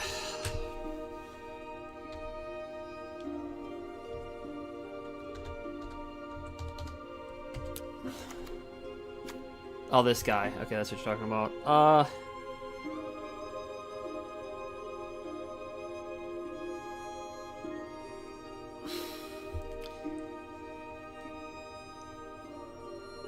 Yeah, I don't think this card has a place in Gruul. I'd rather have a Questing Beast or an Embercleave. Because all this really does is tap you out, and they can just Elspeth Conqueror's Death it, or board wipe it, or teferi Time Ravel it back to your, like, it just taps you out. They can Ether Gust it, and then it doesn't have haste. So at least when they Ether Gust a Shifting Ceratops or a Robber of the Rich or a Questing Beast, it has haste.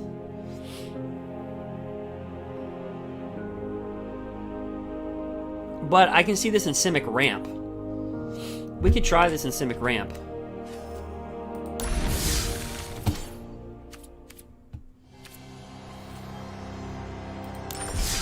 Because I did bring my Ramp deck over, I think.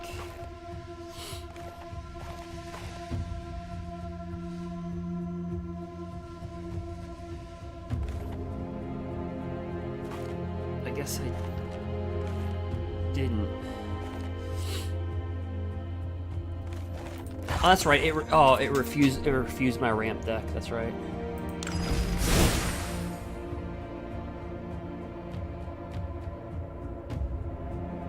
What is this? I have no idea what I was thinking that day.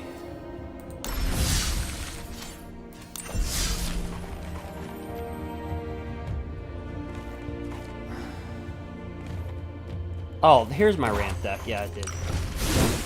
I can see a card like that going into a ramp.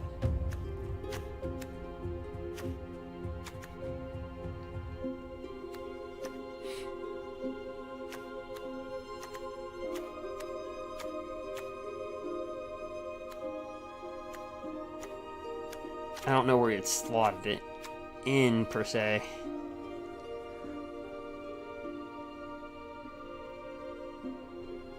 You could probably take out a Quasi-Duplicate, a Risen Reef, and board 2 of those in there.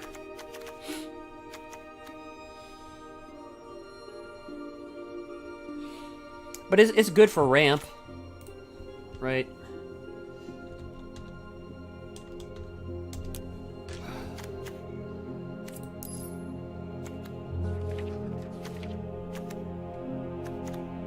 Huh. You know what's weird? I actually have to go to M21. I actually have to, like, to find it, right? How's that spelled? Gorgoth? Or Goth? What is that thing?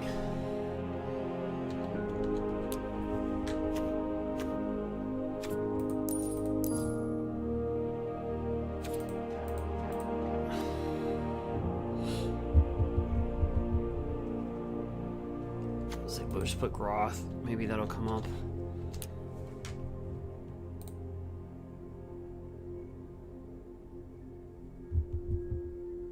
What is that?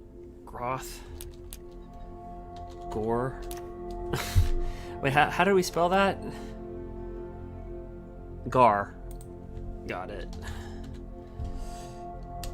These are okay. Vigilance, reach, trample. Whenever attacks, choose one, draw a card, create a 3/3 beast token, gain 3 life. I can see this played in ramp. I don't see it played anywhere else.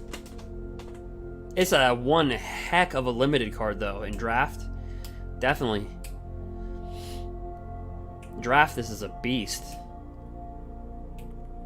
Gruul is just too slow. Isn't that crazy that a 5-mana 6/6 with those abilities we're saying it's too slow? It's too slow.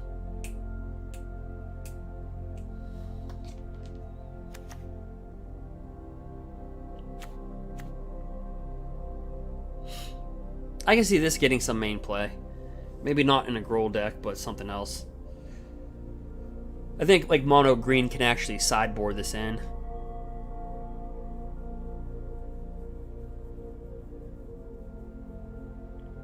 But if I had my vote for the best, like probably the most played green card, it's going to be Heroic Intervention.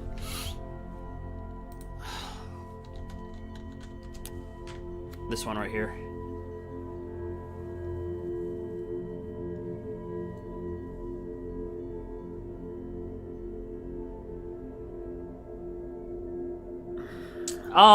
That'll be a tough one. So, if you look at Gruul, like versus the veto. So Gruul,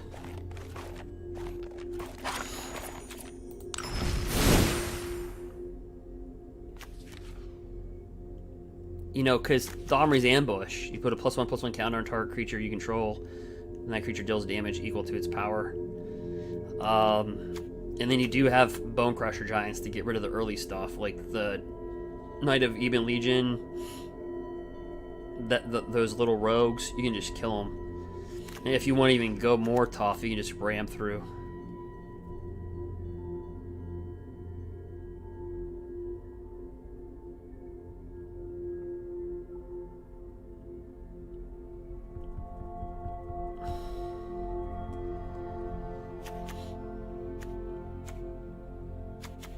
Honestly, I think a more white-focused deck with like Holy Sun Crown Oops. I always butcher it, don't I?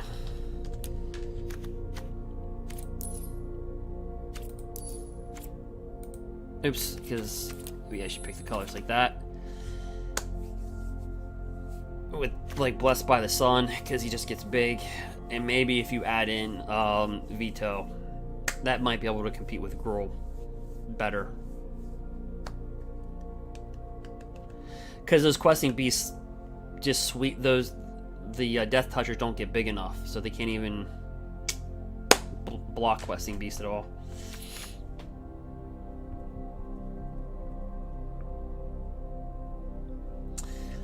Yeah, I mean, Pelt Collector, Domri's Ambush. I imagine they'll print another mana at the 2-spot creature.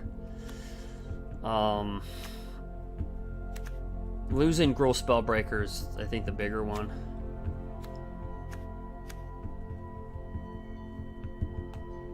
But I'm sure, like I said, not an M21, but I think in the next set they'll probably give green red something like more powerful.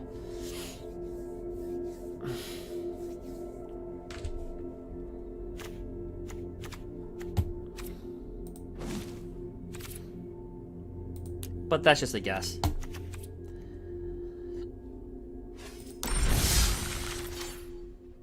Yep, Spellbreaker's huge. That's going to be a big blow.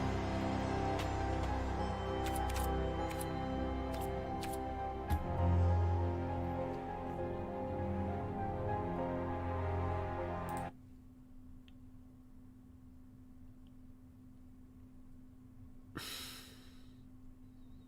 think it's going to be a big blow. Let's see for some.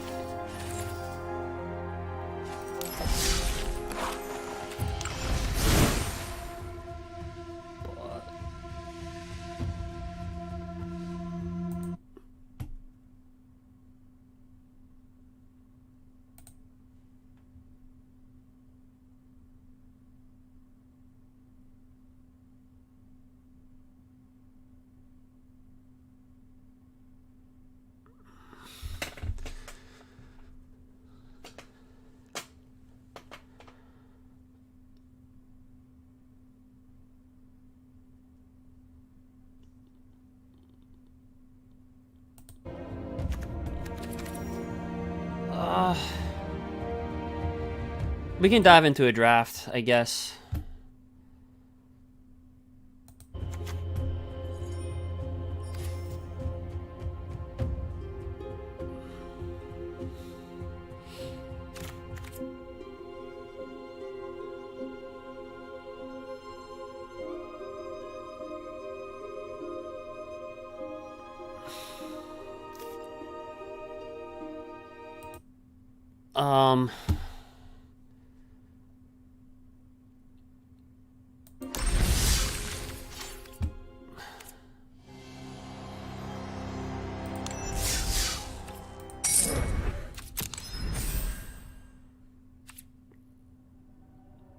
Oops.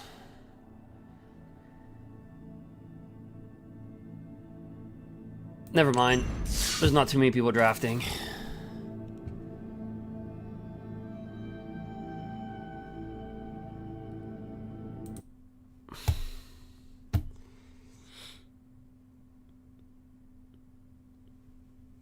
I don't know.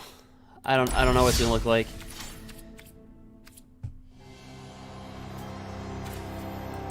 Let me see here.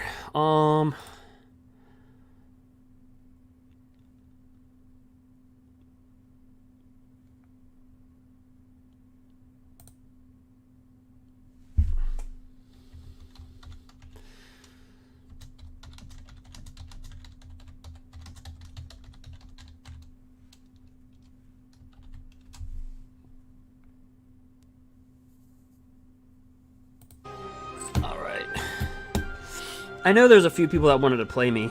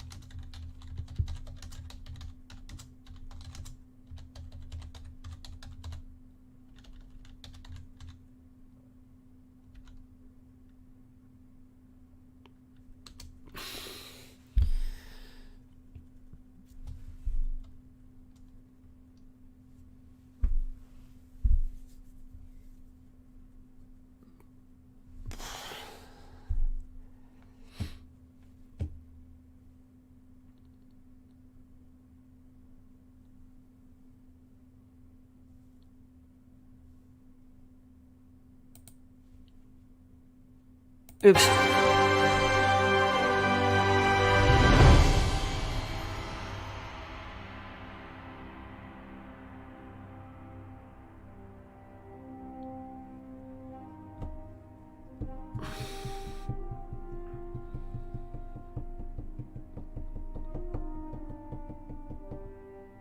Oh. I think I put... Oh, okay, so... No, more people have subscribed. You have to understand, people private... I have more people privately subscribe than publicly subscribe. And this is just me just joking around. Like, latest member, whoever survived fire zone interventions. When I was doing that hunt series, when I was hunting for fires.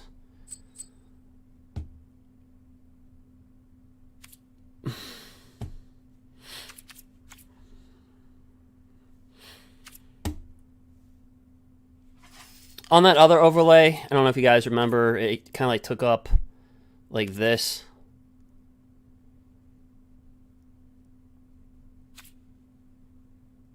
And I don't think people on YouTube like that. Because in a live stream, I think it might be okay because I hover over the cards. But then when people watch it on YouTube, they're like, you know, they can't really see it on their mobile devices and stuff like that. So I just got rid of it. I don't know if this is more better than the old one. I don't know if you guys remember my old one. It had a lot more animation. I mean, there's a lot more work that had to be put into getting it, but it was just, you know, all you saw was like the screen size was the size of this, kinda. It was like the size of this right here. It was like boop, like that, and all this space.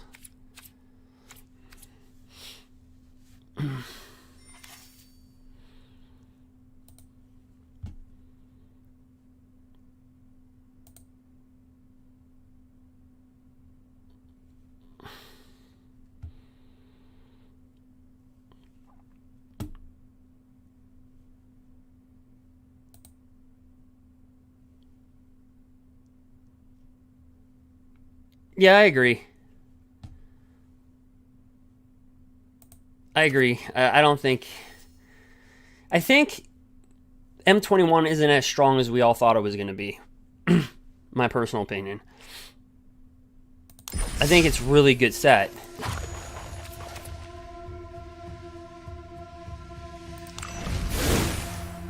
I think it'll create new decks. Like, it'll give birth to life gain decks. It'll give birth to, like, some decks. It'll have, I think, more diversity in the sense of having fun. But, well, let me just put it out there, though. Like, I mean, if we're being honest, I mean, that's what we could do. I could deck build. Because, like, if we were to go, like,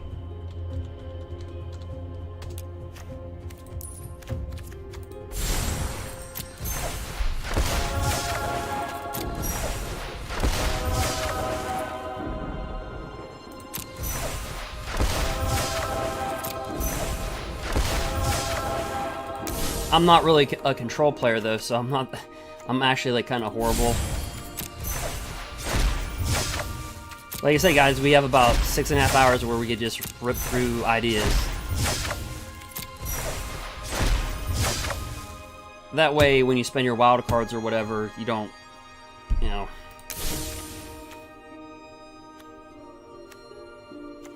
But we could go...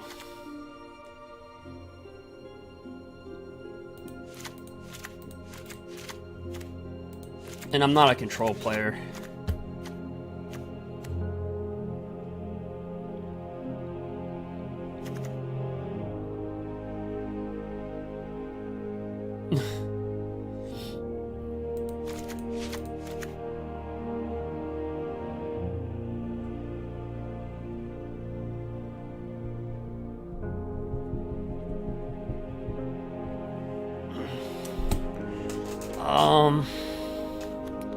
So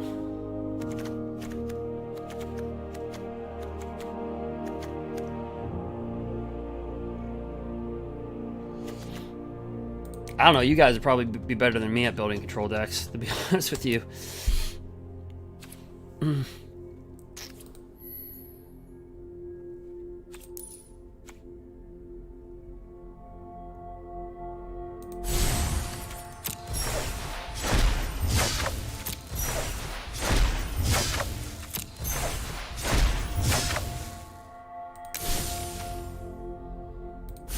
Oops. Nah. Oops.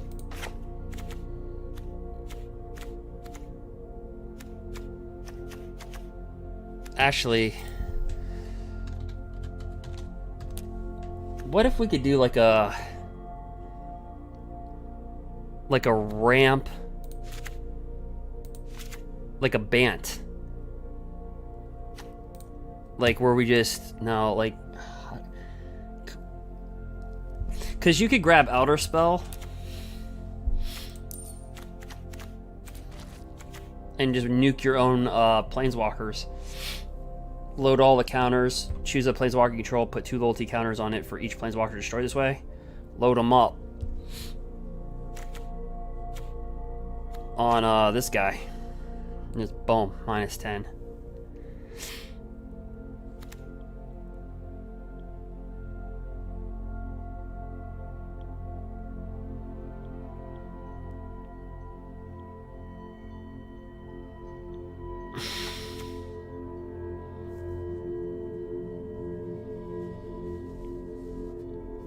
Yeah, we could like oops, we could nuke our own crap.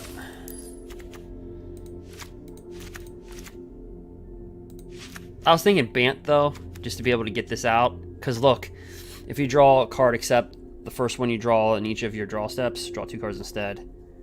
Just imagine that in a ramp, like a growth spiral.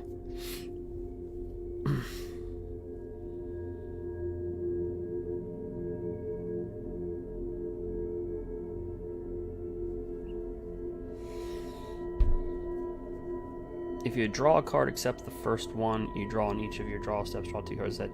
So like growth spiral, you draw like 2 cards. And you'd be able to get this out in a heartbeat.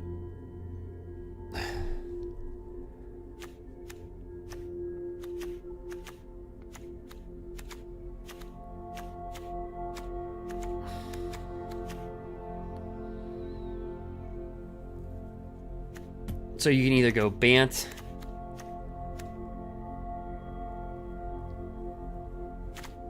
or Elder Spell or Esper Control. And just a nuke the planeswalkers.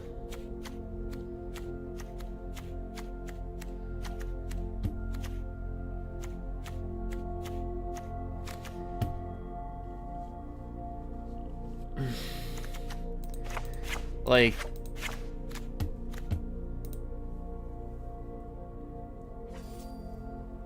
actually, you know what would make this 10 times easier?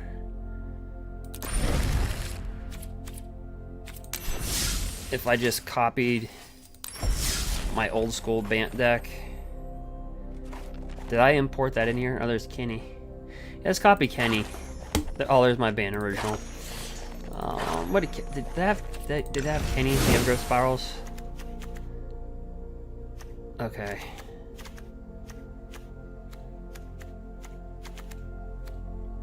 I don't know how that would work.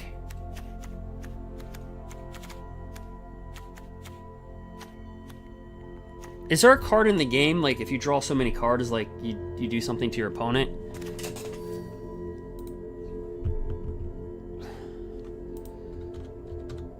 Like, is there a mechanism like where you draw a card and something happens to your opponent?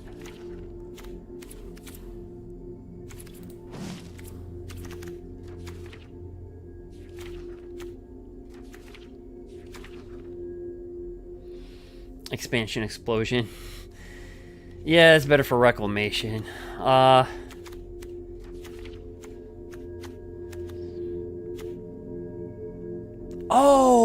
You know what would work? Underworld of Dreams. Wait, no. That's you drawing the card. Never mind.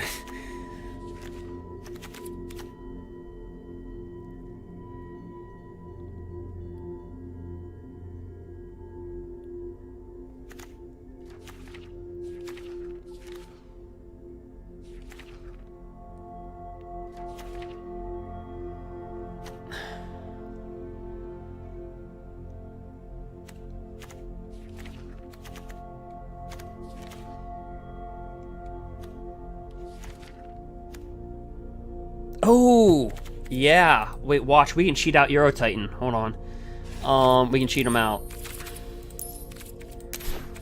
M21. Where's that one card? I just thought of something.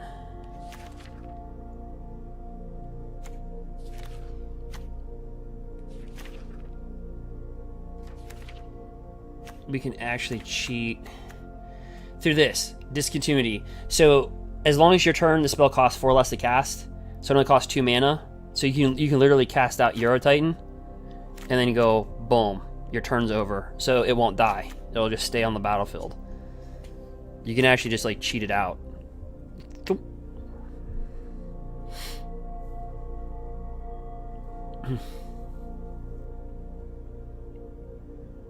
Or just slow down your opponent for 6. Bant Ramp would be able to do that. If there was a deck to do that. That could be something. Or we can make a deck where you have Experimental Frenzy. And where's that one card? You'll draw 3 free cards. Because look at the top 3 cards of your library. Put one of those cards in your hand and the rest at the bottom of your library in any order. But if this card was cast from anywhere other than your hand, which would be Experimental Frenzy, put each of those cards into your hand instead. Because Experimental Frenzy, if I'm thinking right, I actually had that written down last night as a possibility on thing. See right there. You may look at the top card of your library anytime. You may play lands and cast spells from the top of your library. Wait a minute. So technically you're still casting the spell, but you're playing them from the top of your library, not your hand. What did that card say again?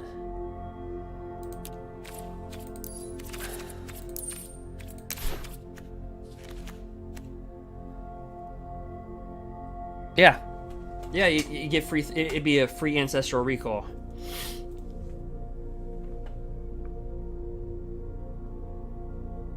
Yeah, I had a deck where I cheated out Euro with Hushbringer. Yeah. The only thing, though, when you bring out Hushbringer, it can backfire on you pretty bad. Because there's so many people playing Euro Titan, they'll get them for free, too. Like, think about all the Team of Reclamation decks that would love you for... They would, like, love you for that.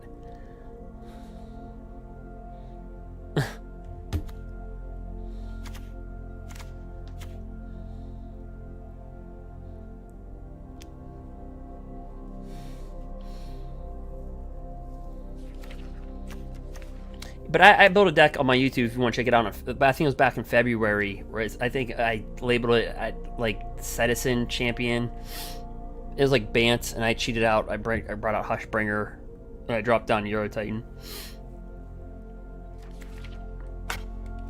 But yeah, there's a lot of ways to build.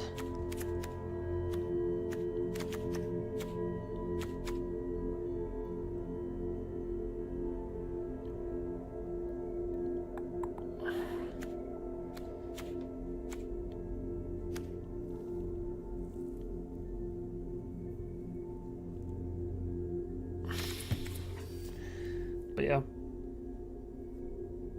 you can cheat Euro out.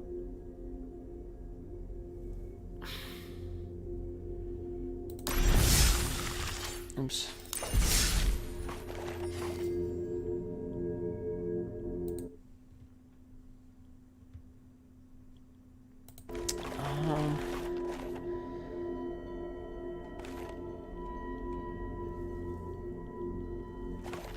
So that is up to you guys.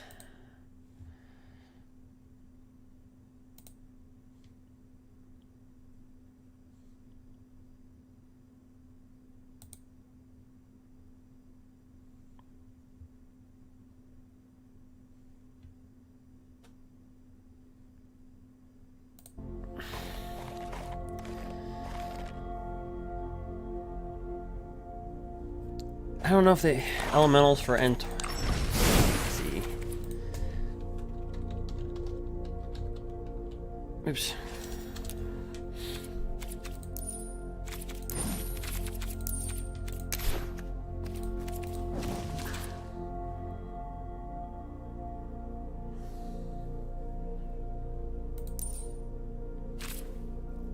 Oops.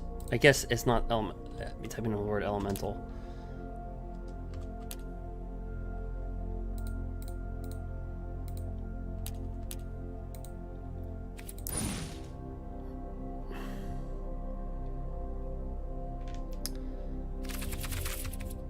Now there's not appearing to be that many. Let me take that off, maybe. Okay, there it is. Yeah. Flying Prowess. This spell costs 3 less to cast if you cast an instant or sorcery spell this turn. That could be useful, I guess, in a Bant ramp deck. Well, not really. The dog. A lot of elemental dogs.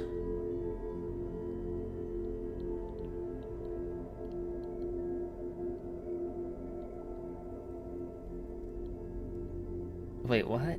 This spell costs S less to cast, or X is the total amount of non-combat damage dealt to your opponent this turn.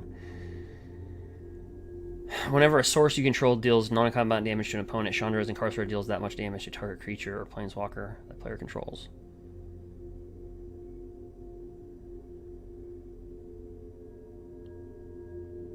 That's crazy.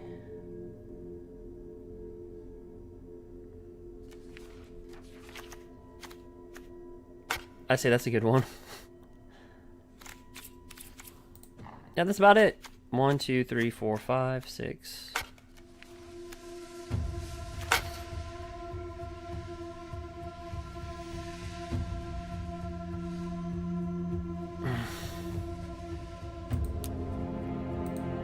But we could build it. We could build something. See here.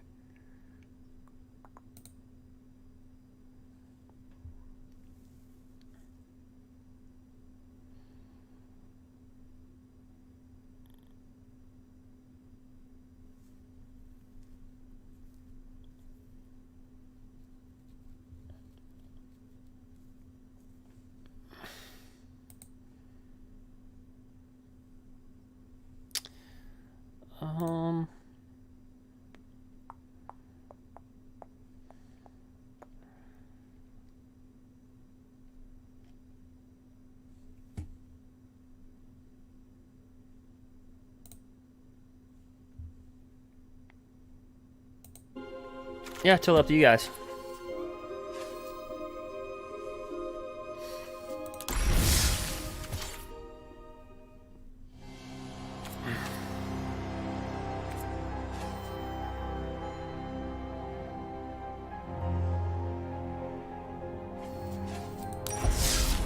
So we got 6 hours to do whatever.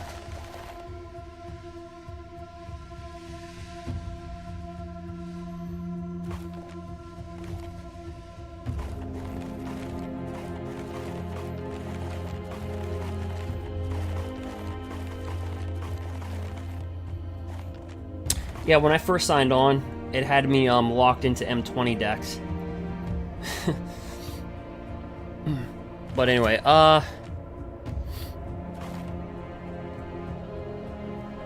was like, we're supposed to be on M21.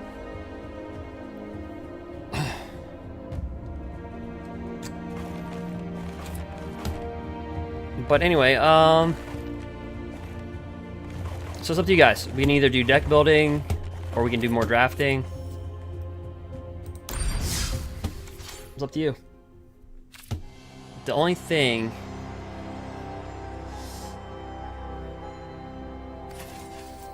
We'll take a vote on it. We'll jump into we'll play the life gainer deck.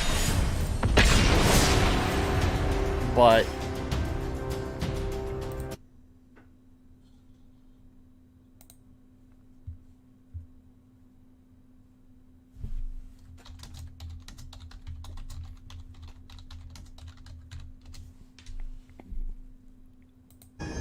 there's a lot of streamers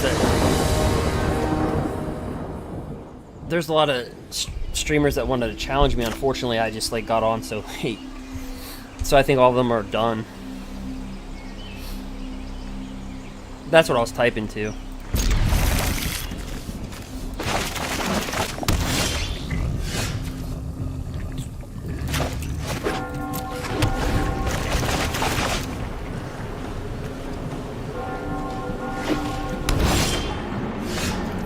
Alright, so here we go.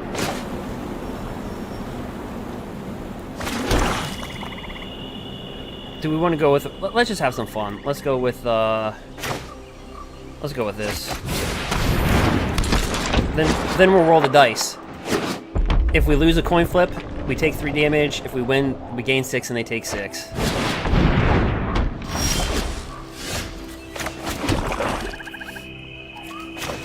Ready? Let's just have some fun. Ready? Yes!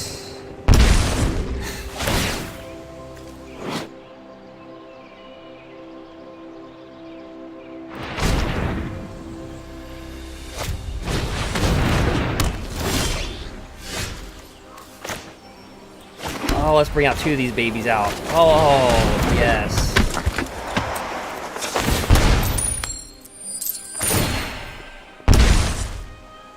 Oh, I should have brought him out first.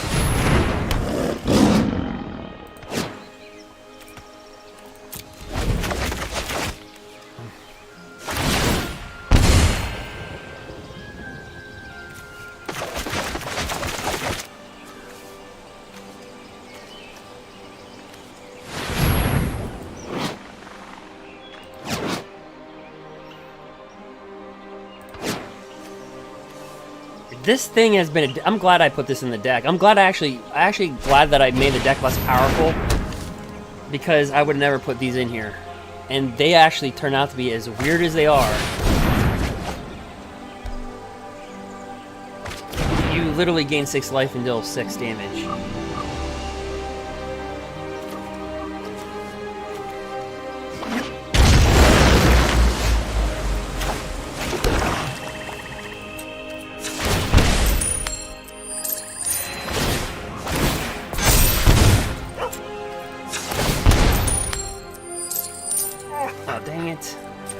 That battle. Alright.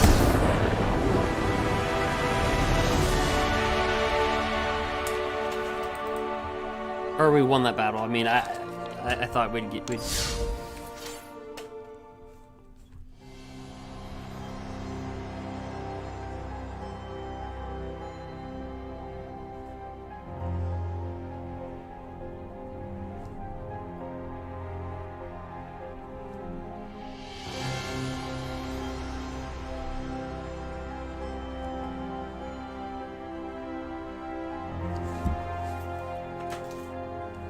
It's pretty fun too, that's the thing.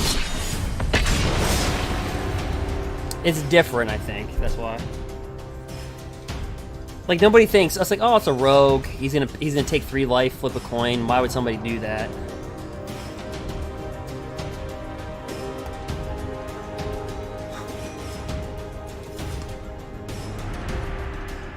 It feeds into the other rogue synergies as well.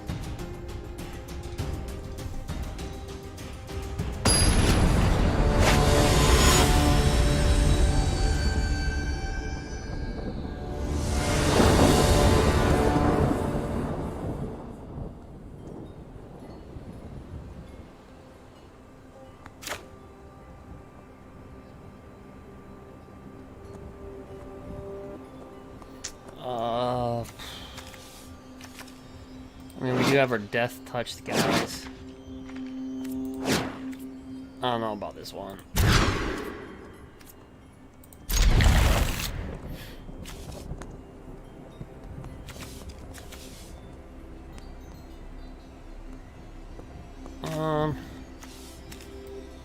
Yeah, let's take him out.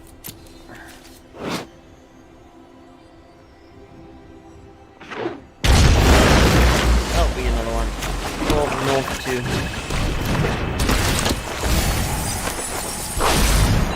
Oh, he's a mutate deck.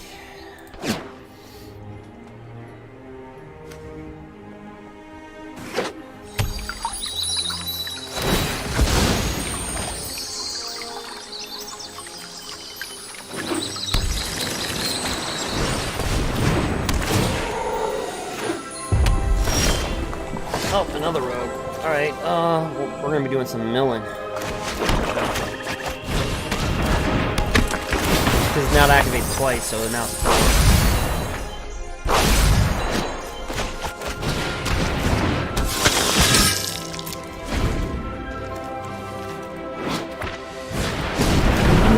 Well, we just fed his graveyard. But our guys did get some death touchers. You know what? Let's mill them.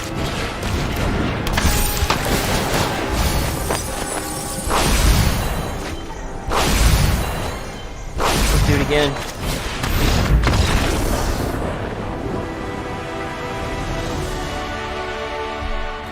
This deck just wins in so many different ways. It's like it does it. It just wins in so many different ways. It doesn't. There's no like, there's this combo. There's this. It just all synergizes with each other very well. There's like, it's no, like, you have. It's just.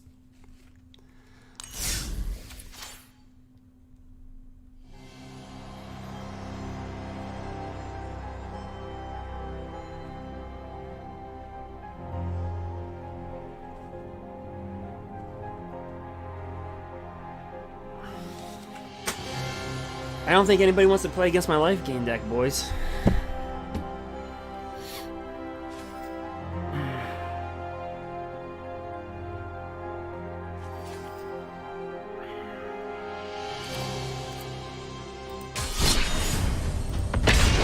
Or mill. It's whatever you want to make it.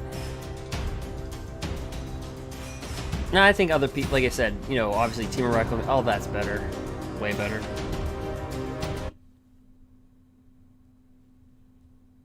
But it's not a bad deck. It's fun to play. So if you're looking for something different.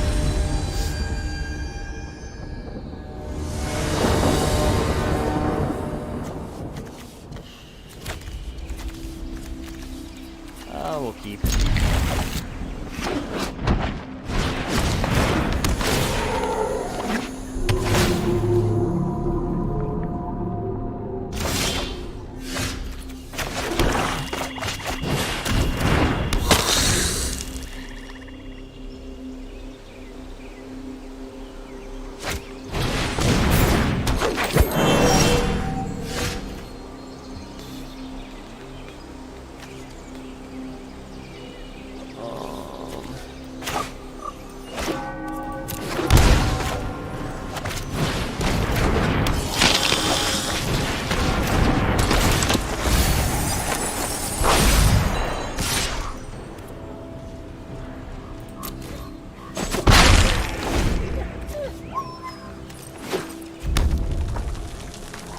So gruul.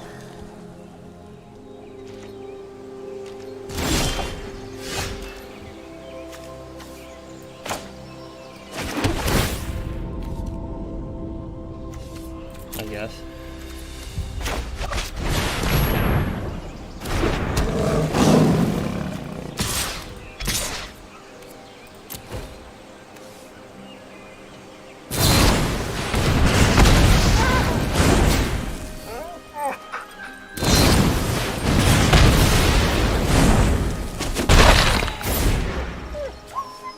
We'll get him back.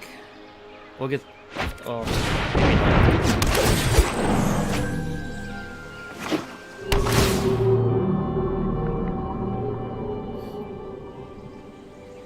I thought this would showcase, you know, M21 in a nice, fun way. That's why I picked this deck. Through feud or feast, your blood is mine. Let's get the primate back.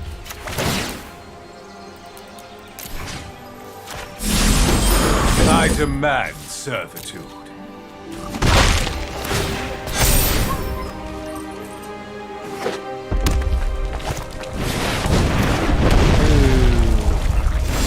That thing's deadly. If a source you control will deal damage to a permanent or player, it deals triple that damage. That's pretty big.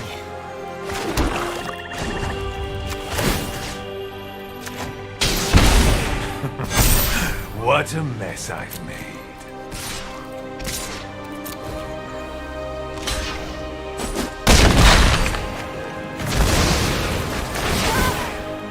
Wait, what happened? Did they have death touch? Oh, it's...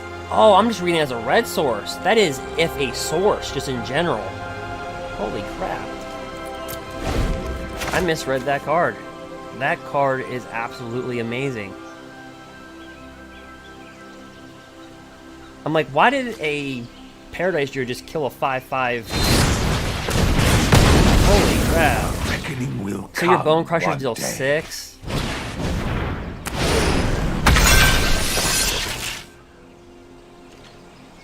This thing could just kill you. Oh, we're gonna have to gain double our life.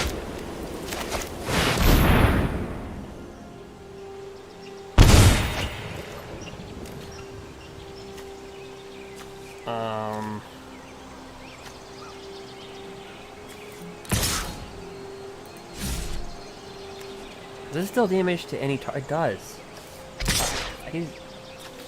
I don't know. I'm not gonna tell you.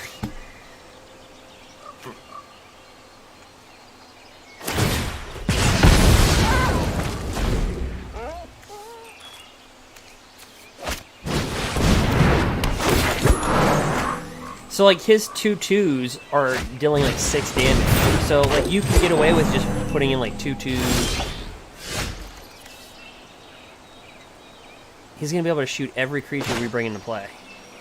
He's gonna be able to shoot it. Everything that we bring into play.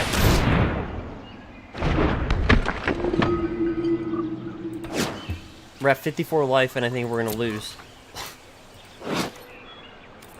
It's not just a red source, it's any... Oh, let's just get rid of that. Holy crap.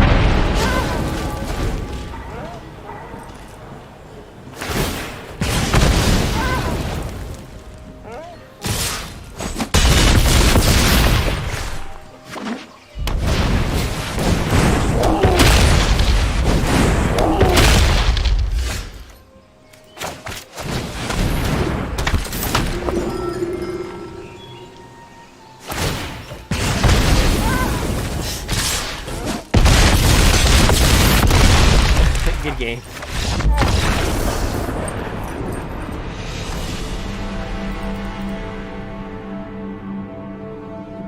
That card is ridiculous.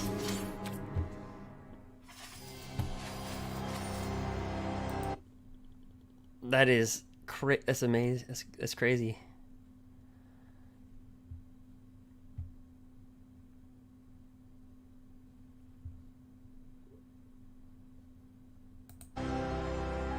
That is crazy.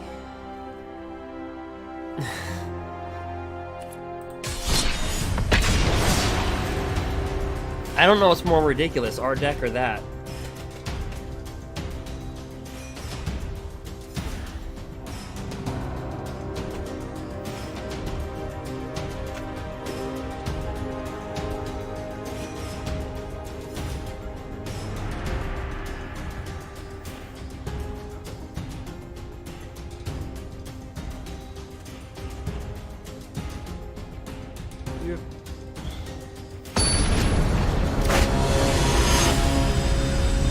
Well, that's the one thing about following me.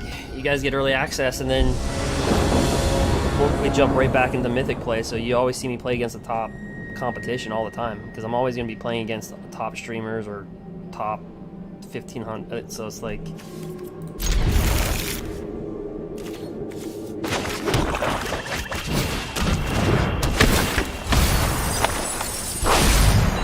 Oh, there you go.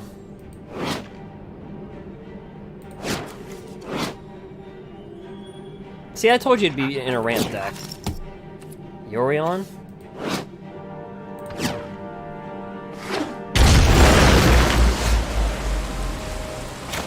Now remember, he's a rogue, so he'll mill, right? So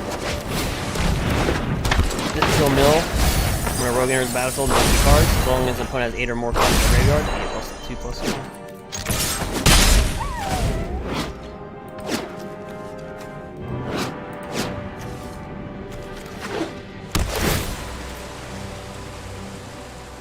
It's kind of weird. We can disrupt control decks. Like, look.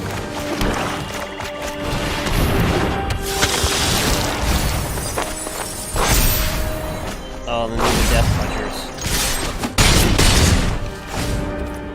And then we can bring out Sorin, and all of our creatures gain lifelink. So are planeswalkers. And if they board wipe, you can just return target creature with converted cost X from your graveyard to the battlefield.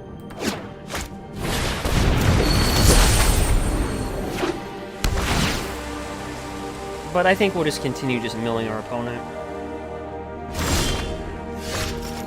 Ooh, then whenever we attack with a Death Toucher, which these are now, gain 1 life.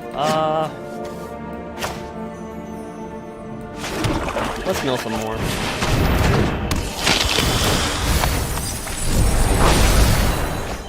Oh, we put Eurotate in there.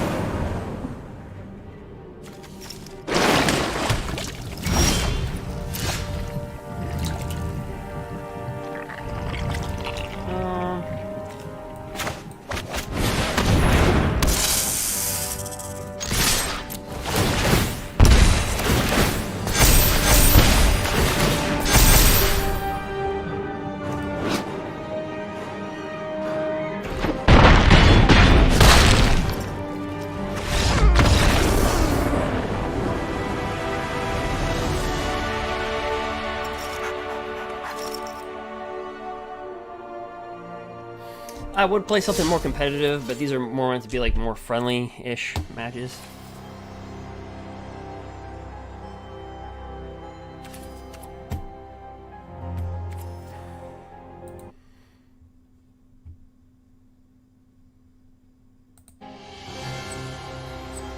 But that got out of...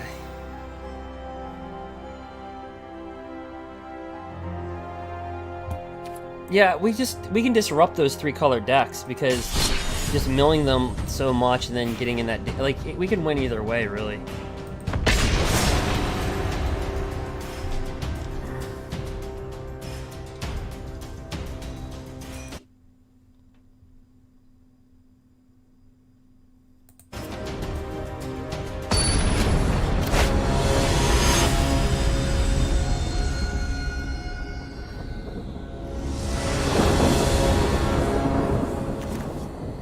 Yeah, I mean, here you go. We attack with Death Touchers. These Johnnies get big.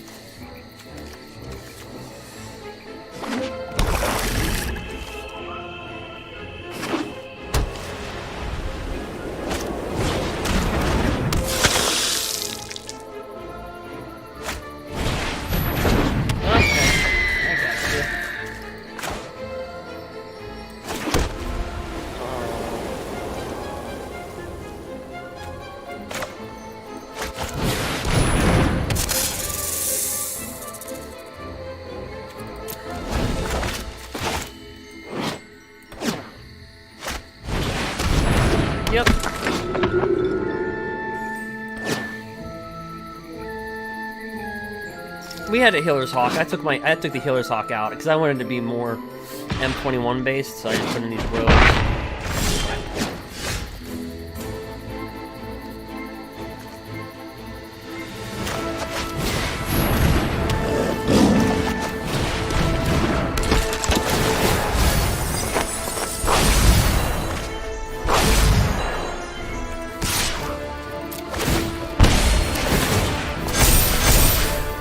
Remember, he has Death Touch himself, so...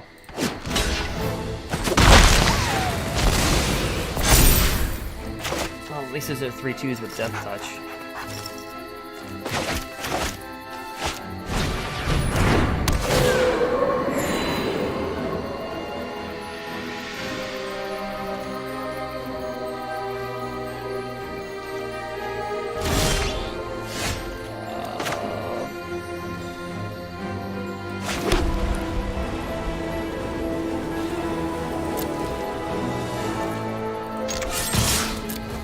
Actually, I should have brought Knight down first, because if we deal 4 damage, he's +1/+1.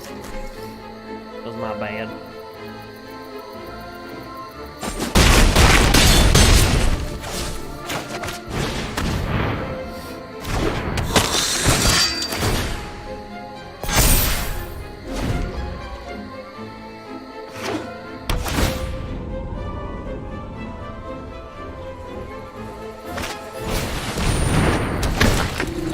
Fashion order, so this is his board. It's not a bad board.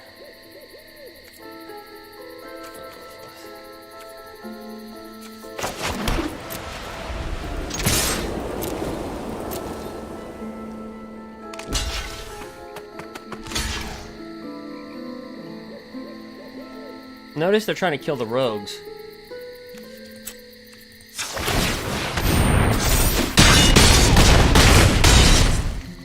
Good game.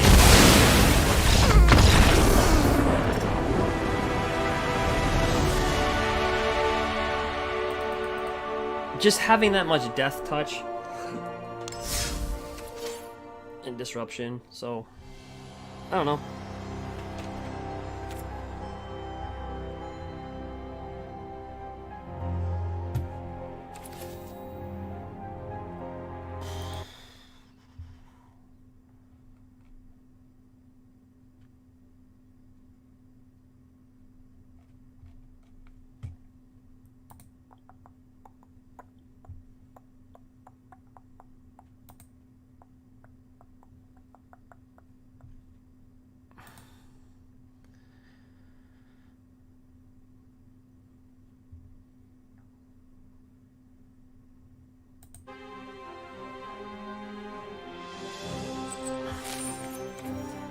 So let's see here.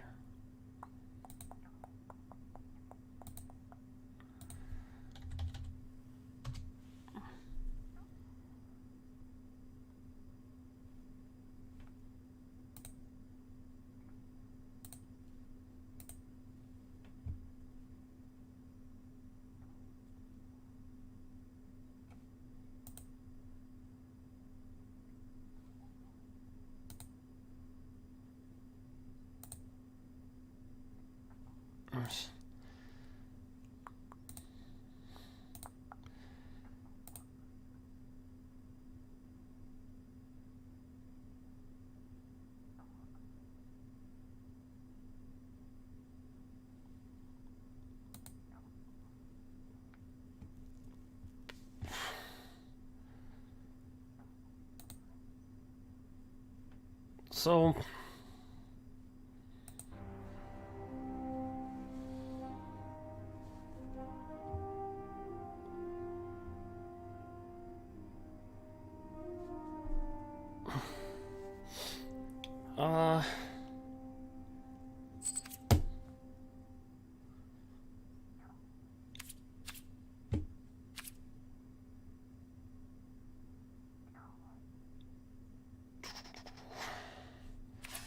trying to think. I'm just trying to see.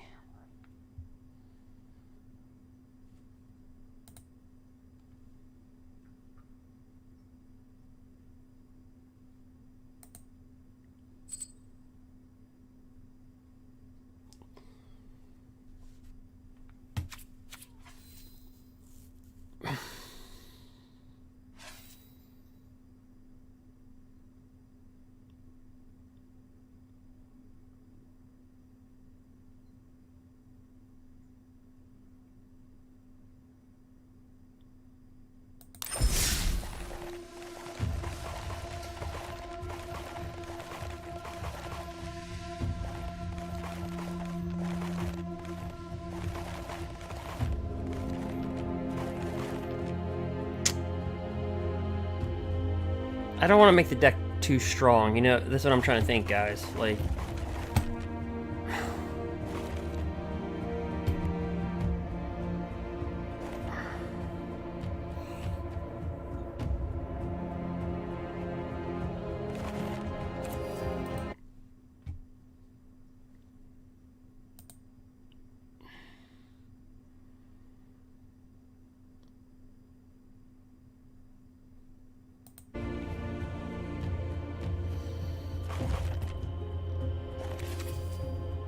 so we could do.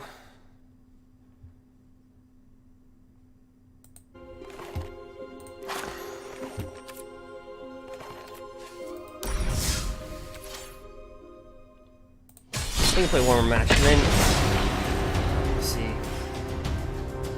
Nobody wants to.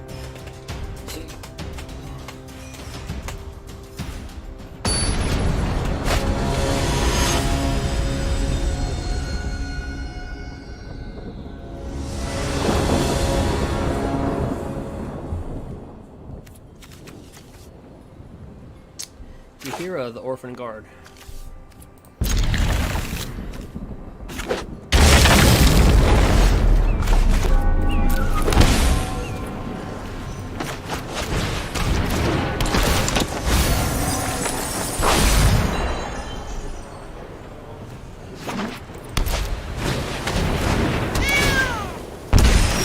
Cauldron is familiar.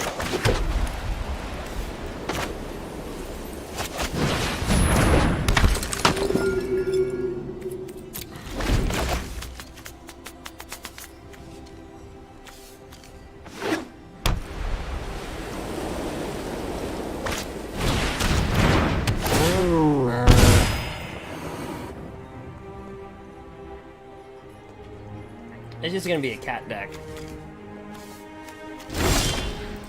Notice like the tribal decks are like not that bad.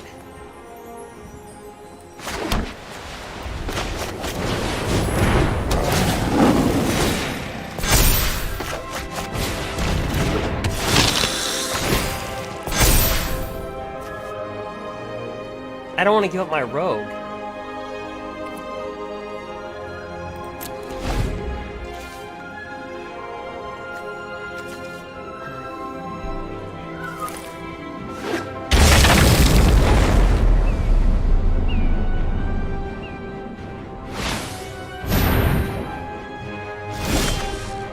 Oh, there it goes. We got our rogue.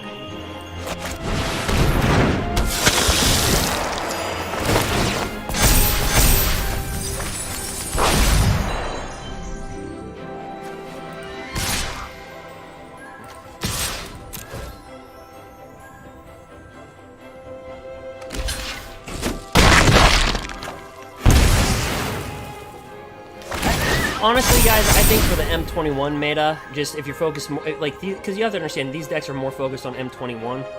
Because, you know, what we're trying to do is show you guys what M21 cards can do with other cards. So, I think our deck is a little strong.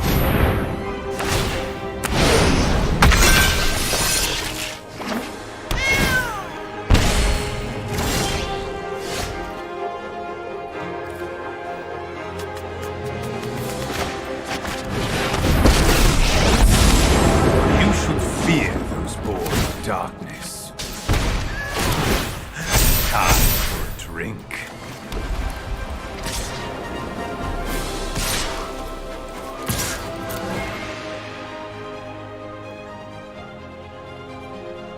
I think it's a little too strong for the that we're playing in. Because I don't see our deck really losing many. Look at this.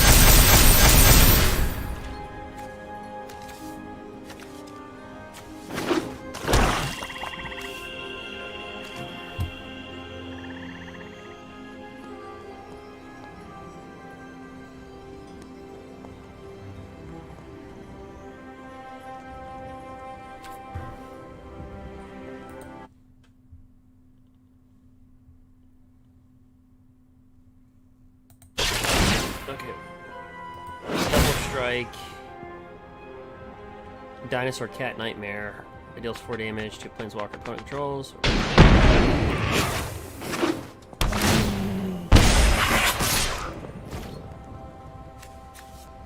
He's got double strike. Oh, we gotta block that. Oh gosh.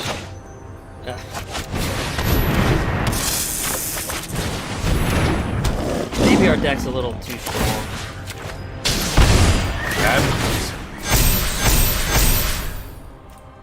Now that we're playing with it more. Because now look, that clears all that. And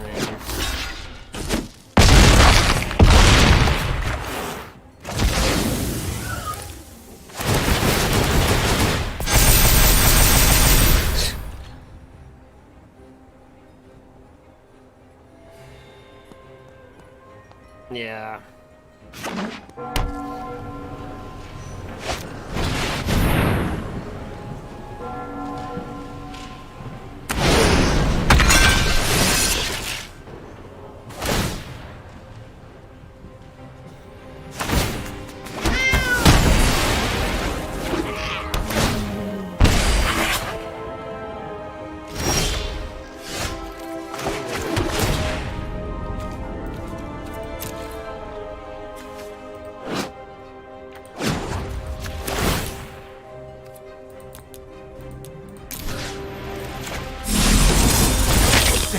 Darkness within. Yeah, that's gonna trigger all that. And these all have lifelink, so this is gonna trigger again.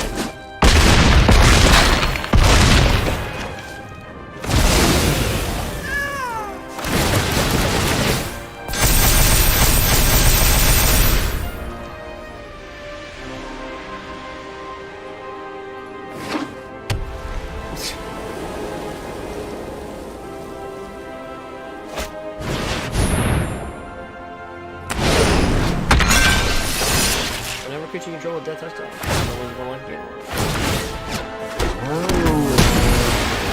So that's the thing, is that we're just putting it back again.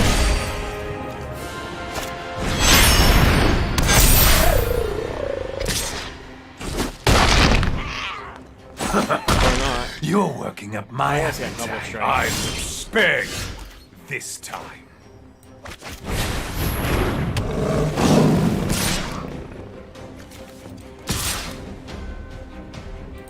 I'll just go like that.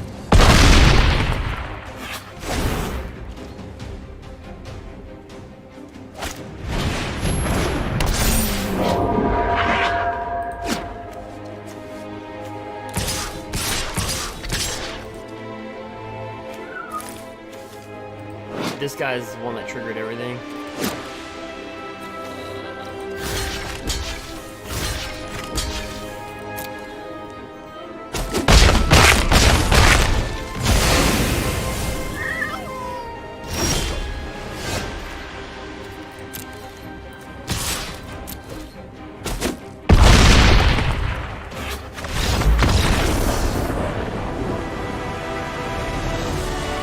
Alright, well, I think we've shown this deck off enough.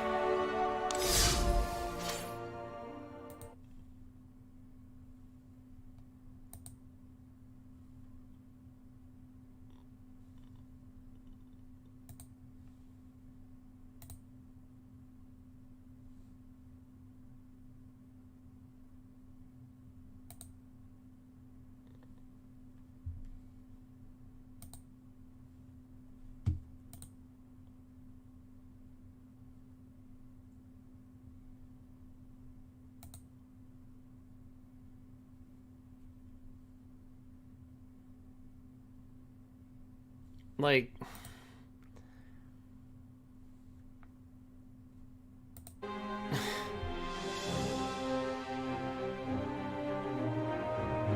so I think we're better off making another deck or doing a little bit more drafting.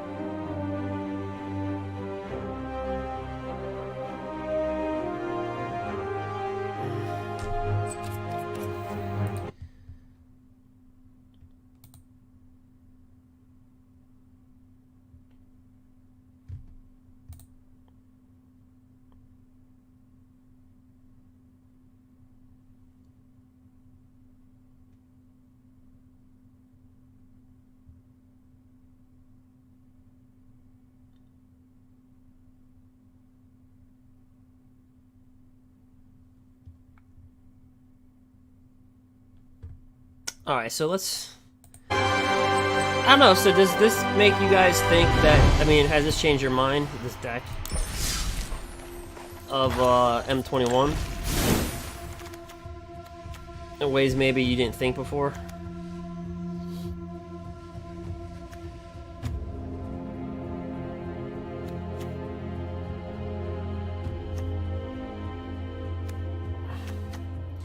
Because honestly, when I built this deck, I didn't see the pairings of the rogue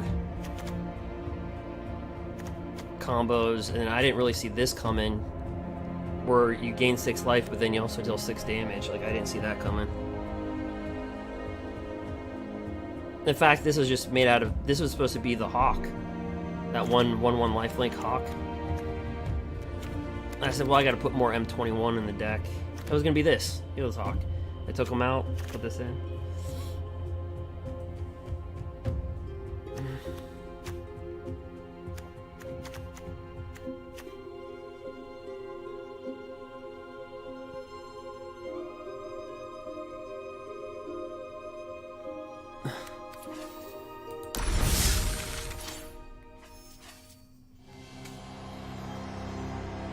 I heard there was some wicked,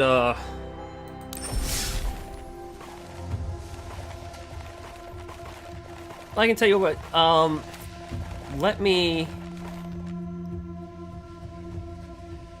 take,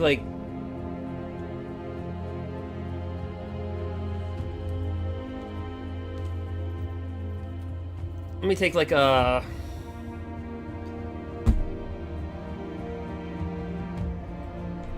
So, let's see here. So that's up to you guys. So if we're gonna do deck building, more deck building, or do more drafting, I'd rather just start up another video. So if you're watching this and you want to see more stuff, I'd follow or subscribe on YouTube, because we'll probably just...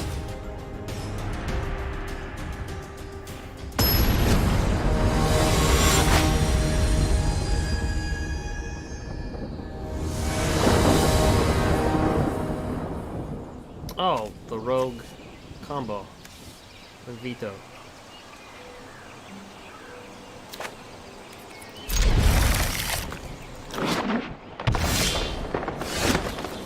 So whenever a rogue comes into play, you mill them for 2. If they have 8 or more cards in the graveyard, he gets +2/+1 in Death Touch.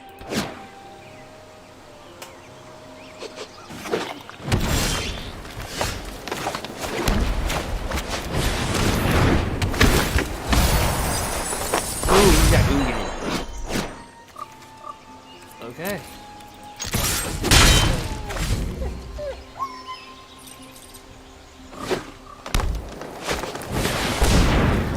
Search your library for up to 2 basic landing cards, and those cards and put those on the battlefield.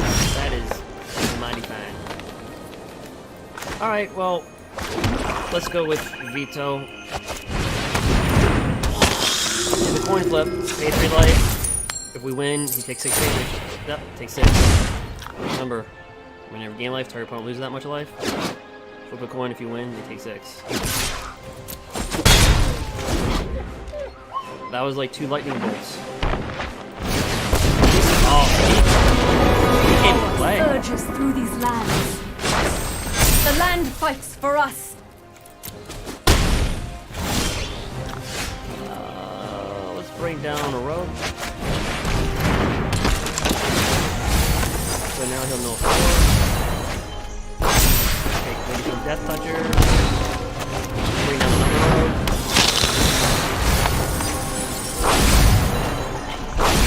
Coin flip it. Oh, he has 6 more.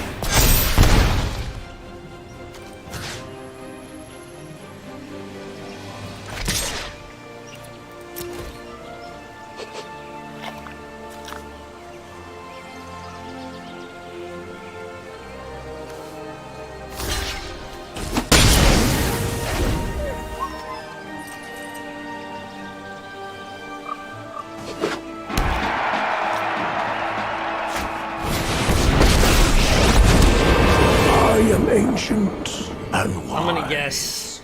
Heed to my advice. Well, that's hard, because, I mean, I would kill Vito. Your past is unwritten. Behold, nature's true power.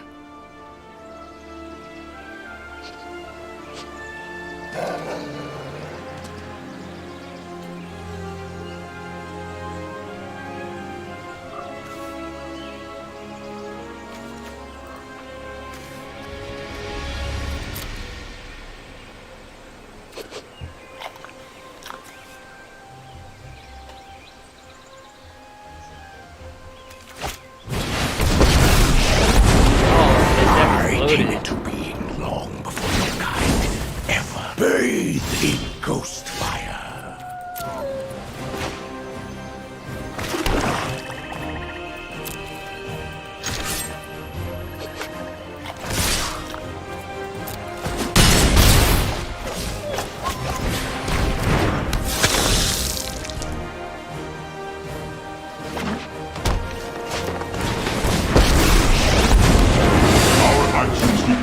For my purpose is greater than myself.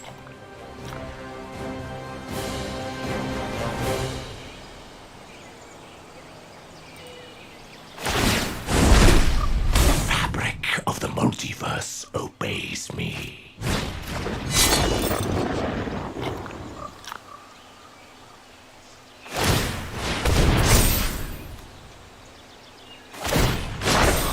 The land shall conquer you.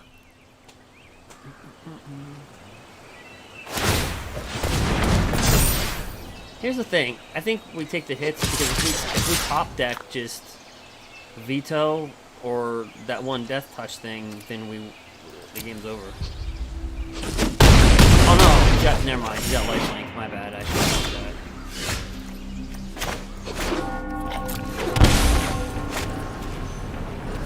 that. Actually, should we get Veto back and just coin flip it? Let's just do it. It's gonna come down to a coin flip. Yep. Here we go.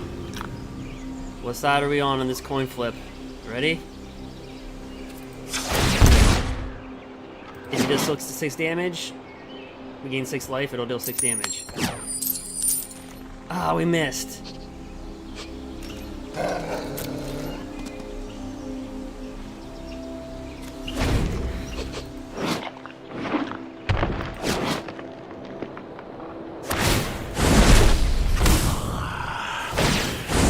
You will not manifest threaten this before world. you.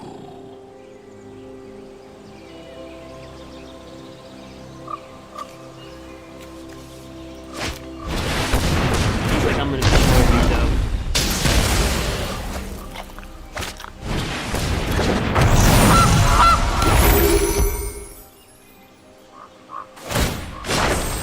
Rise, my elemental friend.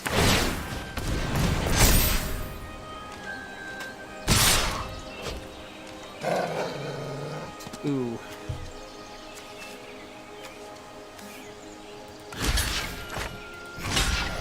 Yeah, he's got us here. Well, yeah.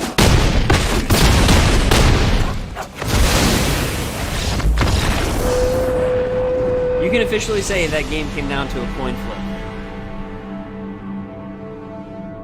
It literally came down to a coin flip.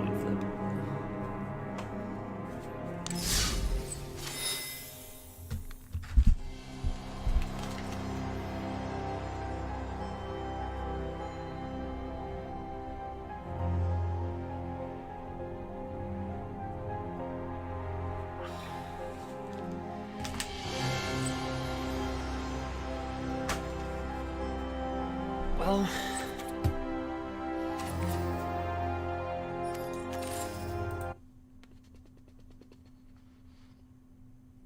let me see. Bum, bum, bum, bum.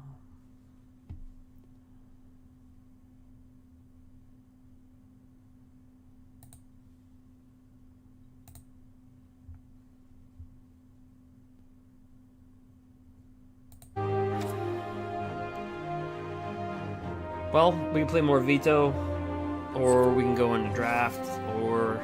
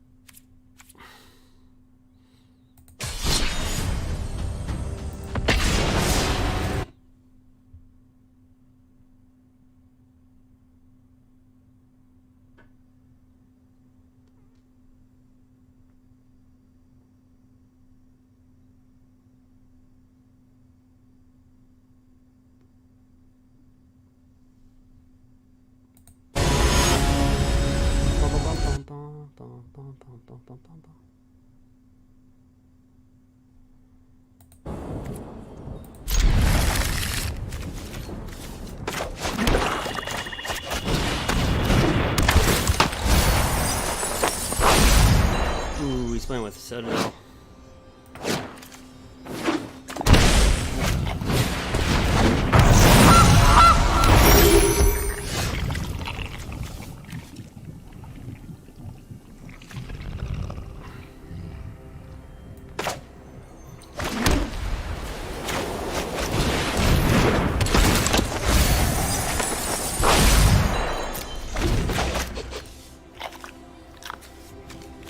Spark double.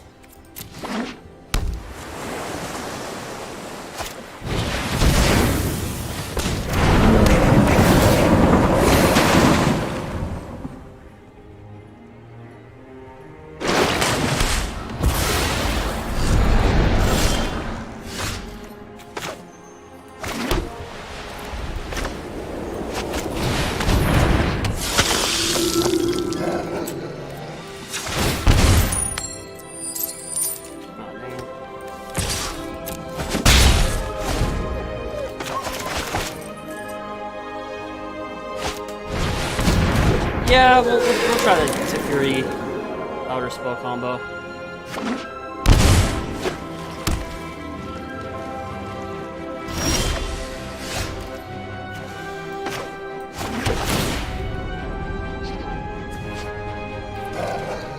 Sure, it's a rogue.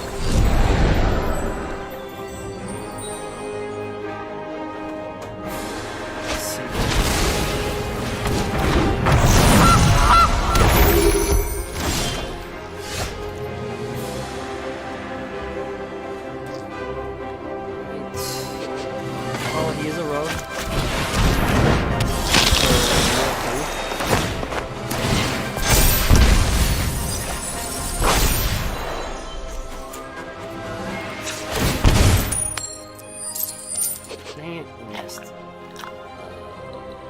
3/2 Death Toucher.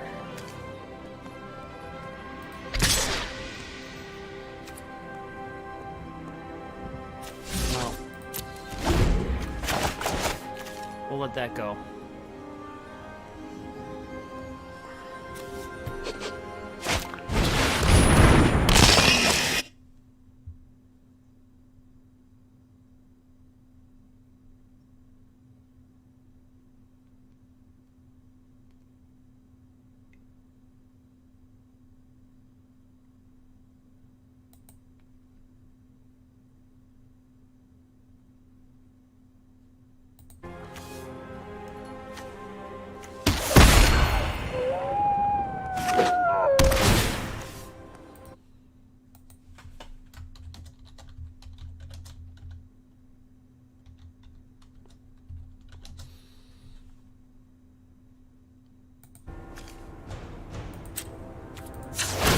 Flip it.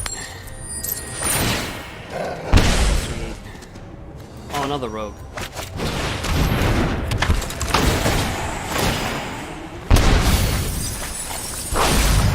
No more.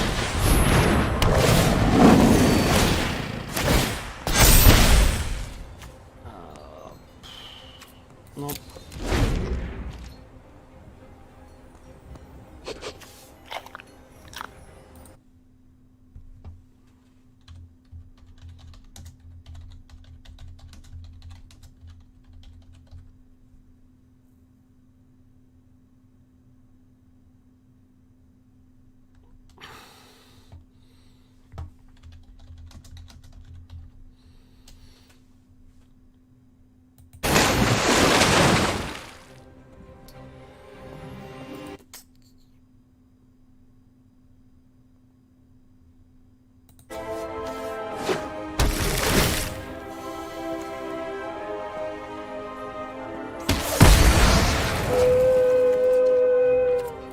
Killed our flipper. Alright, well, here's another rogue.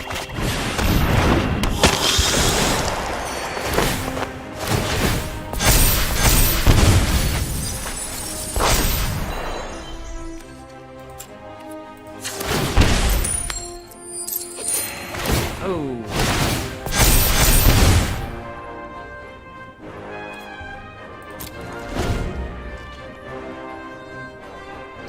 Next turn, guys, we can pretty much go lethal. Creatures you control gain lifelink until end turn. Whenever you gain life, target opponent loses that much life.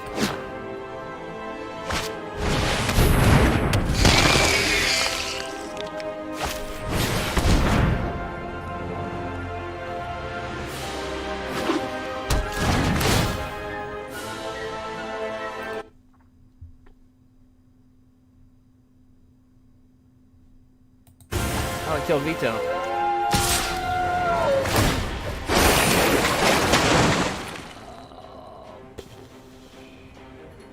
Oh, he's got so many cards in there.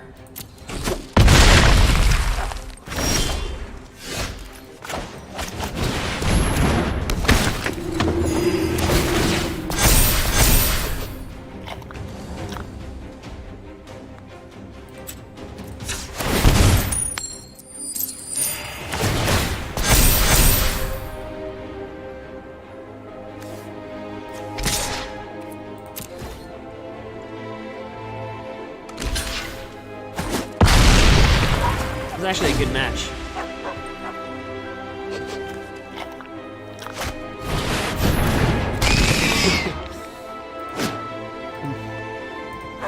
So whenever he plays a swamp, he does 2 damage to any target and gain 2 life.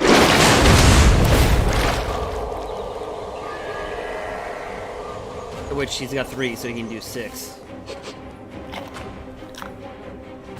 Pretty cool.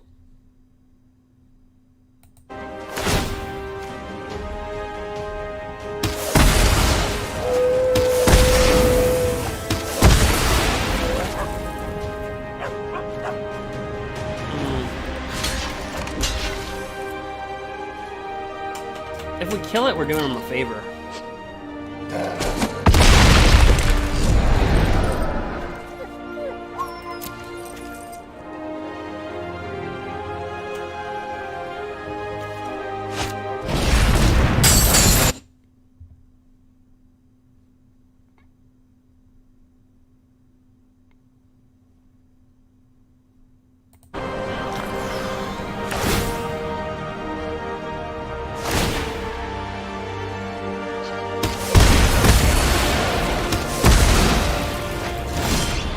just destroying all our guys.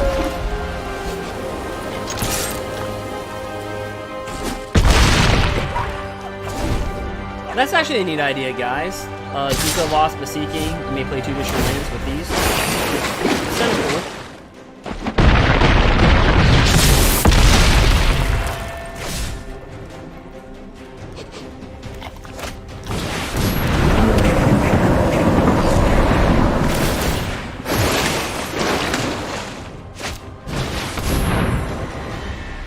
If I had a board wipe, I would kind of kill ourselves.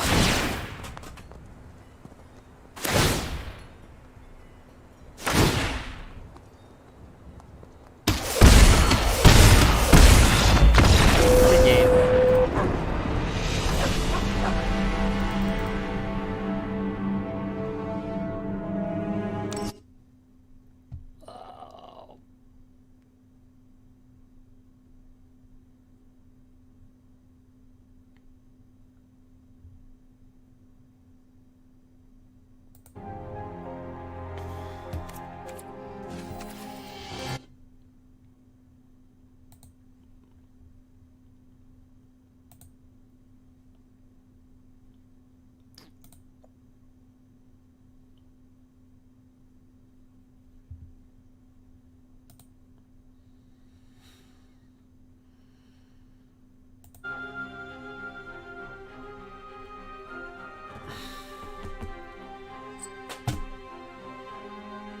Tutor in the Grafdigger's Cage. Yeah, I would like to play that, No, you're right. Well, it's not meant to be super competitive. It's meant to, like, help you guys just... Because if, like, I watered down the deck.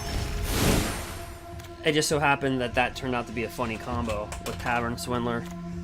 But I mean, I originally had Sorin in here, and I just thought, well, that's going to be a little bit too strong. Sorin, target creature you control gains Death Touch and Lifelink until end of turn, and then you may sacrifice a vampire. When you do, it deals 3 damage. You gain 3 life. You may put a vampire card from your hand onto the battlefield. I mean, that's what I originally had in the deck, was Sorin, but I watered it down.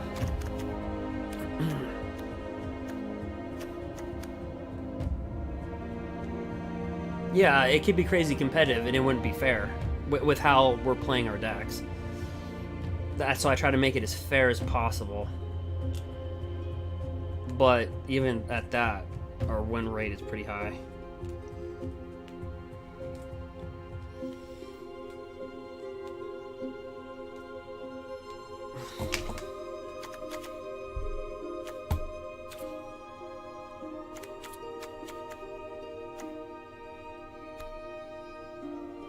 I just think it's funny that we win by flipping a coin. You gain 6, and then you deal 6. And then we win with rogues. Like, we actually milled an opponent with rogues.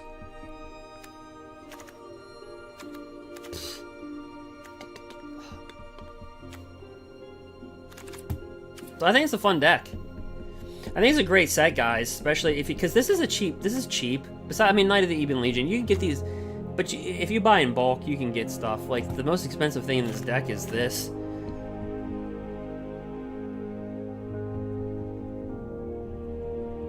I mean, honestly, there's half this deck: M20, M21, M20, M21. You know, Ikoria, M20, M21, M21. I mean, Sorin's not, that's not, and these aren't, but most of the deck is M20, M21. Yeah, it's just, like I said, I didn't want to put Sorin in here because I just thought it'd just be too much. Like, it's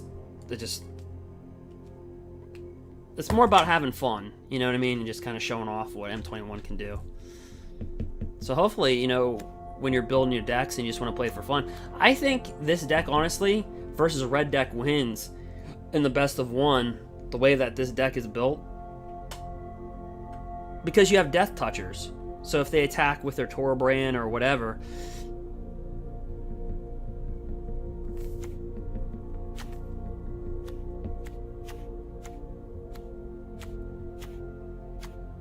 The only advantage is if they're playing with embercleave, then that's kind of harsh. It depends on what type of red deck wins are they. If they're a red deck like Cavalcade Calamity, I think this would beat it. But if it's like one with like the more of the embercleave, Annex, and Torbrand, then I think this would lose.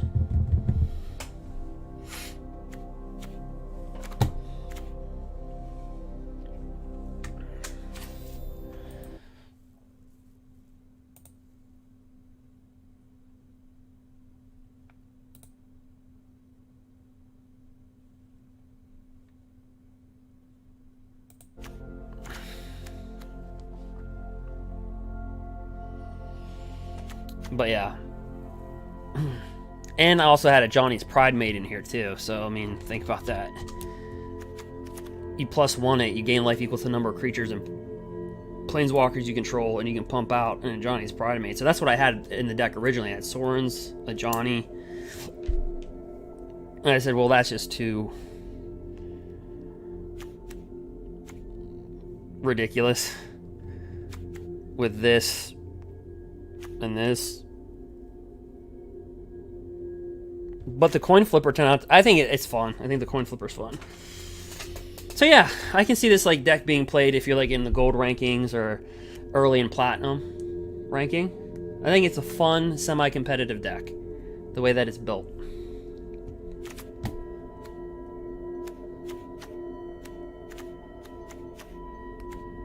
Because you'll have fun with it.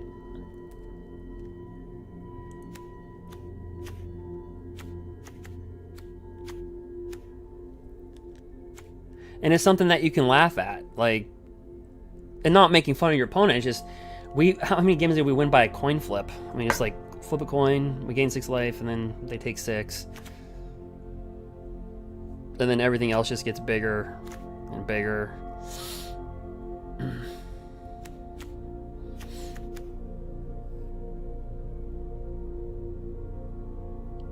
They did? They put off the Revenge of the Veto? Yeah, I knew that was going to be a thing.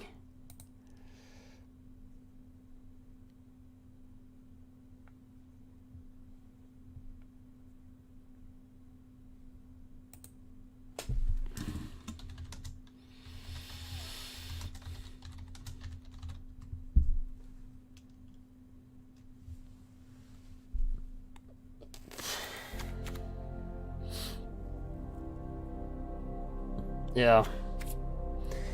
So why don't we do this? Why don't we... Because what do you want to do? We have like 5 hours left. Because what's going to happen, guys, is I'm going to tell you the schedule for tomorrow. Wizards is going to go on a little bit of a break tomorrow on the release because they have to reset everything. You know what I mean? They have to do maintenance. They have to like put the cards in circulation so everybody like can get them. So everybody's booster packs can be, you know, just everything can just be more streamlined, like more efficient. So we got 5 hours. I've had 3 coffees today. So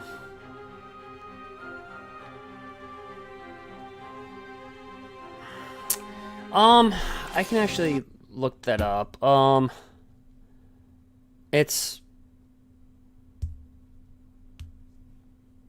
I think it's just for it's for a couple hours. I don't know exactly.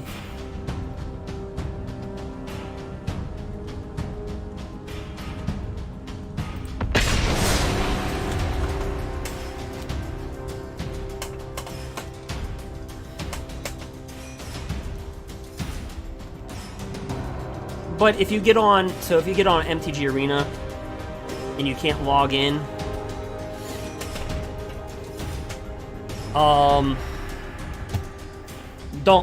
don't like panic. Just come back in a couple hours. Like I think it's like maybe like 2 hours or 3 hours it's gonna be down.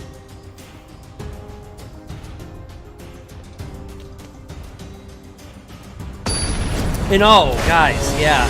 Another thing too is I can't show you this because I'd have to go to my other my account. I'm logged into Wizards account.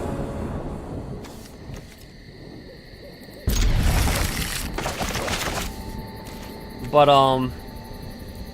if you're gonna make a move on like any of the booster packs they offer on Arena or anything like that, I would, because you might get locked. You're gonna get, you know, today's the last day, and you might get locked out before you can do that.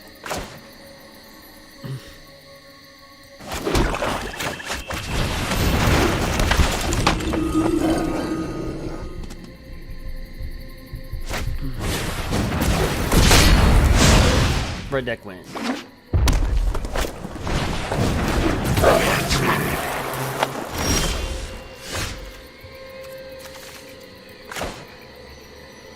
Well,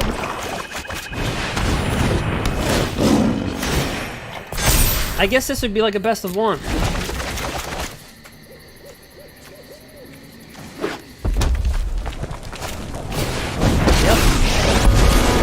Hey, don't start any fires without me. We can do this together.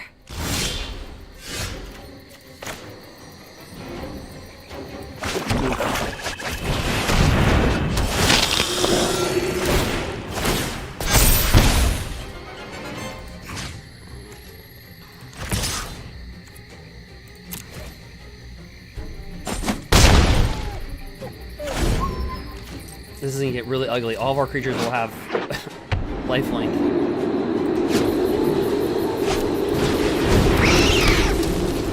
If a source deals combat non-combat damage to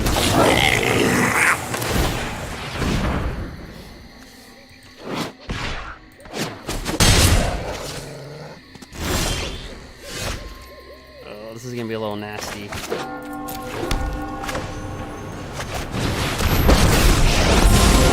I will have revenge for House Markov. I abhor my blood.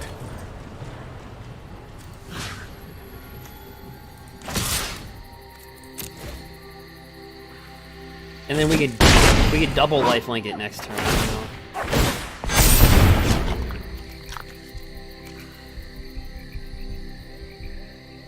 Oh, this beats mono red. Oh, they're so cute.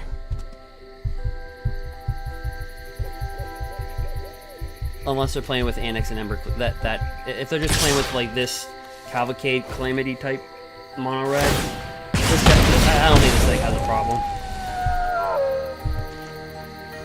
I mean, we can just eat all the damage.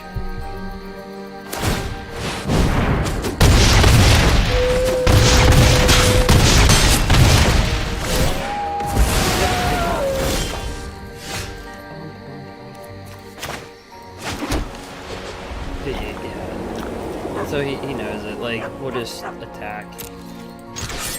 And we won't drag it out.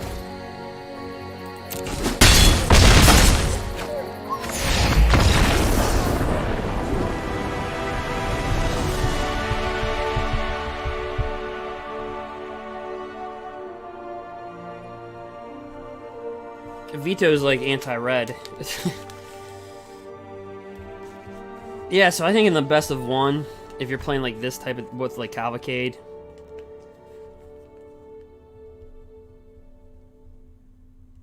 this for sure will be better.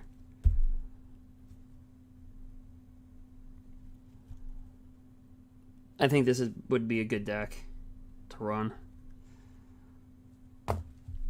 Yep. Well, we just gain so much life, and then when we gain life, we deal damage to them. So it's like we're doing two things. Like before, you just gain life, but you weren't dealing damage to them. Now we're gaining life. So it's kind of like we're gaining life, and then we're kind of almost like Tor branding them at the same time.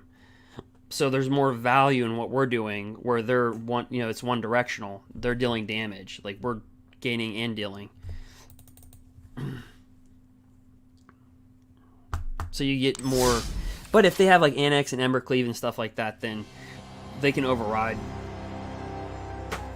So I don't think that's going to be a good matchup.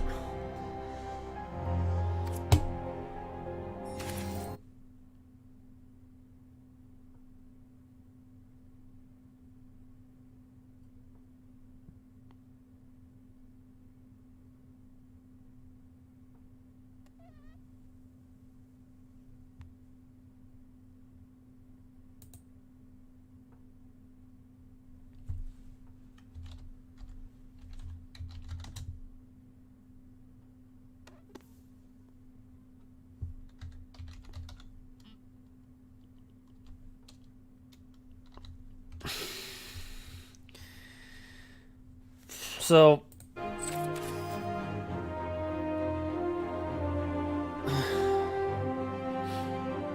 let me, how about this? Why don't we do this?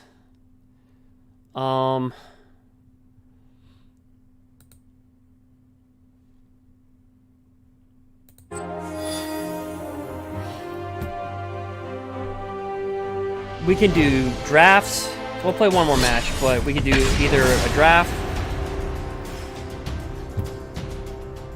If we do draft, I'm not going to do sealed because I think that takes a little bit too long.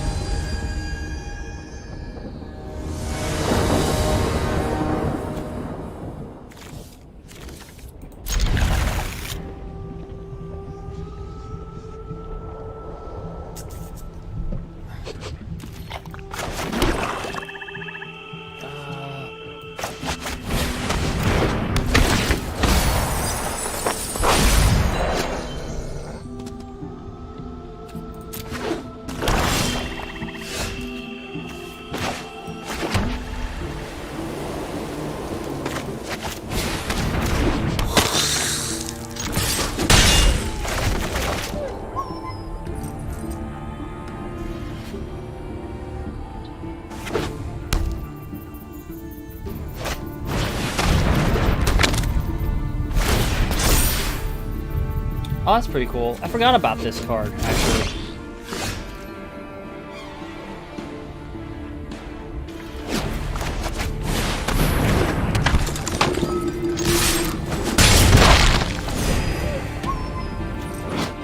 Put a page counter on tome, put a page counter, draw a card. That's pretty cool.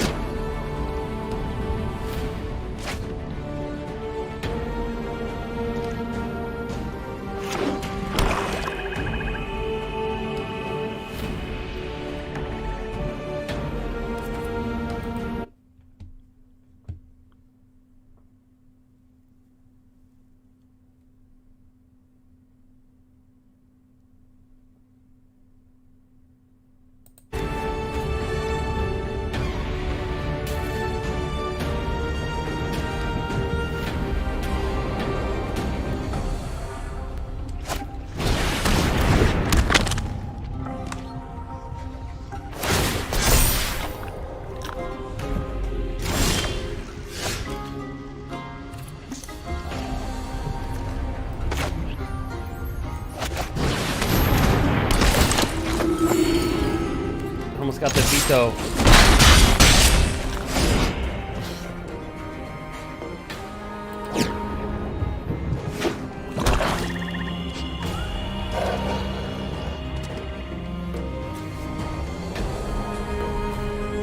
Veto Thorn of the Dusk Rose.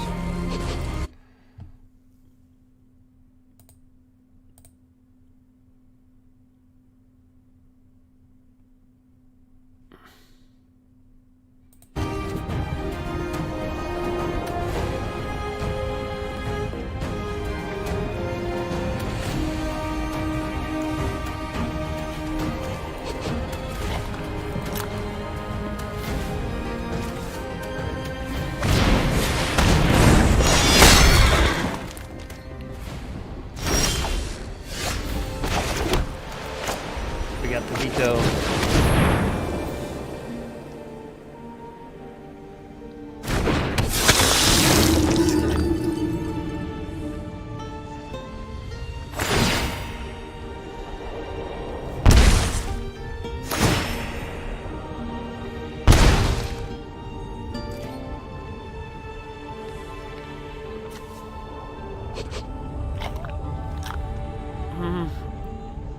I'm not gonna attack with this yet. Bring this guy.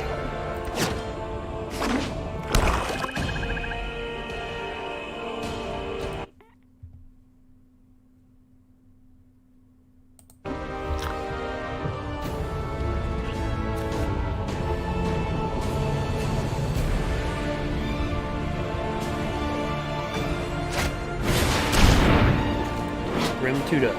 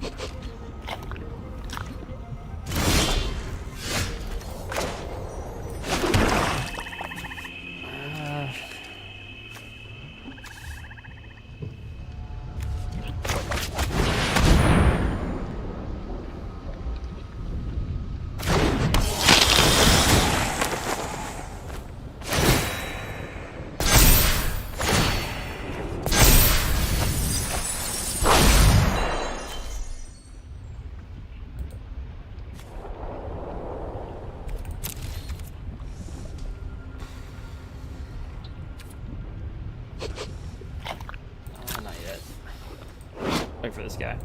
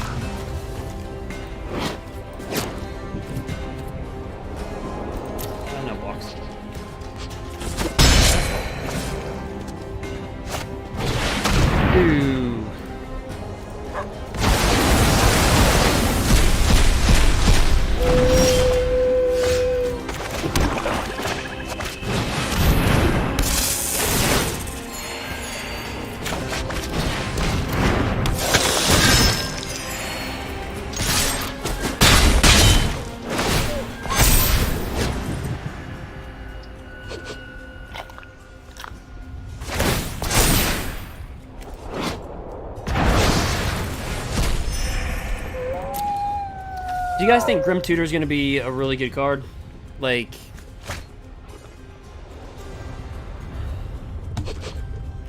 because,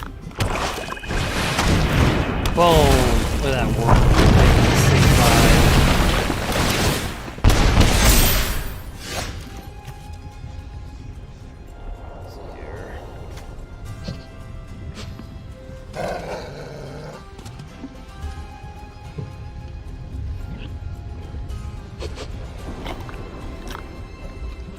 Just come within 6.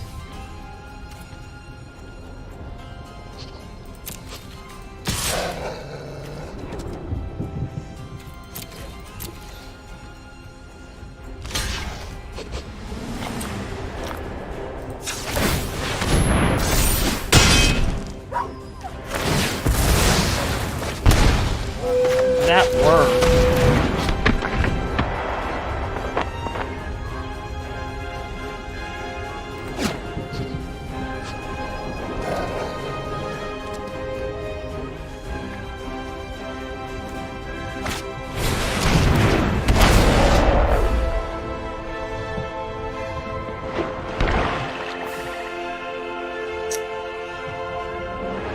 So you may search your library for a basic landing card, put that card on the battlefield tap, then shuffle your library. If it dies, and draw a card.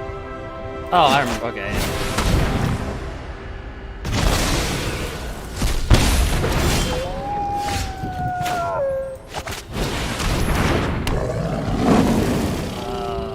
We'll flip.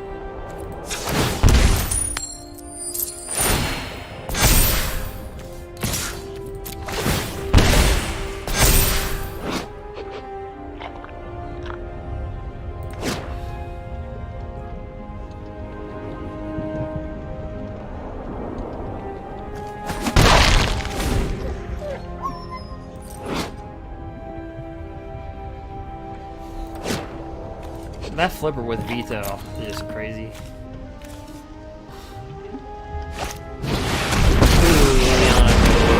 I require servants. Your corpse will volunteer.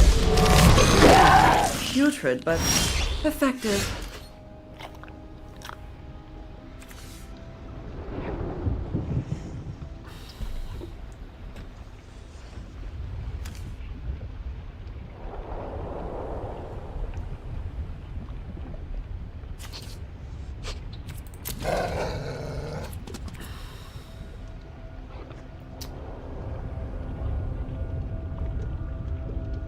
So here's the thing, if I attack with this, he can double block, and then -2 this.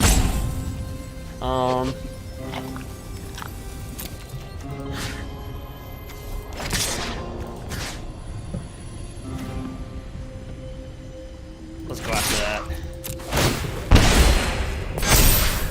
Remember, a death toucher kills. Whenever you control a creature with death touch, if it touches that planeswalker, you're dead.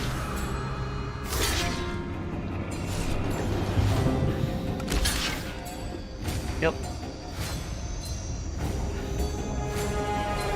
Probably should attack with that.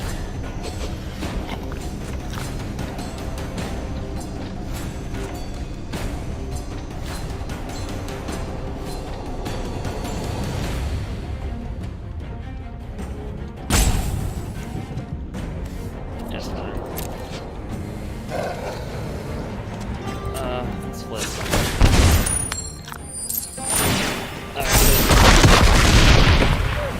So that's how it is.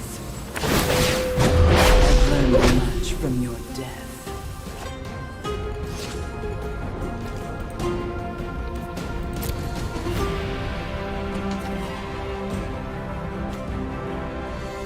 Let's wait. He might board wipe or something.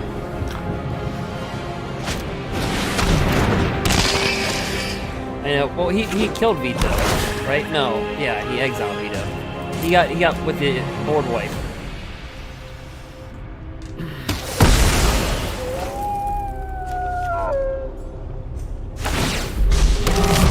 Smelly, but effective.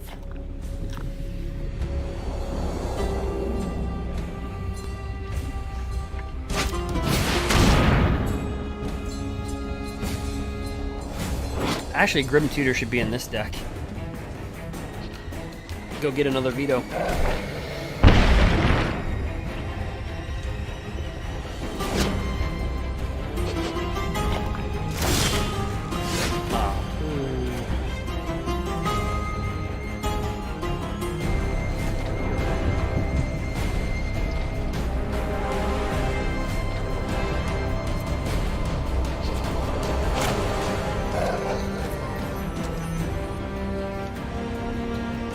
Yeah, I would go get Vito from Revival, but yeah.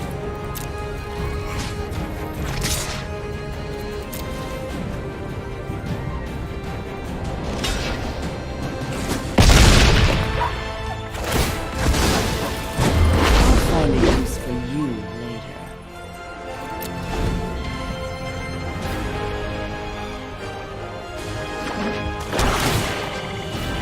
You'll kill this too.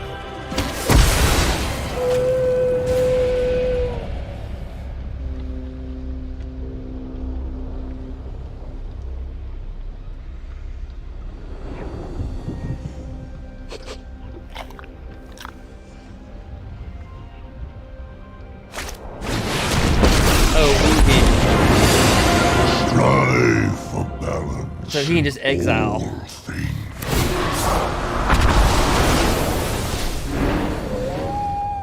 All creation can be Good, mindless minion.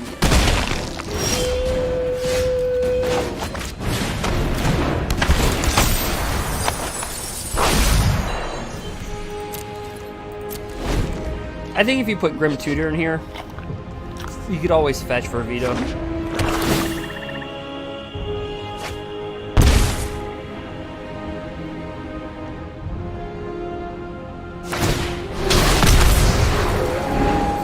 my flames burn.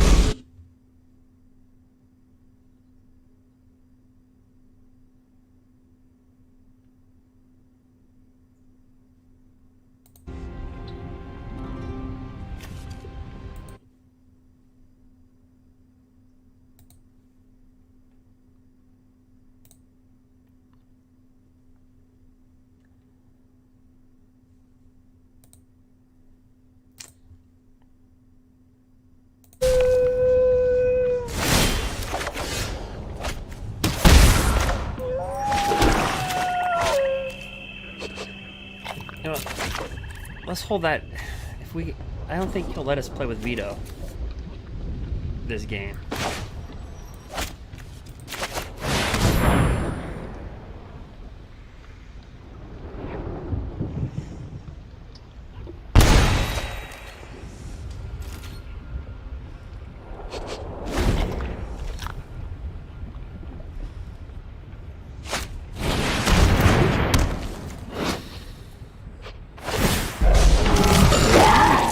Looks like a fun new toy.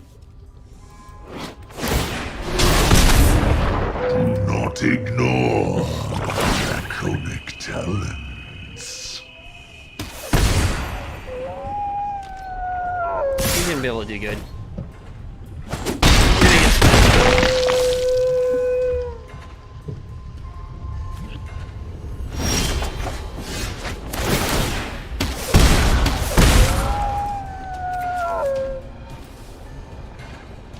He exiled Vito, right? Yeah.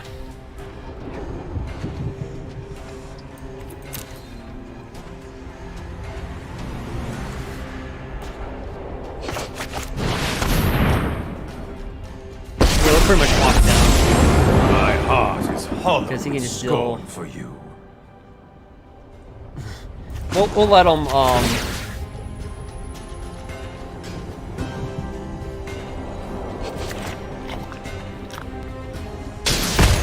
The weak feed the strong. Your efforts will not. we'll let him ultimate this. He'll +2 this. And then the turn after that, he'll neg 10 it. So, we'll just let him do that.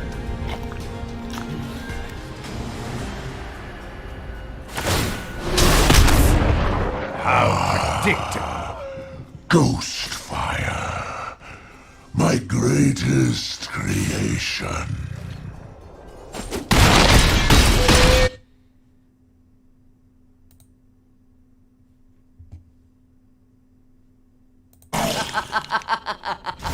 Right. Oh, there's Vito.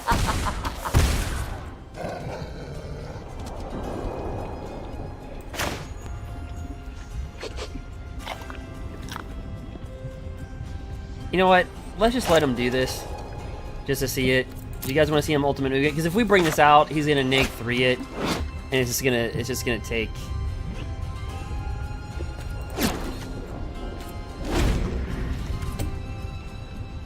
I just want to see him ultimate. Do it. There we go.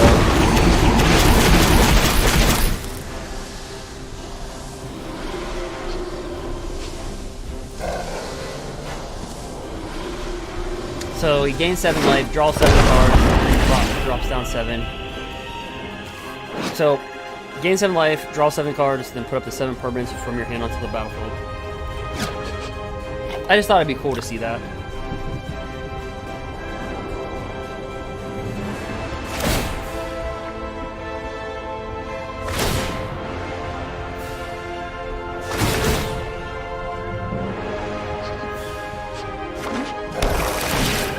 That's kind of cool.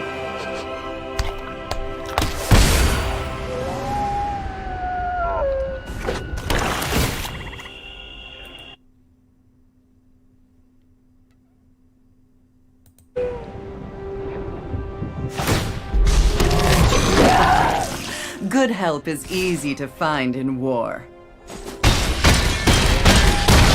Good game.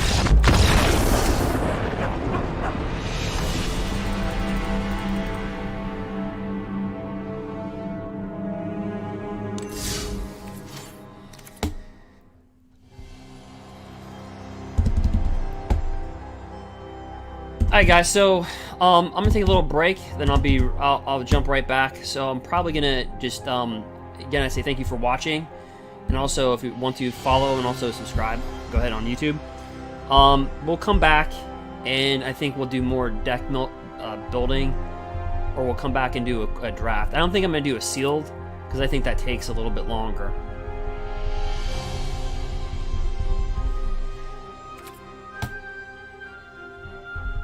So I think that's what we're going to do. So again, thanks for Wizards for the invite. And again, we're using a previews account with Wizards, so for early access. And then maybe we'll go ahead and craft some decks. What do you guys think? You want to craft or draft?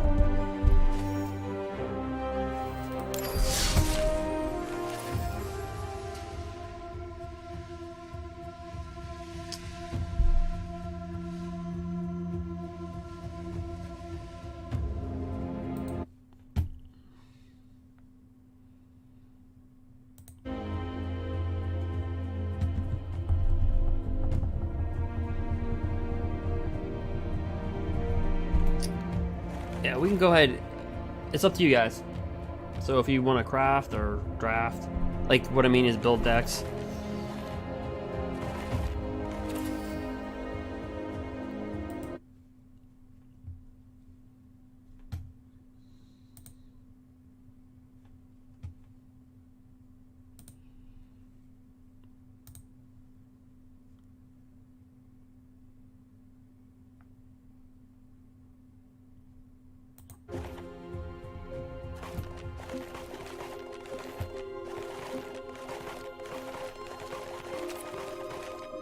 But alright guys, so I'll be back with another video. So I'll just take like a little bit of a break here and we'll be back.